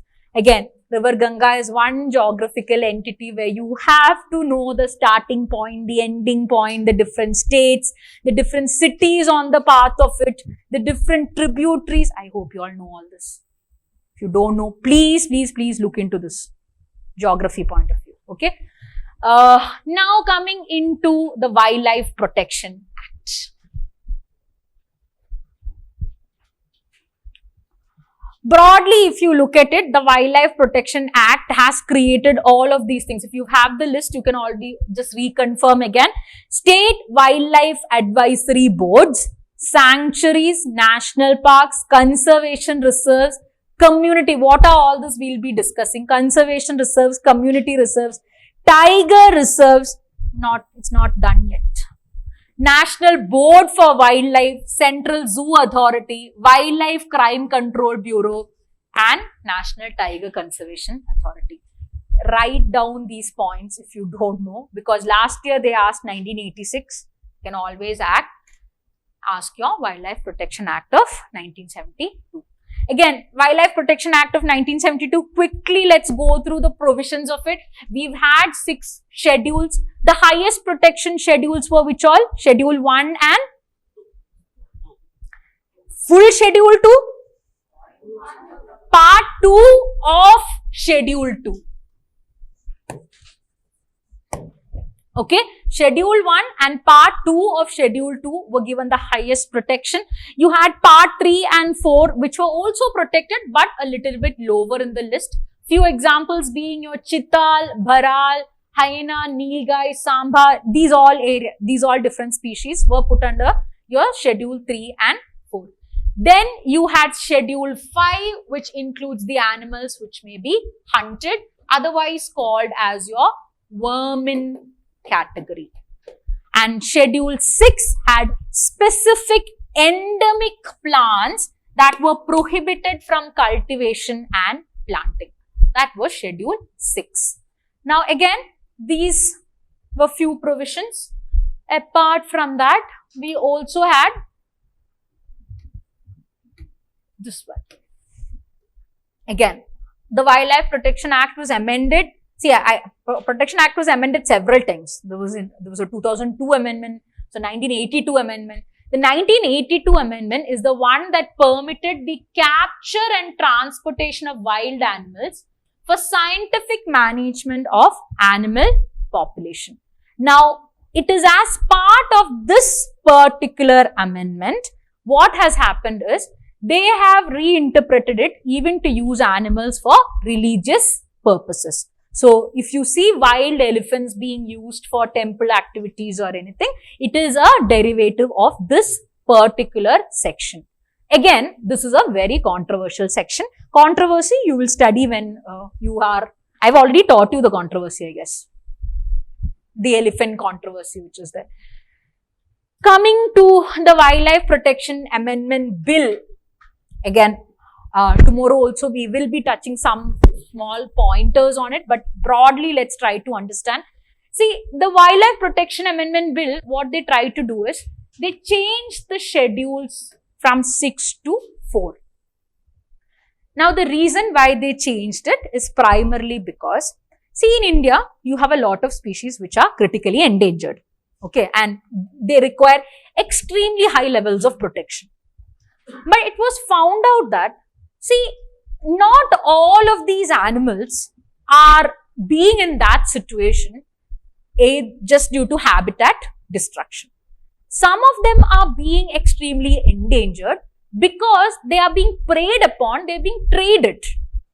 Which means, for those animals, you cannot see. Ideally, you can have biosphere reserves and national park and tiger reserves for those areas where the habitat is getting badly affected. We can have preservation methods. Doing that will improve the condition of those animals. But what if a certain animal is suffering a decrease in its population due to poaching, due to illegal trade? For that, if you're creating these protected areas also, from there also they will get poached. Which means those animals require a separate level of protection. It is in this knowledge that they have amended the Wildlife Protection Act of 2021. What they've done is, now they've made it into 4 schedules. Schedule 1 for species that will require the highest level of protection. Schedule 2 for species that will be subjected to lesser degree of protection. Schedule 3 will be plants. And Schedule 4 will be for specimens listed in the CITES appendix. Why? The relevance being CITES deals with only illegal trade in animals. If an Indian species has been listed as part of CITES and it's falling not in any CITES has 3 appendixes, 1, 2 and 3. If it's falling in the 1 and 2, there is actual trade going on, serious illegal trade going on in those species. So, if it's listed under 1 and 2, they require extra level of protection. So, this is the reason why we've created a category specific for CITES species. Now, most of the cases, see, for example, take tiger. Tiger is part of CITES list also. Tiger is part of Schedule 1 also. Tigers, the number is reducing both because of trade and because of your habitat destruction. In that case, you will find tiger under your Schedule 1 itself. Okay. If it's specifically reducing due to trade and it is coming under CITES 1 or 2 appendix, it will be under Schedule 4. This year, you will not get a confusing question on if this particular species is in 1 or 4 or 3 or 2. They can ask a very general question as to what it will indicate. Okay. The major pointer over here is they've removed the category of vermin species. Okay. This is the takeaway. So, because they've removed the category of vermin species, we need to know some things about vermin. See, ideally, when we had Schedule 5, initially when we created Schedule 5 itself, few species were put in there as vermin. Okay. Like for example, fruit bat, mice, crow. When they created the vermin schedule itself, they added these animals. Okay. They're like, they're anyway going to be headache only. Let's put them under vermin list. Okay. But it just so happened that these are not the vermin, things that are always vermin. See, they are in excess population. Time and again, whenever we wanted or we found that certain species were harmful, and when I'm saying we, it's not the general population. Okay. It's the chief wildlife warden or the state wildlife advisory board. If they found that a species was harmful to human population, they could put a species under the vermin category. And once they put it under the vermin category, you can have the culling of those animals. So if you look at it, species like rhesus monkey,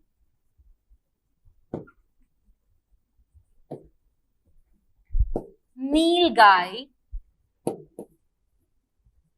time and again, these were species, some of the species that got added into the list. You culled the animals, you will take it out of the list. This has been the thing.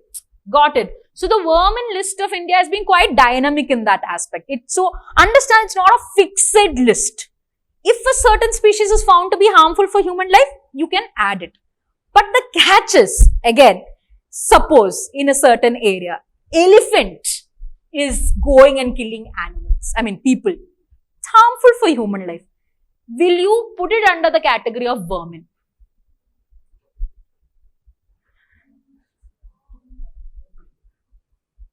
Why would you not put it under the category of vermin? This is the catch.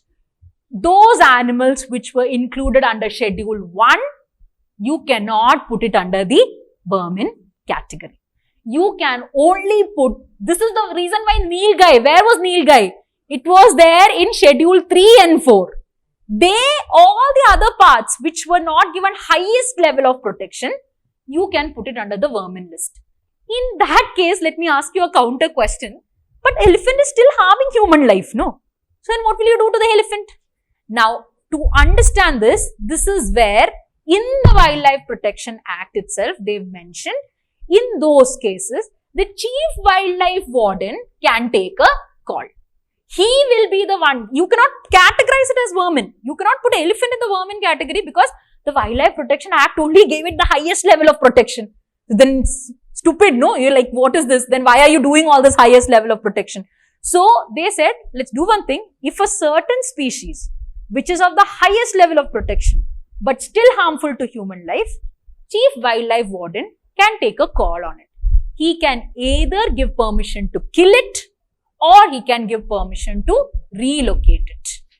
Okay. So you see tiger, elephant, any of these species, if it's getting shot down somewhere, it's not because it's in the vermin category, it's because of this provision. Clear? Is vermin clear to you? They can, I don't know from what area they can ask these questions because there is so much they can, I'm just assuming, yeah, this much amount of factual information will suffice. Let me think.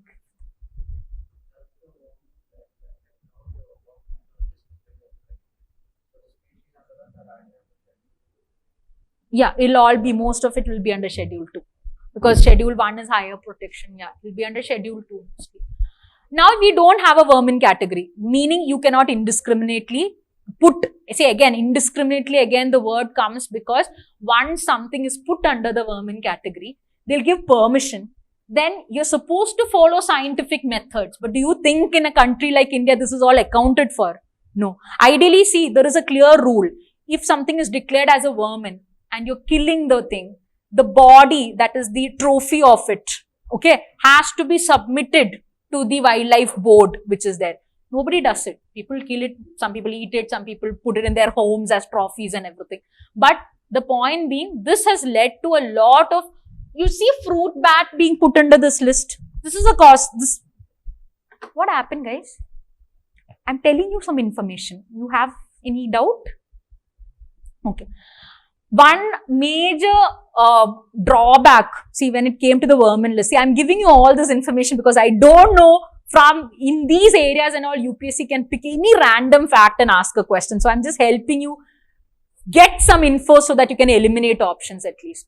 One major reason why we were prompted to move this vermin categories, because fruit bat, which was put under this list.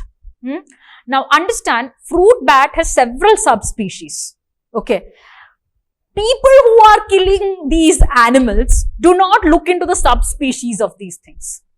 It led to a drastic decrease in certain very rare species. One species I discussed with you itself. If you look at the Bhimgad Wildlife Sanctuary in, where is Bhimgad?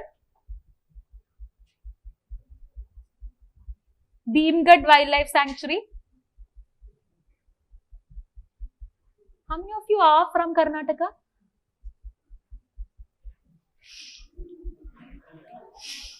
Minimum, at least.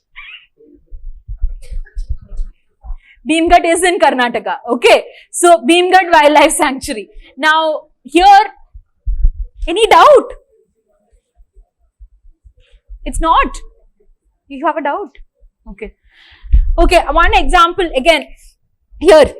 So, this indiscriminate killing of these fruit bats which is there, one specific fruit bat variety called as the Kolar gold leaf nosed bat. Okay, this is a variant of your fruit bat. This is a very rare fruit bat. But people in this pursuit of putting it as the vermin, they just kill all the fruit bats. Now there are like 2 or 3 of them remaining in the Kolar caves which are there. Got it? This is all the reason why we have decided we cannot have a vermin category, because there's a lot of indiscriminate culling of animals. Clear? Okay. So with that, let's move on from vermins and things. Next thing is your Wildlife Conservation Act of 1980. Again, 1980, before 1980, the first Forest Act was in 1927, and it is after that only we've improved upon it and we have the Forest Conservation Act.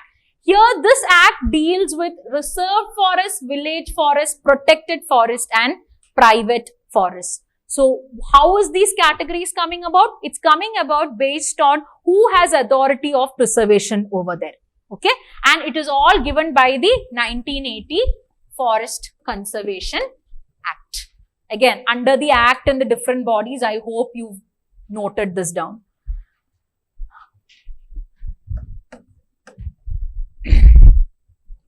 Biodiversity Act of 2002. Again, some of the key bodies that have come under it. First of all, you have a National Biodiversity Authority, State Biodiversity Boards and Biodiversity Management Committee. Again, I have mentioned this, other two you will remember. Biodiversity Management Committee is for the local bodies which are there under this act. Okay. Now, here one key pointer is the National Biodiversity Authority will enjoy the power of a civil court, which means in any cases of biopiracy, if you take it to your NBA, they have the power to rule based on the necessary evidences which are there. Okay. Adding on to it, we already studied about the BHS, Biodiversity Heritage Sites, which come as part of the 2002. This is your third or fourth round of revision of the same facts. After hearing all this, don't get confused in the exam hall and mark something else and come. Next, Forest Rights Act of 2006. Again, as I had mentioned to you, Forest Rights Act, unlike all the other acts that I've just discussed with you, which fall under the Ministry of Environment and Forest and Climate Change, your Forest Rights Acts implemented under the Ministry of Tribal Affairs. This is the first pointer you have to remember. Next thing is, see,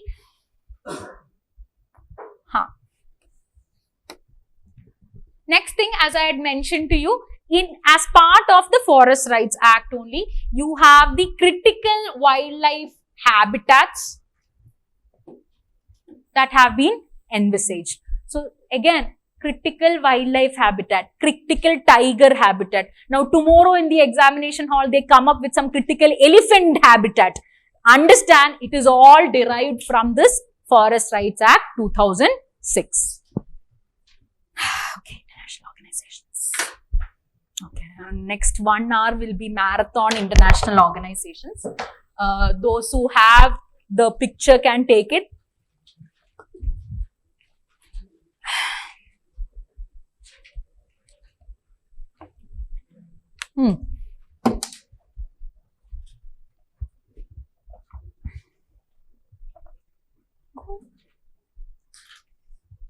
I'm taking 1 minute rest because 1 minute, no break.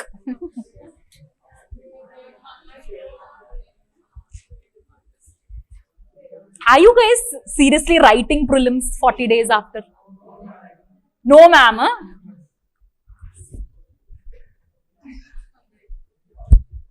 The thing is, after a break, you guys will go and then it will get restarted late. That is why. 1 hour. I think we'll get done in 1 hour. Can leave you at 5 if we sit. Otherwise, it will be 5:30, 6. Okay? Let's start. Take your international organization's diagram first. Okay? If you have a diagram or if you have a chart or something. Okay? Because you keep adding points into it, you keep revising based on it only.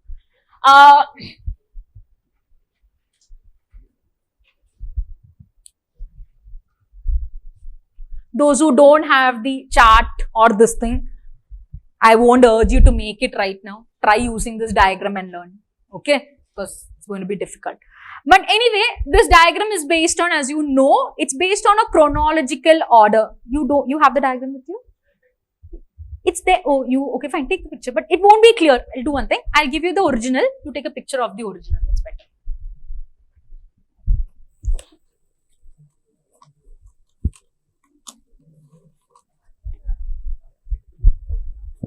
Were you not there in my environment classes?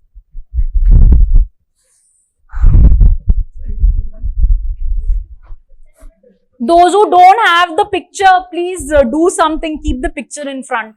Otherwise, you will have the urge to sit and write everything. You might not have, no? You got it. Got it.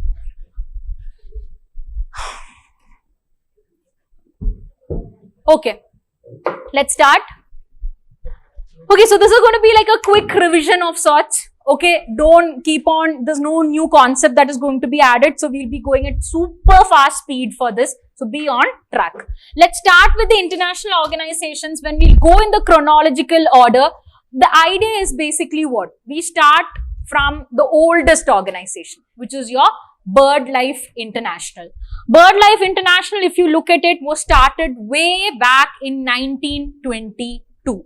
So the first thing that we're going to do is, based on the chart, see, this is how we'll go about it. We'll look into the picture, we'll see the organization, we'll look at the details of it, so that it will get revised. Otherwise, the diagram will be on one hand and the details on the other.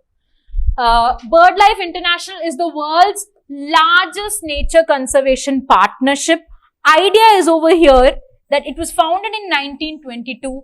And the idea is to conserve birds and its habitats, etc.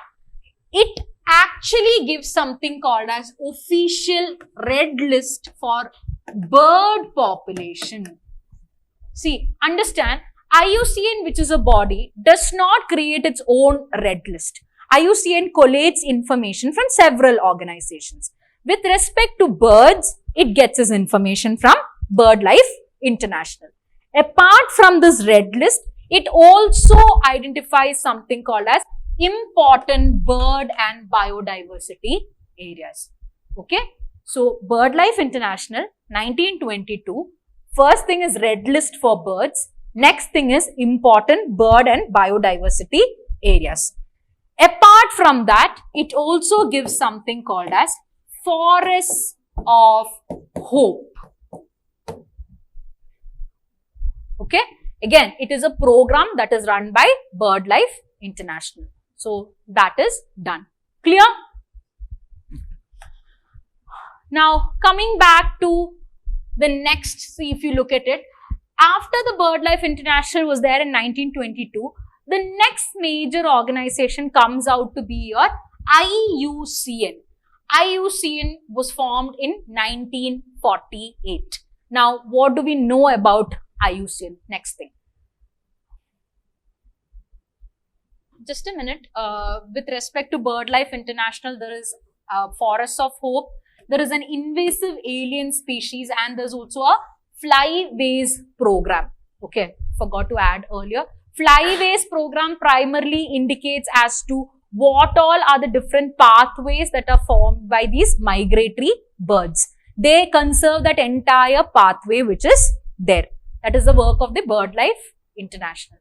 Now, apart from that, under each of these, I have put information as to what important bird and biodiversity area is. In India, we have several areas which are being determined as the IBAs. So, you don't have to go into the details. After the class, the slide will be given to you. Okay. So, if you want to read the details, you can just go through it. If it's important only, I'll be sharing it with you like that. And look at this. These are the major migratory bird flyways which are part of the world. There are 8 ones, Pacific America, Central Americas and all that. These are the major migratory patterns followed by the birds. So, these are all the ones that are preserved under your BirdLife International. Now, coming back to our original diagram, you have something called as your IUCN. IUCN, we already, or when we look into the species, we already know they give out certain lists and things. Now, more than IUCN, which was formed in 1948, you will see from here a parallel line wherein IUCN becomes the reason why a very prominent authority gets formed, which is your Worldwide Fund for Nature, what we today see as your WWF. Now, I want you to be very clear over here. IUCN did not create Worldwide Fund. IUCN gave the funding that later on became the reason of forming WWF. Be very clear. IUCN did not found this organization. IUCN gave necessary funding that later on led to the development of it. So, next major organization that we have to discuss is your Worldwide Fund for Nature. Okay. WWF, when it comes to it, it is an international NGO. BirdLife International was a partnership. WWF is an international NGO formed in 1961. It's the world's largest conservation organization, and you will see over here, this is quite important, the funding of WWF. 55% of the funding of WWF comes from individuals. It's very important to know this because the rest of it, 19 plus 8, comes from government sources and corporations, but 55% of the funding comes from individuals, individual charities, etc. Got it? This is an international NGO in the truest sense of its term. Now, initiatives of WWF, one major initiative is your Living Planet report. Every 2 years, this report has been published by the Worldwide Fund for Nature. Okay. And Living Planet report, Living Planet index, ecological footprint calculation, Earth hour, debt for nature swaps. These are all things that WWF has created. Now, the details of it is all there in the following sites. For example, Living Planet report is there in every 2 years. Living Planet index actually shows what amount, if you see the Living Planet index report, I am pretty sure when you're looking through the environment current affairs, you would see the findings of the report. They'll be like, number of vertebrates decreased. You remember earlier the biodiversity facts that I just mentioned to you, 20,000 species, 2 lakh species and all. These are all taken from the Living Planet Index report which is there. Okay. This is all mentioned. Ecological footprint. I hope you all know what this is. Ecological footprint is the basic relating to any human activity, how much of there is an impact on the Earth's ecosystem and its services. This measure is called as ecological footprint. Your WWF formed a method in which ecological footprint can be calculated. based on the ecological footprint which is there. So, WWF in cooperation with Global Footprint Network formed this ecological footprint, and it is based on this they even devised something called as the Earth Overshoot Day. Details of which you already know. It's the day on which the Earth surpasses the resources which it has been allotted for 1 year. Okay. Then you have Earth Hour. Earth Hour again is being declared. You have started from 2007. From then onwards, every year it is being followed. Then you have something called as Debt for Nature Swaps. Very interesting program. Debt for Nature Swaps primarily says that if you are a developing nation with a lot of foreign debt, a developed country which is much more, rich, we will take away your debt, or we will write off your debt, but in return, you should take up nature conservation projects. Okay, so this is the idea for Debt for Nature Swap. You're swapping your debt, but in turn, you're preserving nature. So all of these things were done by your WWF. Now, apart from that, WWF also is involved in something called as Climate Savers Program.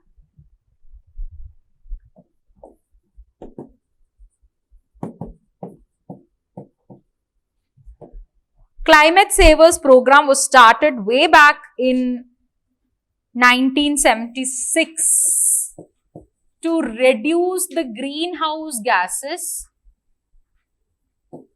of corporates. Nowadays, this is the trend. If you look at your environment current affairs, more than half of the international organizations are like, okay, renewable energy of corporates, this thing of corporates, financial things of corporates. But this is way back in 1976, they started something called as Climate Savers to reduce the greenhouse gas emissions from your corporates. You will maybe guess the greenhouse gas, but you might think it's a relatively new organization which is there.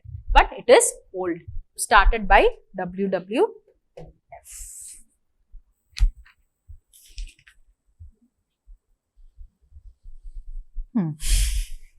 Okay. Now going back to are you all on track with me, by the way? Get worse after a point, but right now you all will be on track. Okay. So, Worldwide Fund for Nature and all the programs related to it, we discussed. Now coming on to, so I already told you there was an IUCN. An IUCN funded your WWF. Now, WWF is also doing so many activities. After a point, IUCN and WWF come together and they form the next major organization called as your traffic. Okay. So, we'll finish that line of thought and then we'll go to the slides. So, traffic gets formed and traffic is primarily related to the different kinds of movement or illegal trade and everything. Now, one more point to be added over here is when traffic gets formed, it is a very incomplete organization. Why? Because, see, traffic primarily deals with the idea that you have a lot of animals which are moved from one part to another through illegal trade. But to curb on these illegal trade, you need to have some huge government support. And that is when, way later, traffic combines with USAID, which is your United States Development Aid Project, which is there. They combine with USAID and they create another organization called as Roots. Okay, if you look in the diagram, you can see it. Okay. So, where did we start from? We had WWF, we had IUCN, then you had WWF, IUCN and WWF come together form traffic, traffic along with USAID forms Roots. This is the line of thought. Now, we are going into the details of traffic. Traffic is trade-related analysis of flora and fauna in commerce. Okay. Just being the idea, when you are having business, when you're moving things for trade, how much of plants or animals are getting affected by it, how much of it is getting illegally moved, all of this will form under your traffic. Here, it is an NGO. Again, what is the nature of the organization? I hope you are registering. These things will look very simple right now, but in the exam, when you see intergovernmental coming over there, you will get confused. It's a normal NGO whose mission is to ensure that trade in wildlife, plants and animals is not a threat to conservation of nature. They are not saying we have to abolish trade. They're saying trade has to happen in a much clearer, scientific manner so that the entire nature doesn't get affected because of it. This is the key point. Now, traffic, as I told you, when traffic along with US aid came, they formed routes. Routes is reducing opportunities for unlawful transport of endangered species. Don't learn the definite thing and all. Understand this. See, traffic figured that if we have to crack on any activity that is happening through trade, you have to reach out to the transport industry. Because if you have animals being moved, you are using some mode, no, some truck or some vehicle is being used. So they reached out to the transport and logistic companies and sought their help in tracking down the different kinds of trade. So Roots is basically that program which tried to disrupt wildlife trafficking by using the legal transportation methods. So they'll be like, okay, when your vehicle is being used for this purpose, you will also have to help us crack down on it.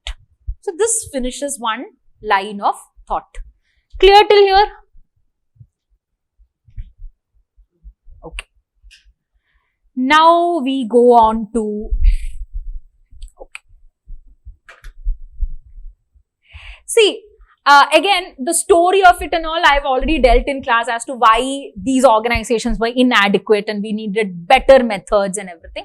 Anyway, so on, what happened is, in 1972, you are ending up with something called as a Stockholm Conference. Okay? The Stockholm Conference is otherwise called as your United Nations Conference on Human Environment. Okay. Now, the pointer over here comes. See, basic idea is, we had a lot of organizations. But as you can see, these organizations were very limited. Most of them were NGOs. They were not intergovernmental. Until now, most of the organizations we just discussed were international NGOs, partnerships. These are all the terms I used. Which means what? You don't have a body that will tell to the entire world, you all come together, all countries be part of us and let's conserve nature together. Because NGO means you either be part of it or you don't be part of it. So this is what changed after the United Nations Conference on Human Environment, because it's a UN conference. So all UN members will be part of the conference. They all came together, they discussed, and as part of the discussion over here, you see, now again, get this very clear in your mind. It's not that after the conference, they all rose, these organizations came up. They discussed, they said that, okay, so much of illegal trade is happening. Traffic is not able to properly control or whatever it is. We need better organization. They said wetlands need preservation. In this manner, a lot of things were discussed and they all came and they got administered through the United Nations Conference. What are all these things that came under it? You had sites which came under it. Ramsar Convention, which got signed in 1971, but here they came under the overlooking authority of UNEP. Why? Because Ramsar initially, why do you think Ramsar got signed by all these countries? If Ramsar was just Ramsar without the backing of UN, some countries would be interested in it, they would go and sign. But Ramsar is one of those conventions which is huge popularity. You know the number of sites which are there. That's because United Nations took it up as a cause. United Nations said, see you guys, you please sign Ramsar and you put your wetlands under it. This is what they did. They did not fund Ramsar. They did not administer it in any way. but they supported Ramsar Convention. And that all started happening after your 1972 conference. So the 1972 conference gave them a structure. Like, okay, these are all our conservation activities.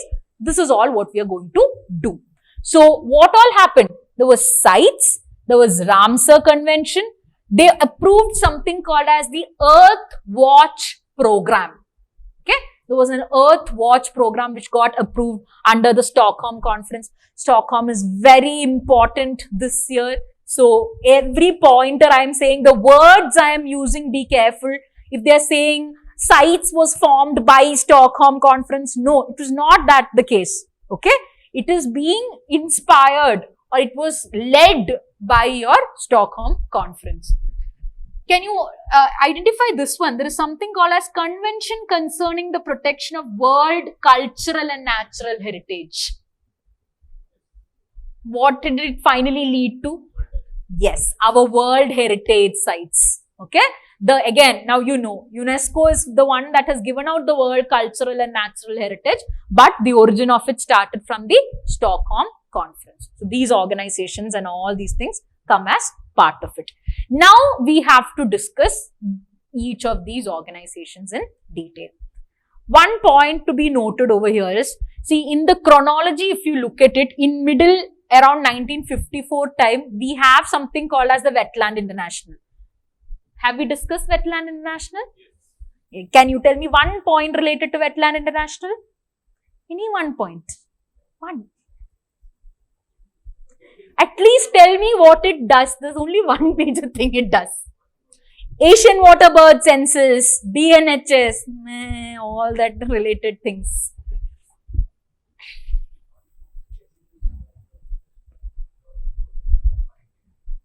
Binding. I think in the pointers I've already written. You want me to give you a list? Oh, okay, fine.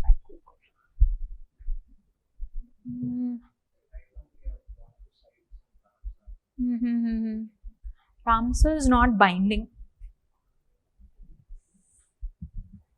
Okay, we'll come through it, each of these points. Okay, Ramsar is not binding. Ramsar is not binding. CITES is binding. Okay, I'll just quickly go through the Stockholm. Again, Stockholm Conference is important for this year because 50th anniversary. But I just want you to keep 2-3 points. One, it led to a Stockholm Declaration where it was the, all these pointers were all put together. Next important thing, this conference was from a 5-day period from your 1st June to your 5th June. 5th June happens to be celebrated now as the World Environment Day.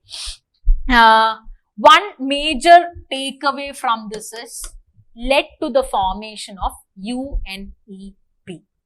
Okay. So apart from all the other things which were there, CITES and every other thing that I said, one major takeaway from the Stockholm Conference was the formation of UNEP. And UNEP, through UNEP only, all the other programs were guided. So Stockholm Declaration as it is, I have put into the slides. You can just go through it briefly. If at all, at the worst chance, they ask you any 2 or 3, is it part of the Stockholm Declaration or anything? You can just go through the declaration points. UNEP as it is, you know, it is the primary United Nations body which coordinates all the environment activities. Now, in that line, can you take, if you have the picture, can you just take it once? Why have I mentioned? Yeah, okay. Few of the, now we are discussing the different things under your UNEP.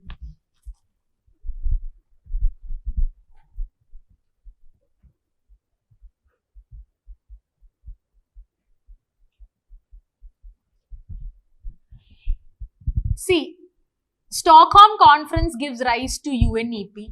From the UNEP, if you have the diagram, you will see a small line that comes up to this one, where I've written UNEP plus WMO. So, yeah, okay. So, just, this is what, that part also we'll just deal with. See, when the United Nations Environment Program came about, one of the primary things it did is, one was called as a Convention on Migratory Species. You can see that over here. Then another thing was this wing of things called as, where UNEP combined with your World Meteorological Organization to create another organization called as IPCC. Now understand, IPCC again is Intergovernmental Panel on Climate Change. We will discuss the details of it.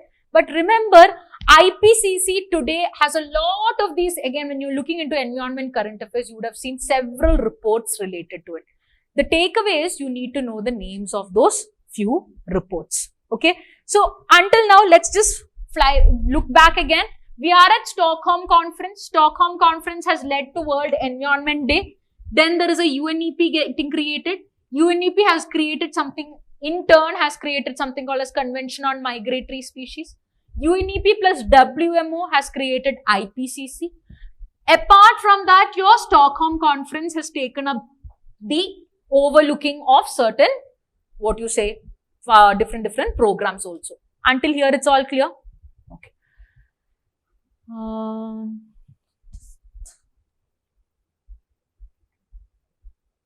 Okay. So, IPCC, first thing is, it is a scientific intergovernmental body under the aegis of your United Nations. One more thing you have to remember over here, and this is, if they ask a question about IPCC, this will be a pointer. IPCC does not conduct its own research. It's called scientific body, but it does not conduct its own research. Each individual country conducts its own research, gets its findings, gives the findings to IPCC, and then IPCC publishes reports based on it. Okay. So, this report is what is called as your synthesis report. Okay. So, IPCC does not carry out its own original research. Thousands of scientists all over the world contribute to IPCC on a voluntary basis, and that is how these reports get created. Okay.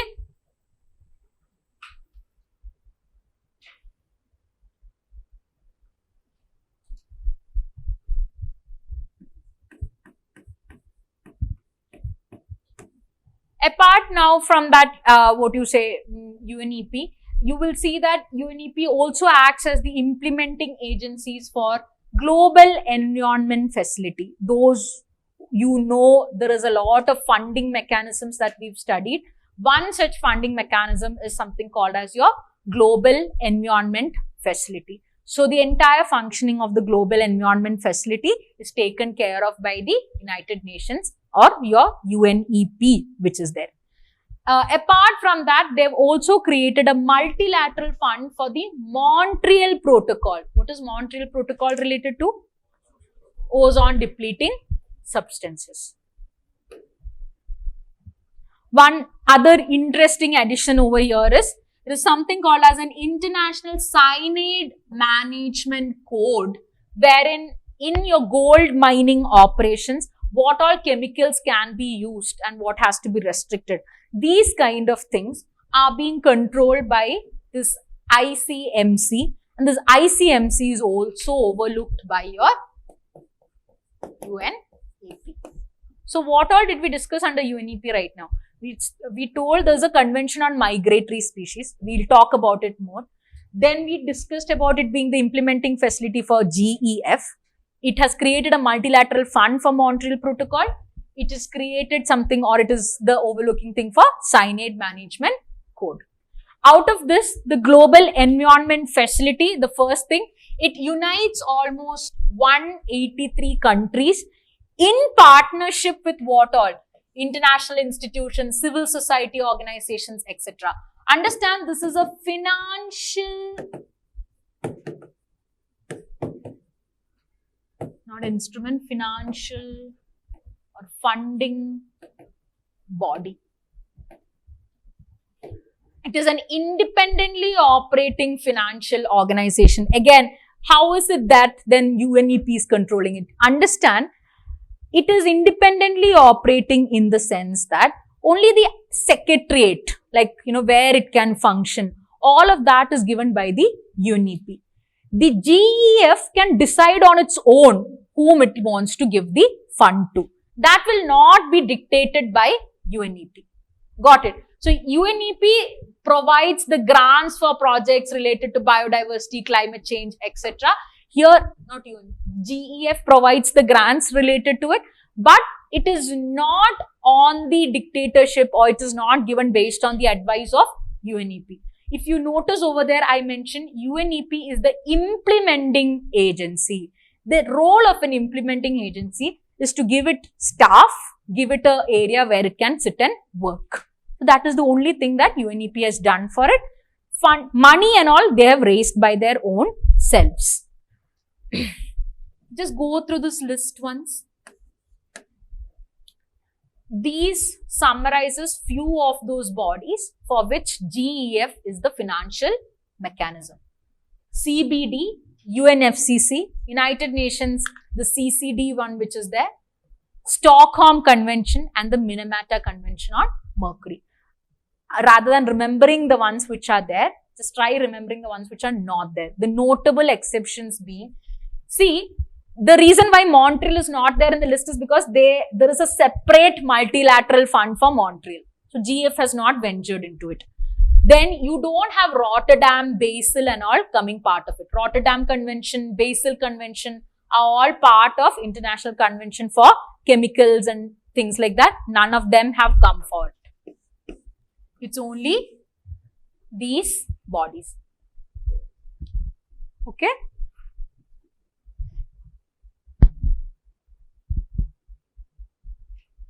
Here, see, if they ask which are the financial mechanism, it's only these. Okay. But that doesn't mean that GF does not give money to anyone else. For your UNFCCC and everything, they are the sole major financial mechanism. Like, for example, if there is a fund coming in, almost 80% above funds will be contributed by GEF. Now, you have GF working with other bodies also. But what they're trying to do over there is trying to get some cooperation. For example, when GF works with Asian Development Bank would have chosen a project. GF would just aid in that project, give a little bit of funding. Understood? Now, few of other UNEP. Where are we right now? Again, to picturize the frame again. We are still at UNEP. We have not moved from UNEP. In UNEP, we've discussed GEF. We've discussed the Multilateral Montreal Protocol Fund, which is there. We are been discussing different bodies under it. First, one of the other things is your Champions of Earth. Again, when you discuss the current affairs, you will again see this. This is an award given for outstanding conservation measures. Do you have any current affairs to add to it? I have mentioned this. Okay, yeah, good. So, in the last year, you have an Indian lady who has won this award. It's called as the Champions of Earth Award by UNEP. Her name is Purnima Devi, and she's won this for something called as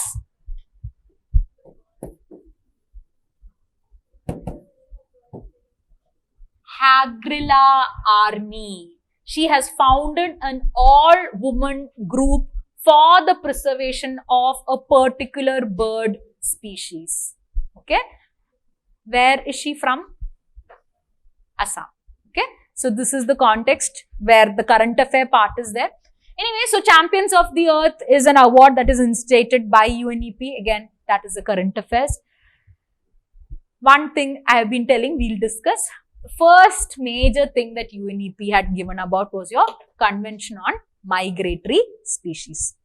And convention, I don't want you to confuse this with another major organization where we discuss central flyways and all. Which was the organization? Some moments ago we discussed. BirdLife international. Okay. So now coming to this one over here, Bond Convention is a convention on migratory species, or this is your UNEP CMS convention. Previous year UPSC question also again. Convention was signed in 1979. It is the only global and UN based intergovernmental organization created exclusively for your migratory species. How is it this the only intergovernmental? Because the other one was an NGO. BirdLife International was a partnership group which was there. This is the intergovernmental group which is created for different migratory species, not just birds. It's for any kind of migratory species. So, terrestrial, aquatic, avian, whatever is the category. BirdLife was for only birds.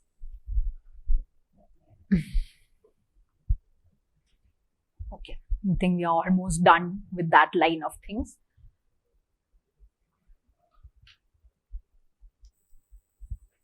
Can you all just recollect totally what all UNEP has done? Let's start one by one. Give me one activity of you. Okay, administer side, implementing agency of side. Yeah. Next person. Go. Global Environment Facility. Good.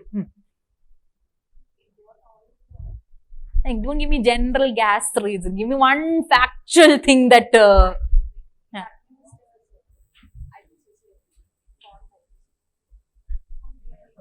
Along with WMO. Okay, next person. Okay, Bond Convention was done. Next person. Champions of Earth. Next person. Cyanide management. Did I leave out anything? Tejaswini. GEF and all they said. Montreal. Multilateral Fund for Montreal. Okay, almost. Yeah, okay.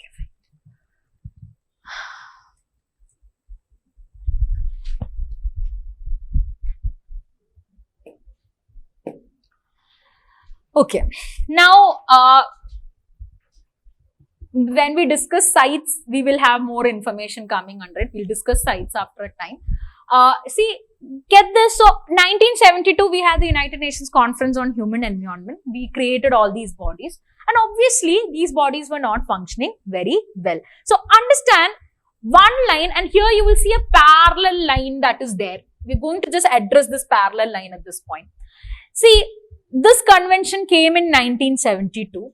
And obviously, when a convention comes, time and again, they will come and discuss like, okay, is this convention working very well?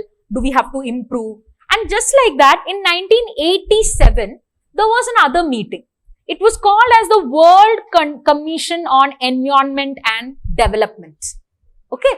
They came together, they discussed, and they understood that, okay, we have to have a complete report on all the activities. They gave a report called as Our Common Future. Okay. Our Common Future.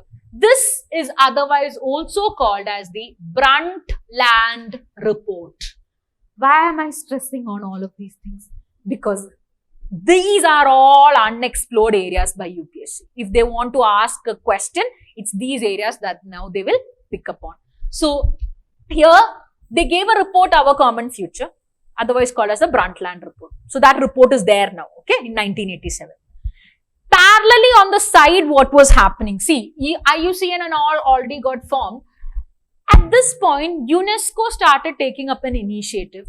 UNESCO gave something called as, you have to understand, UNESCO was there initially. When later on your UNEP got formed, UNEP took a lot of the role that UNESCO was performing. Because UNESCO was performing for natural and cultural and every other side. When UNEP got formed, all the environment related part got taken up by your UNEP.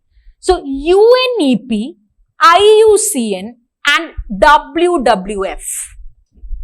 UNEP, IUCN, all the big kids on the block, they all came together. They are like, let's create something called as a World Conservation Strategy. Okay. Now, why are they going on doing this? They're going on doing this primarily because until then, we were like, let's preserve. Let's conserve and let's preserve everything. But towards after your 1970s, 1980s beginning and all, we started slowly seeing the impacts of climate change. We started seeing about how climate change can even impact resources. This is the reason why they came about and they gave something called as World Conservation Strategy. They created this report. They said that we're going to preserve the earth based on this. Now remember over here, they created this report and this was done in 1980. And after 1980, when this report was put for public discussion, lot more inputs came into it. And finally, a very crucial report called as Caring for Earth got published. I want you to remember, World Conservation Strategy was derived from, your Caring for Earth report was derived from this World Conservation Strategy. Okay, so keep that in mind. And who created World Conservation Strategy? UNEP, IUCN and WWF. So parallelly, that is also happening. So right now we have two reports in the world. We have Our Common Future and Caring for Earth. And it is at that juncture, this came about in 1987, this came about in 1991. Everyone started feeling the heat of climate change. They're like, we have to do something about all these reports that have come. Because otherwise, global community will be like, you got such reports saying the world is going into trouble. You didn't do anything about it. Thus, in 1992, you have UN Conference on Environment and Development. So, UN Conference on Environment and Development are actually the outcome of these two reports. Our Common Future and Caring for Earth report. Okay. This area is huge fodder. It's unexplored by UPSC. If they start, because they've reached all these points. Now the next thing that they will venture into is this. So you have the advantage at this point. So these two reports, they came about, and in 1992, they are creating a meeting to discuss this report. This so-called meeting becomes the reason of all the major environmental organizations that we see right now. Okay, so I'll do one thing. Let's just discuss that line fully, then we'll go into the details, because I don't want to break the line of thought. Is that fine with all of you? What happened?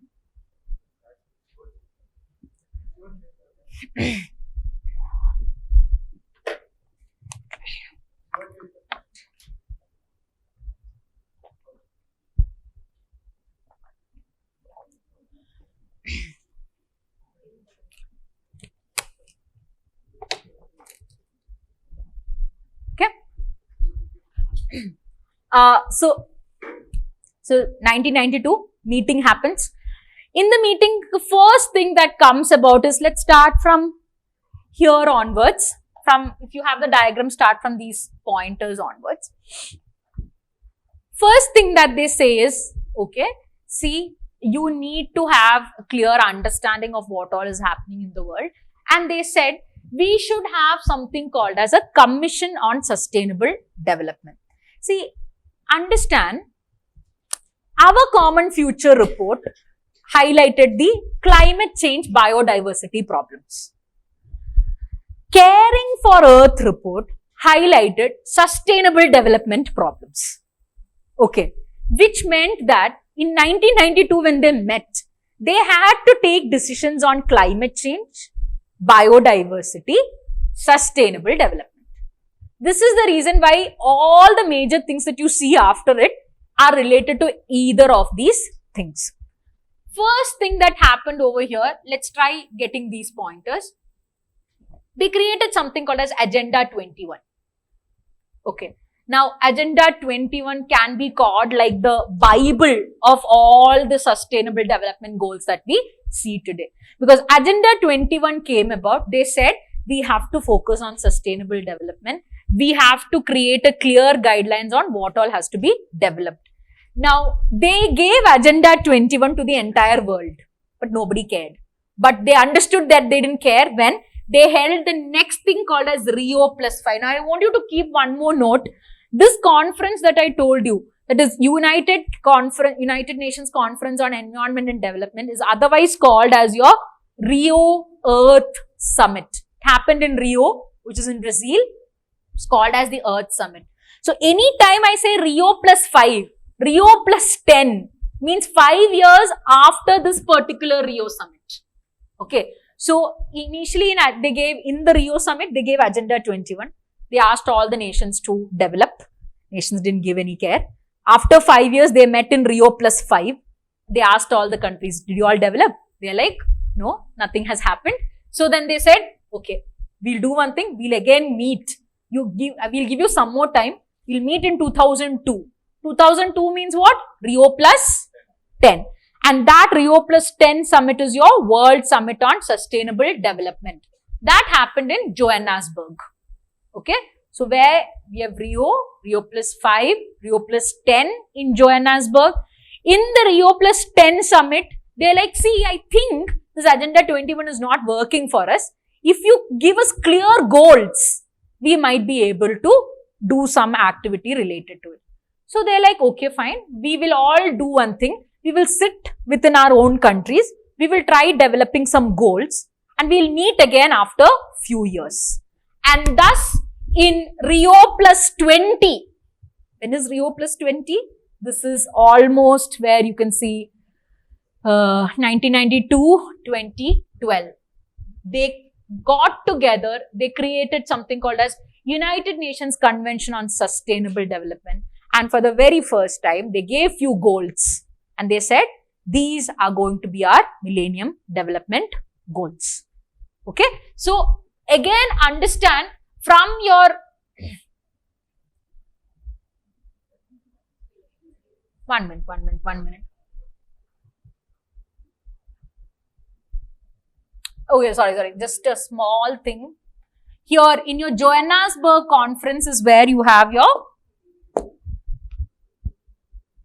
Millennium Development Goals. Okay. In your Johannesburg, you have Millennium Development Goals. Again, in Rio plus 20, they come together, they check how much we've done well on the Millennium Development Goals. Countries like India and all did a lot of improvements when it came to the infant mortality rate and everything. So, in 2012, they said, okay, so this goal thing seems to be working for us. So, let's have Sustainable Development Goals. They overdid it and they created so many goals with so many different targets that we see today. Okay. So, this happened to, or if I am looking, Agenda 21 is where today, from Agenda 21 what started, today we have the Sustainable Development Goals. That line of thought is clear? Okay. Next thing that happened is another declaration called as Rio Declaration on Environment and Development. It was basically 27 principles. It's otherwise nicknamed as 27 principles. So, even if they give you 27 principles was formed as part of what? That is also as part of your 1992 summit, which is there. This again just focused on how development and environment should go hand in hand. Now coming into three major bodies. First one being the Statement of Forest Principles. See, understand, the world at that point is very clear that we have climate change issue, we have biodiversity issue, we have some problems related to sustainable development. So, but then one major solution all of them knew is we need forests. We need afforestation activities. So, it is in that point of view, you have something called as Statement of Forest Principles. Now, this Statement of Forest Principles is what later on takes the form of something called as RED and RED plus activities. Okay. RED is basically your different kinds of methods to restore and to reduce the deforestation and everything. It all takes its root from the Statement of Forest Principles. Then moving on to the star two major things, you have something called as UNFCCC and you have something called as United Nations Convention on Biological Diversity. UNFCCC, we know Like, it's as simple as we've seen so many times. UNFCCC was formed, and UNFCCC first thing that happened is they said we are going to have different conference of parties. And in the third conference of party, they formed something called as your Kyoto Protocol. Okay. And this Kyoto Protocol, again, later on, we have something that is right now there called as your Paris Agreement. So this is the line of thought of UNFCCC. UNCBD also over here, you will see, it is primarily related to biodiversity measures. You have certain convention protocols called as Cartagena and Nagoya. You have convention bodies called as Conference of Parties.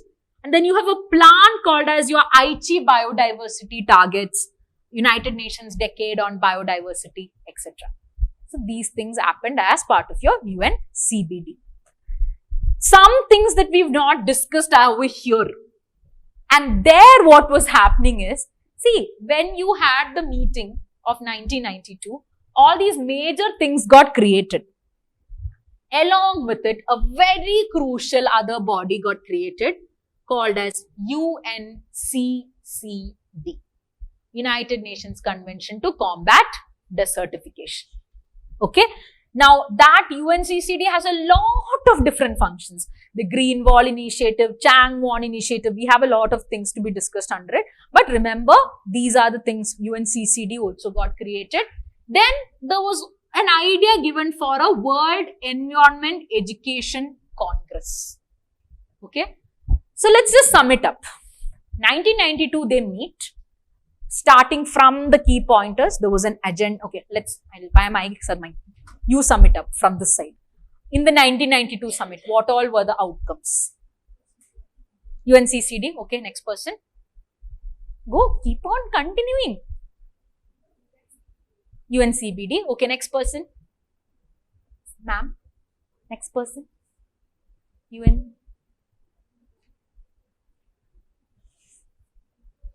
UNCCD, UNCBD. Try recollecting the diagram, guys. Don't look into your notebook. How long will you keep looking into your notebook? Just use your brain for 1 minute. Try recollecting it. Otherwise, it will be atrophied. Here, this side, in the middle. Tell one by one. What all did it lead to? First person. 1992 summit led to what all outcomes? UNF, what?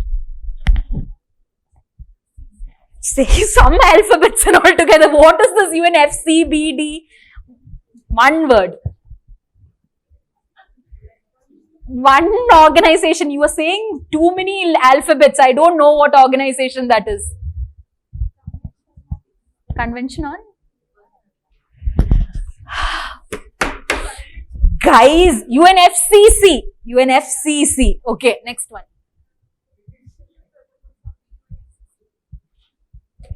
Just 1992 summit. Gave what all outcomes? She said UNFCCC. I don't want to know about UNFCCC. Next outcome. UNCBD. Next person. Agenda 21. Okay. For 27 principles. Statement on forests.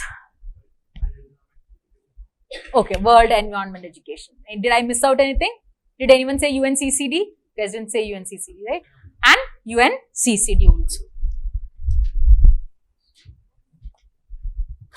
I just finished it and you all are looking into your notebooks right now itself. What will happen after some time?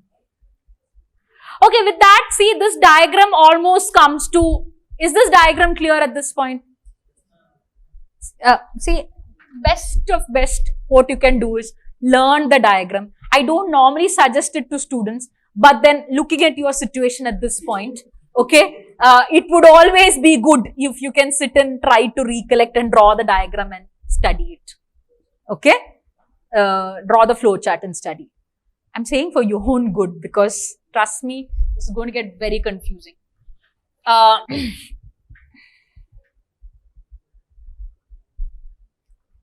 Where did we stop?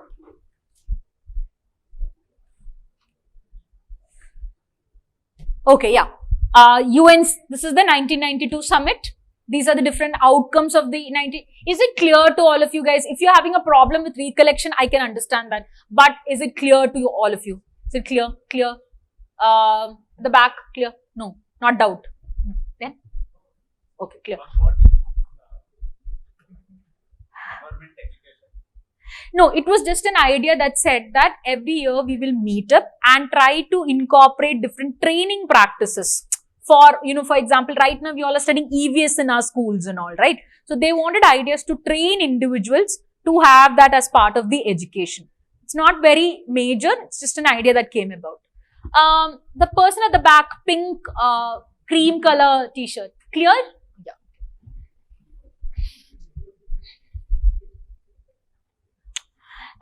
Now, one thing out of all the important ones, one major thing I want to discuss. The rest of all the things you would already know. You have already the slides given to you. One thing I feel has to be discussed is Kyoto Protocol and Paris Agreement. It's clear to all of you? It's clear? All the mechanisms, CDM, no need for discussion, no then? Online guys, can you give me a response for this? Do you want the different Kyoto mechanisms to be discussed? When I'm saying Kyoto mechanisms, I mean International Emissions Treaty, CDM, Joint Implementation Mechanism. If it is integrated with the current level of... No, that is the problem. It is not a current affair question. It is always the probability that when again and again we are having, there's a lot of discussion on carbon trade happening now. Okay, the origins of carbon trade is from the Kyoto Protocol. This is why you require to have a clarity on these concepts. So if you are clear in it, I think I'll just discuss it in a go, because I don't, if it comes and you guys get it wrong, I'll be... Kyoto has 3 major protocols. Okay, before I go into Kyoto protocols, Kyoto had several categories of countries involved in it. What are the different categories of countries in Kyoto Protocol? Can anyone tell me quickly? You have something called as, you have certain Annex 1 countries, Annex 2 countries, you have non-Annex countries, and you also have Annex B countries. Okay, see, understand Kyoto was basically you can see this treaty as something that where you have all these major rich developed countries doing something that is out of, kindness for the environment that is there. So you will see Annex 1 countries were mostly OECD countries of 1992, along with economies in transition, which is there. Economies in transition are basically developing countries, but they are not as backward at that point as maybe India or China or anything. They are economies in transition in the European areas. They are your Annex 1 countries. Annex 2 is only OECD countries, which means they are the richest of the lot. That is your Annex 2. Non-Annex is all of us. All the other countries who don't fall into any Annex is your non-Annex countries. Annex B is all your Annex 1 countries minus Turkey and Belarus. Okay, keep this point in mind. Now, when it comes to the carbon trading mechanism, the reason I said Kyoto actually led to an idea over here, reason being that Kyoto had 3 mechanisms: international emissions trading, clean development mechanism, and joint implementation, which was there. What is the idea of your emissions trading? Emissions trading primarily was cap and trade. Emissions trading allowed countries that have emission units to spare emissions, permitted them but not used to sell this excess capacity over the target. What is the idea? See, Kyoto said to each country, you should reduce your emissions. They gave targets to everyone. Some countries, and remember the topper of the class analogy over here, some countries did okay. Some countries were not able to get their targets right. Some of them were overachievers. They did more than what was asked. Okay. At this point, Kyoto said, see, it's good. You did more than what you asked, but do one thing. You try to get some money out of it. So what they did, the idea of emissions trading is, you basically take whatever extra emission units you have and you can sell it to some country which is not or which has not actually reached their targets. Now, what is the point over here?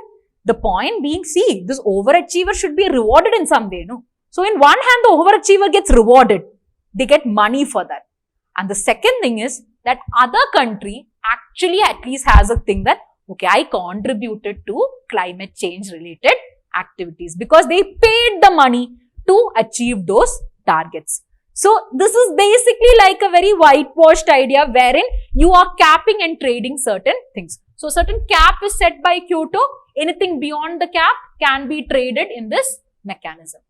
Okay. This is the ideas of emissions trading. This emission trading is what has now taken the form of several kinds of instruments where we have emission reduction certificates.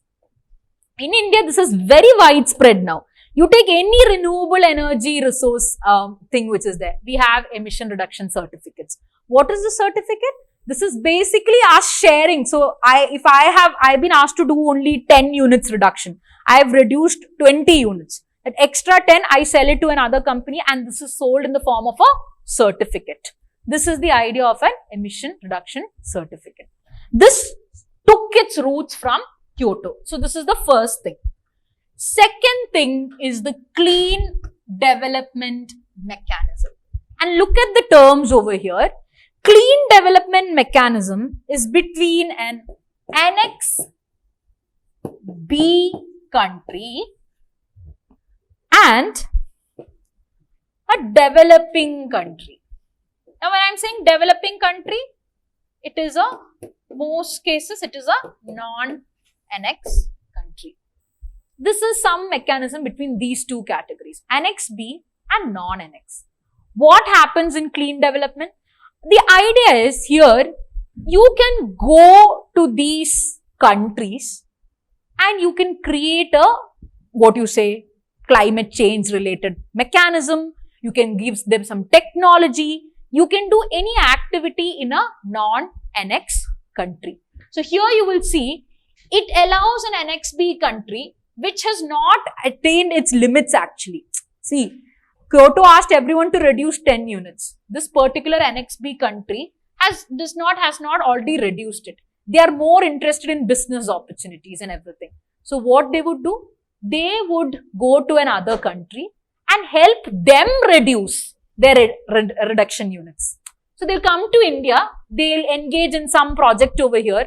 India's emission reduction units will be reduced or India's emission will be reduced and they'll be like, see, we helped India reduce the emissions. So, this is our emission reduction unit which is there.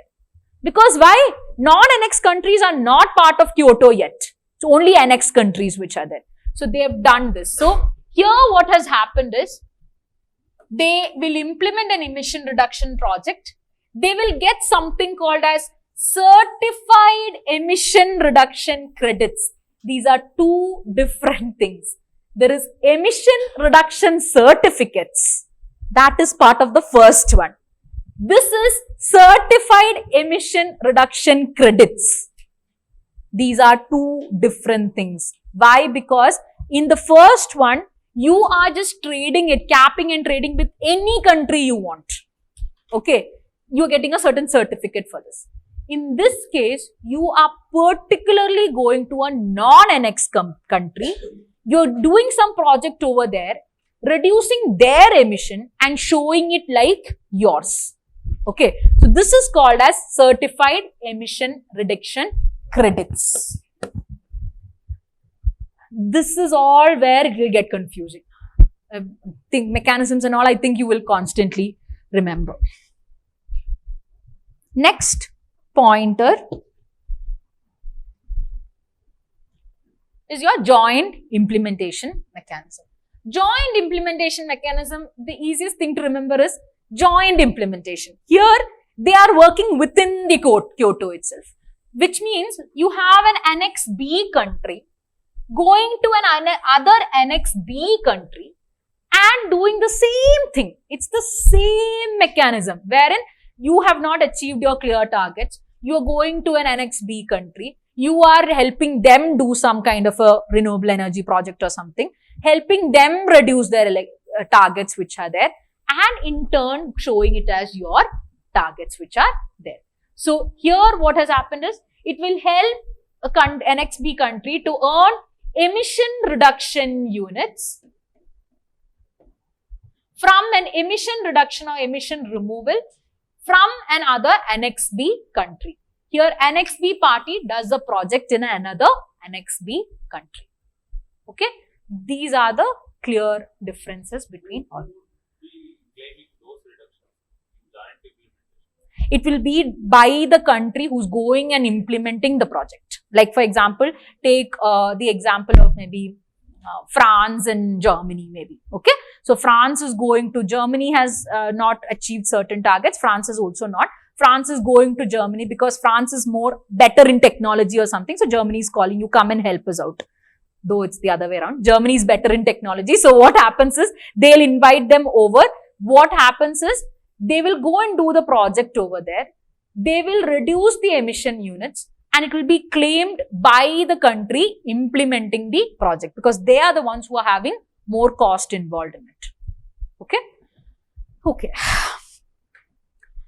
We have, we've done. No, see, these slides which I've included over here at this point is basically because when I copied the slides, it all got mismatched. These are not pointers. These are all things that you've already known. Paris Agreement and all. There's nothing left for me to add extra into it. You all know the necessary things. Let me just go through the, this point, these ones. Let's just quickly go through these articles. In the Paris Agreement, there are certain articles related to certain things. Okay. Let's see. Article 2 gives something called as a long-term temperature goal. What is a long-term temperature goal? The long-term temperature goal is basically to reduce the global temperature to below 2 degrees Celsius. Okay. The right now short-term goal is at least 1.5. Understand? This will become important when tomorrow we're going to discuss a specific project by India that is focused on this long-term goal which is there. Okay. So remember, in Paris Agreement, there is an Article 2 and the Article 2 is related to the long-term temperature goal. Okay. Then there is an Article 4 which is related to global peaking and climate neutrality. It just means that, see, each of these countries have been urged to, and this is primarily for the developing countries, because see, developed countries have already utilized the maximum. They've reached to a certain level of development. Global peaking primarily means you allow the developing countries to peak their consumption of carbon dioxide or their emissions of carbon dioxide. Because peaking will happen when you are engaged in more development. They're saying you have to give a chance for these developing countries to reach to their maximum potential. And from then, you try reducing it.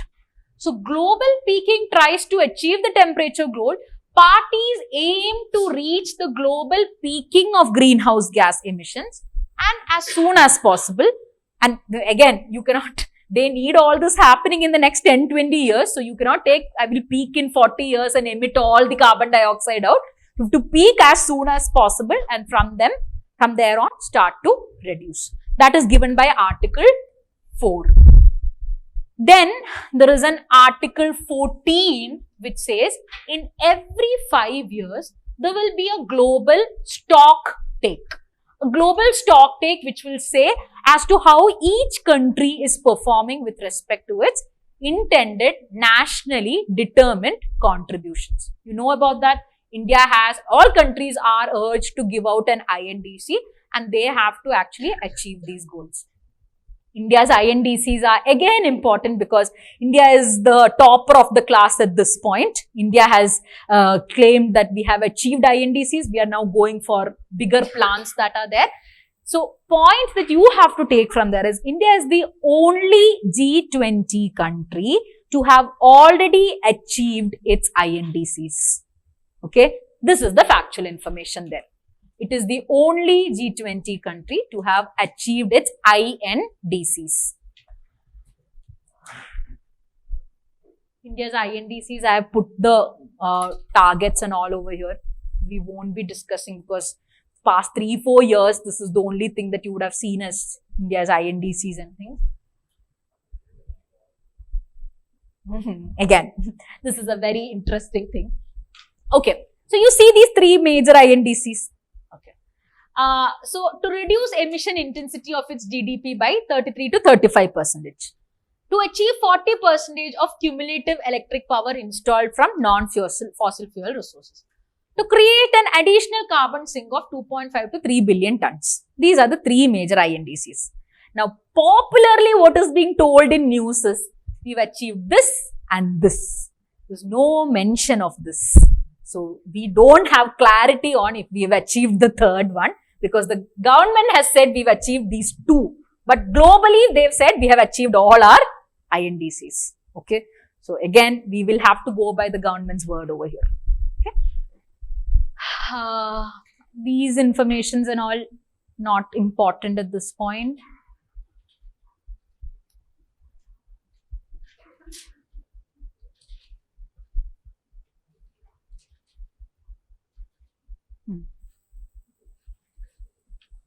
I have included the different UNCCD activities. Again, UNCCD is a hot favorite of UPSC. Every 2 years, there is a question on UNCCD. Broadly, just look into it. UNCCD, some of the activities are, there's a great wall, green wall in Africa that is being constructed. It was launched in 2007 by African Union. The construction is still happening on right now. There is something called as Land for Life program. Again, just note down the programs. These are all UNCCD programs. Land for Life program. There is a Changwon initiative. Changwon initiative is primarily to define what are the different processes in which desertification can be reversed. There is a land degradation neutrality that tries to say, like, whatever land you're taking in and trying to degrade, you have to have an equivalent level of preservation also. Each country sets LDN targets. India has not set any LDN targets. Okay, this is the point that has to be there. India has not set LDN targets. There's a global land outlook that is being published by UNCCD. That's it. Then there is a Delhi declaration. When the meeting of UNCCD happened in India, we had declared something called as a Delhi declaration and also a peace forest initiative. The peace forest initiative was actually declared by South Korea, where they figured out that in conflict-torn areas, you could actually have a joint measure by both the countries to improve upon the degradation of the land. So again, India is now taking up that initiative called as the peace forest because we do have a lot of conflict-torn areas. Okay, I think we'll have to stop right now. Okay? Tomorrow, we'll continue from the air pollutants part because again, that's a little bit part of your current affairs also. But major part will be your current affairs. Okay?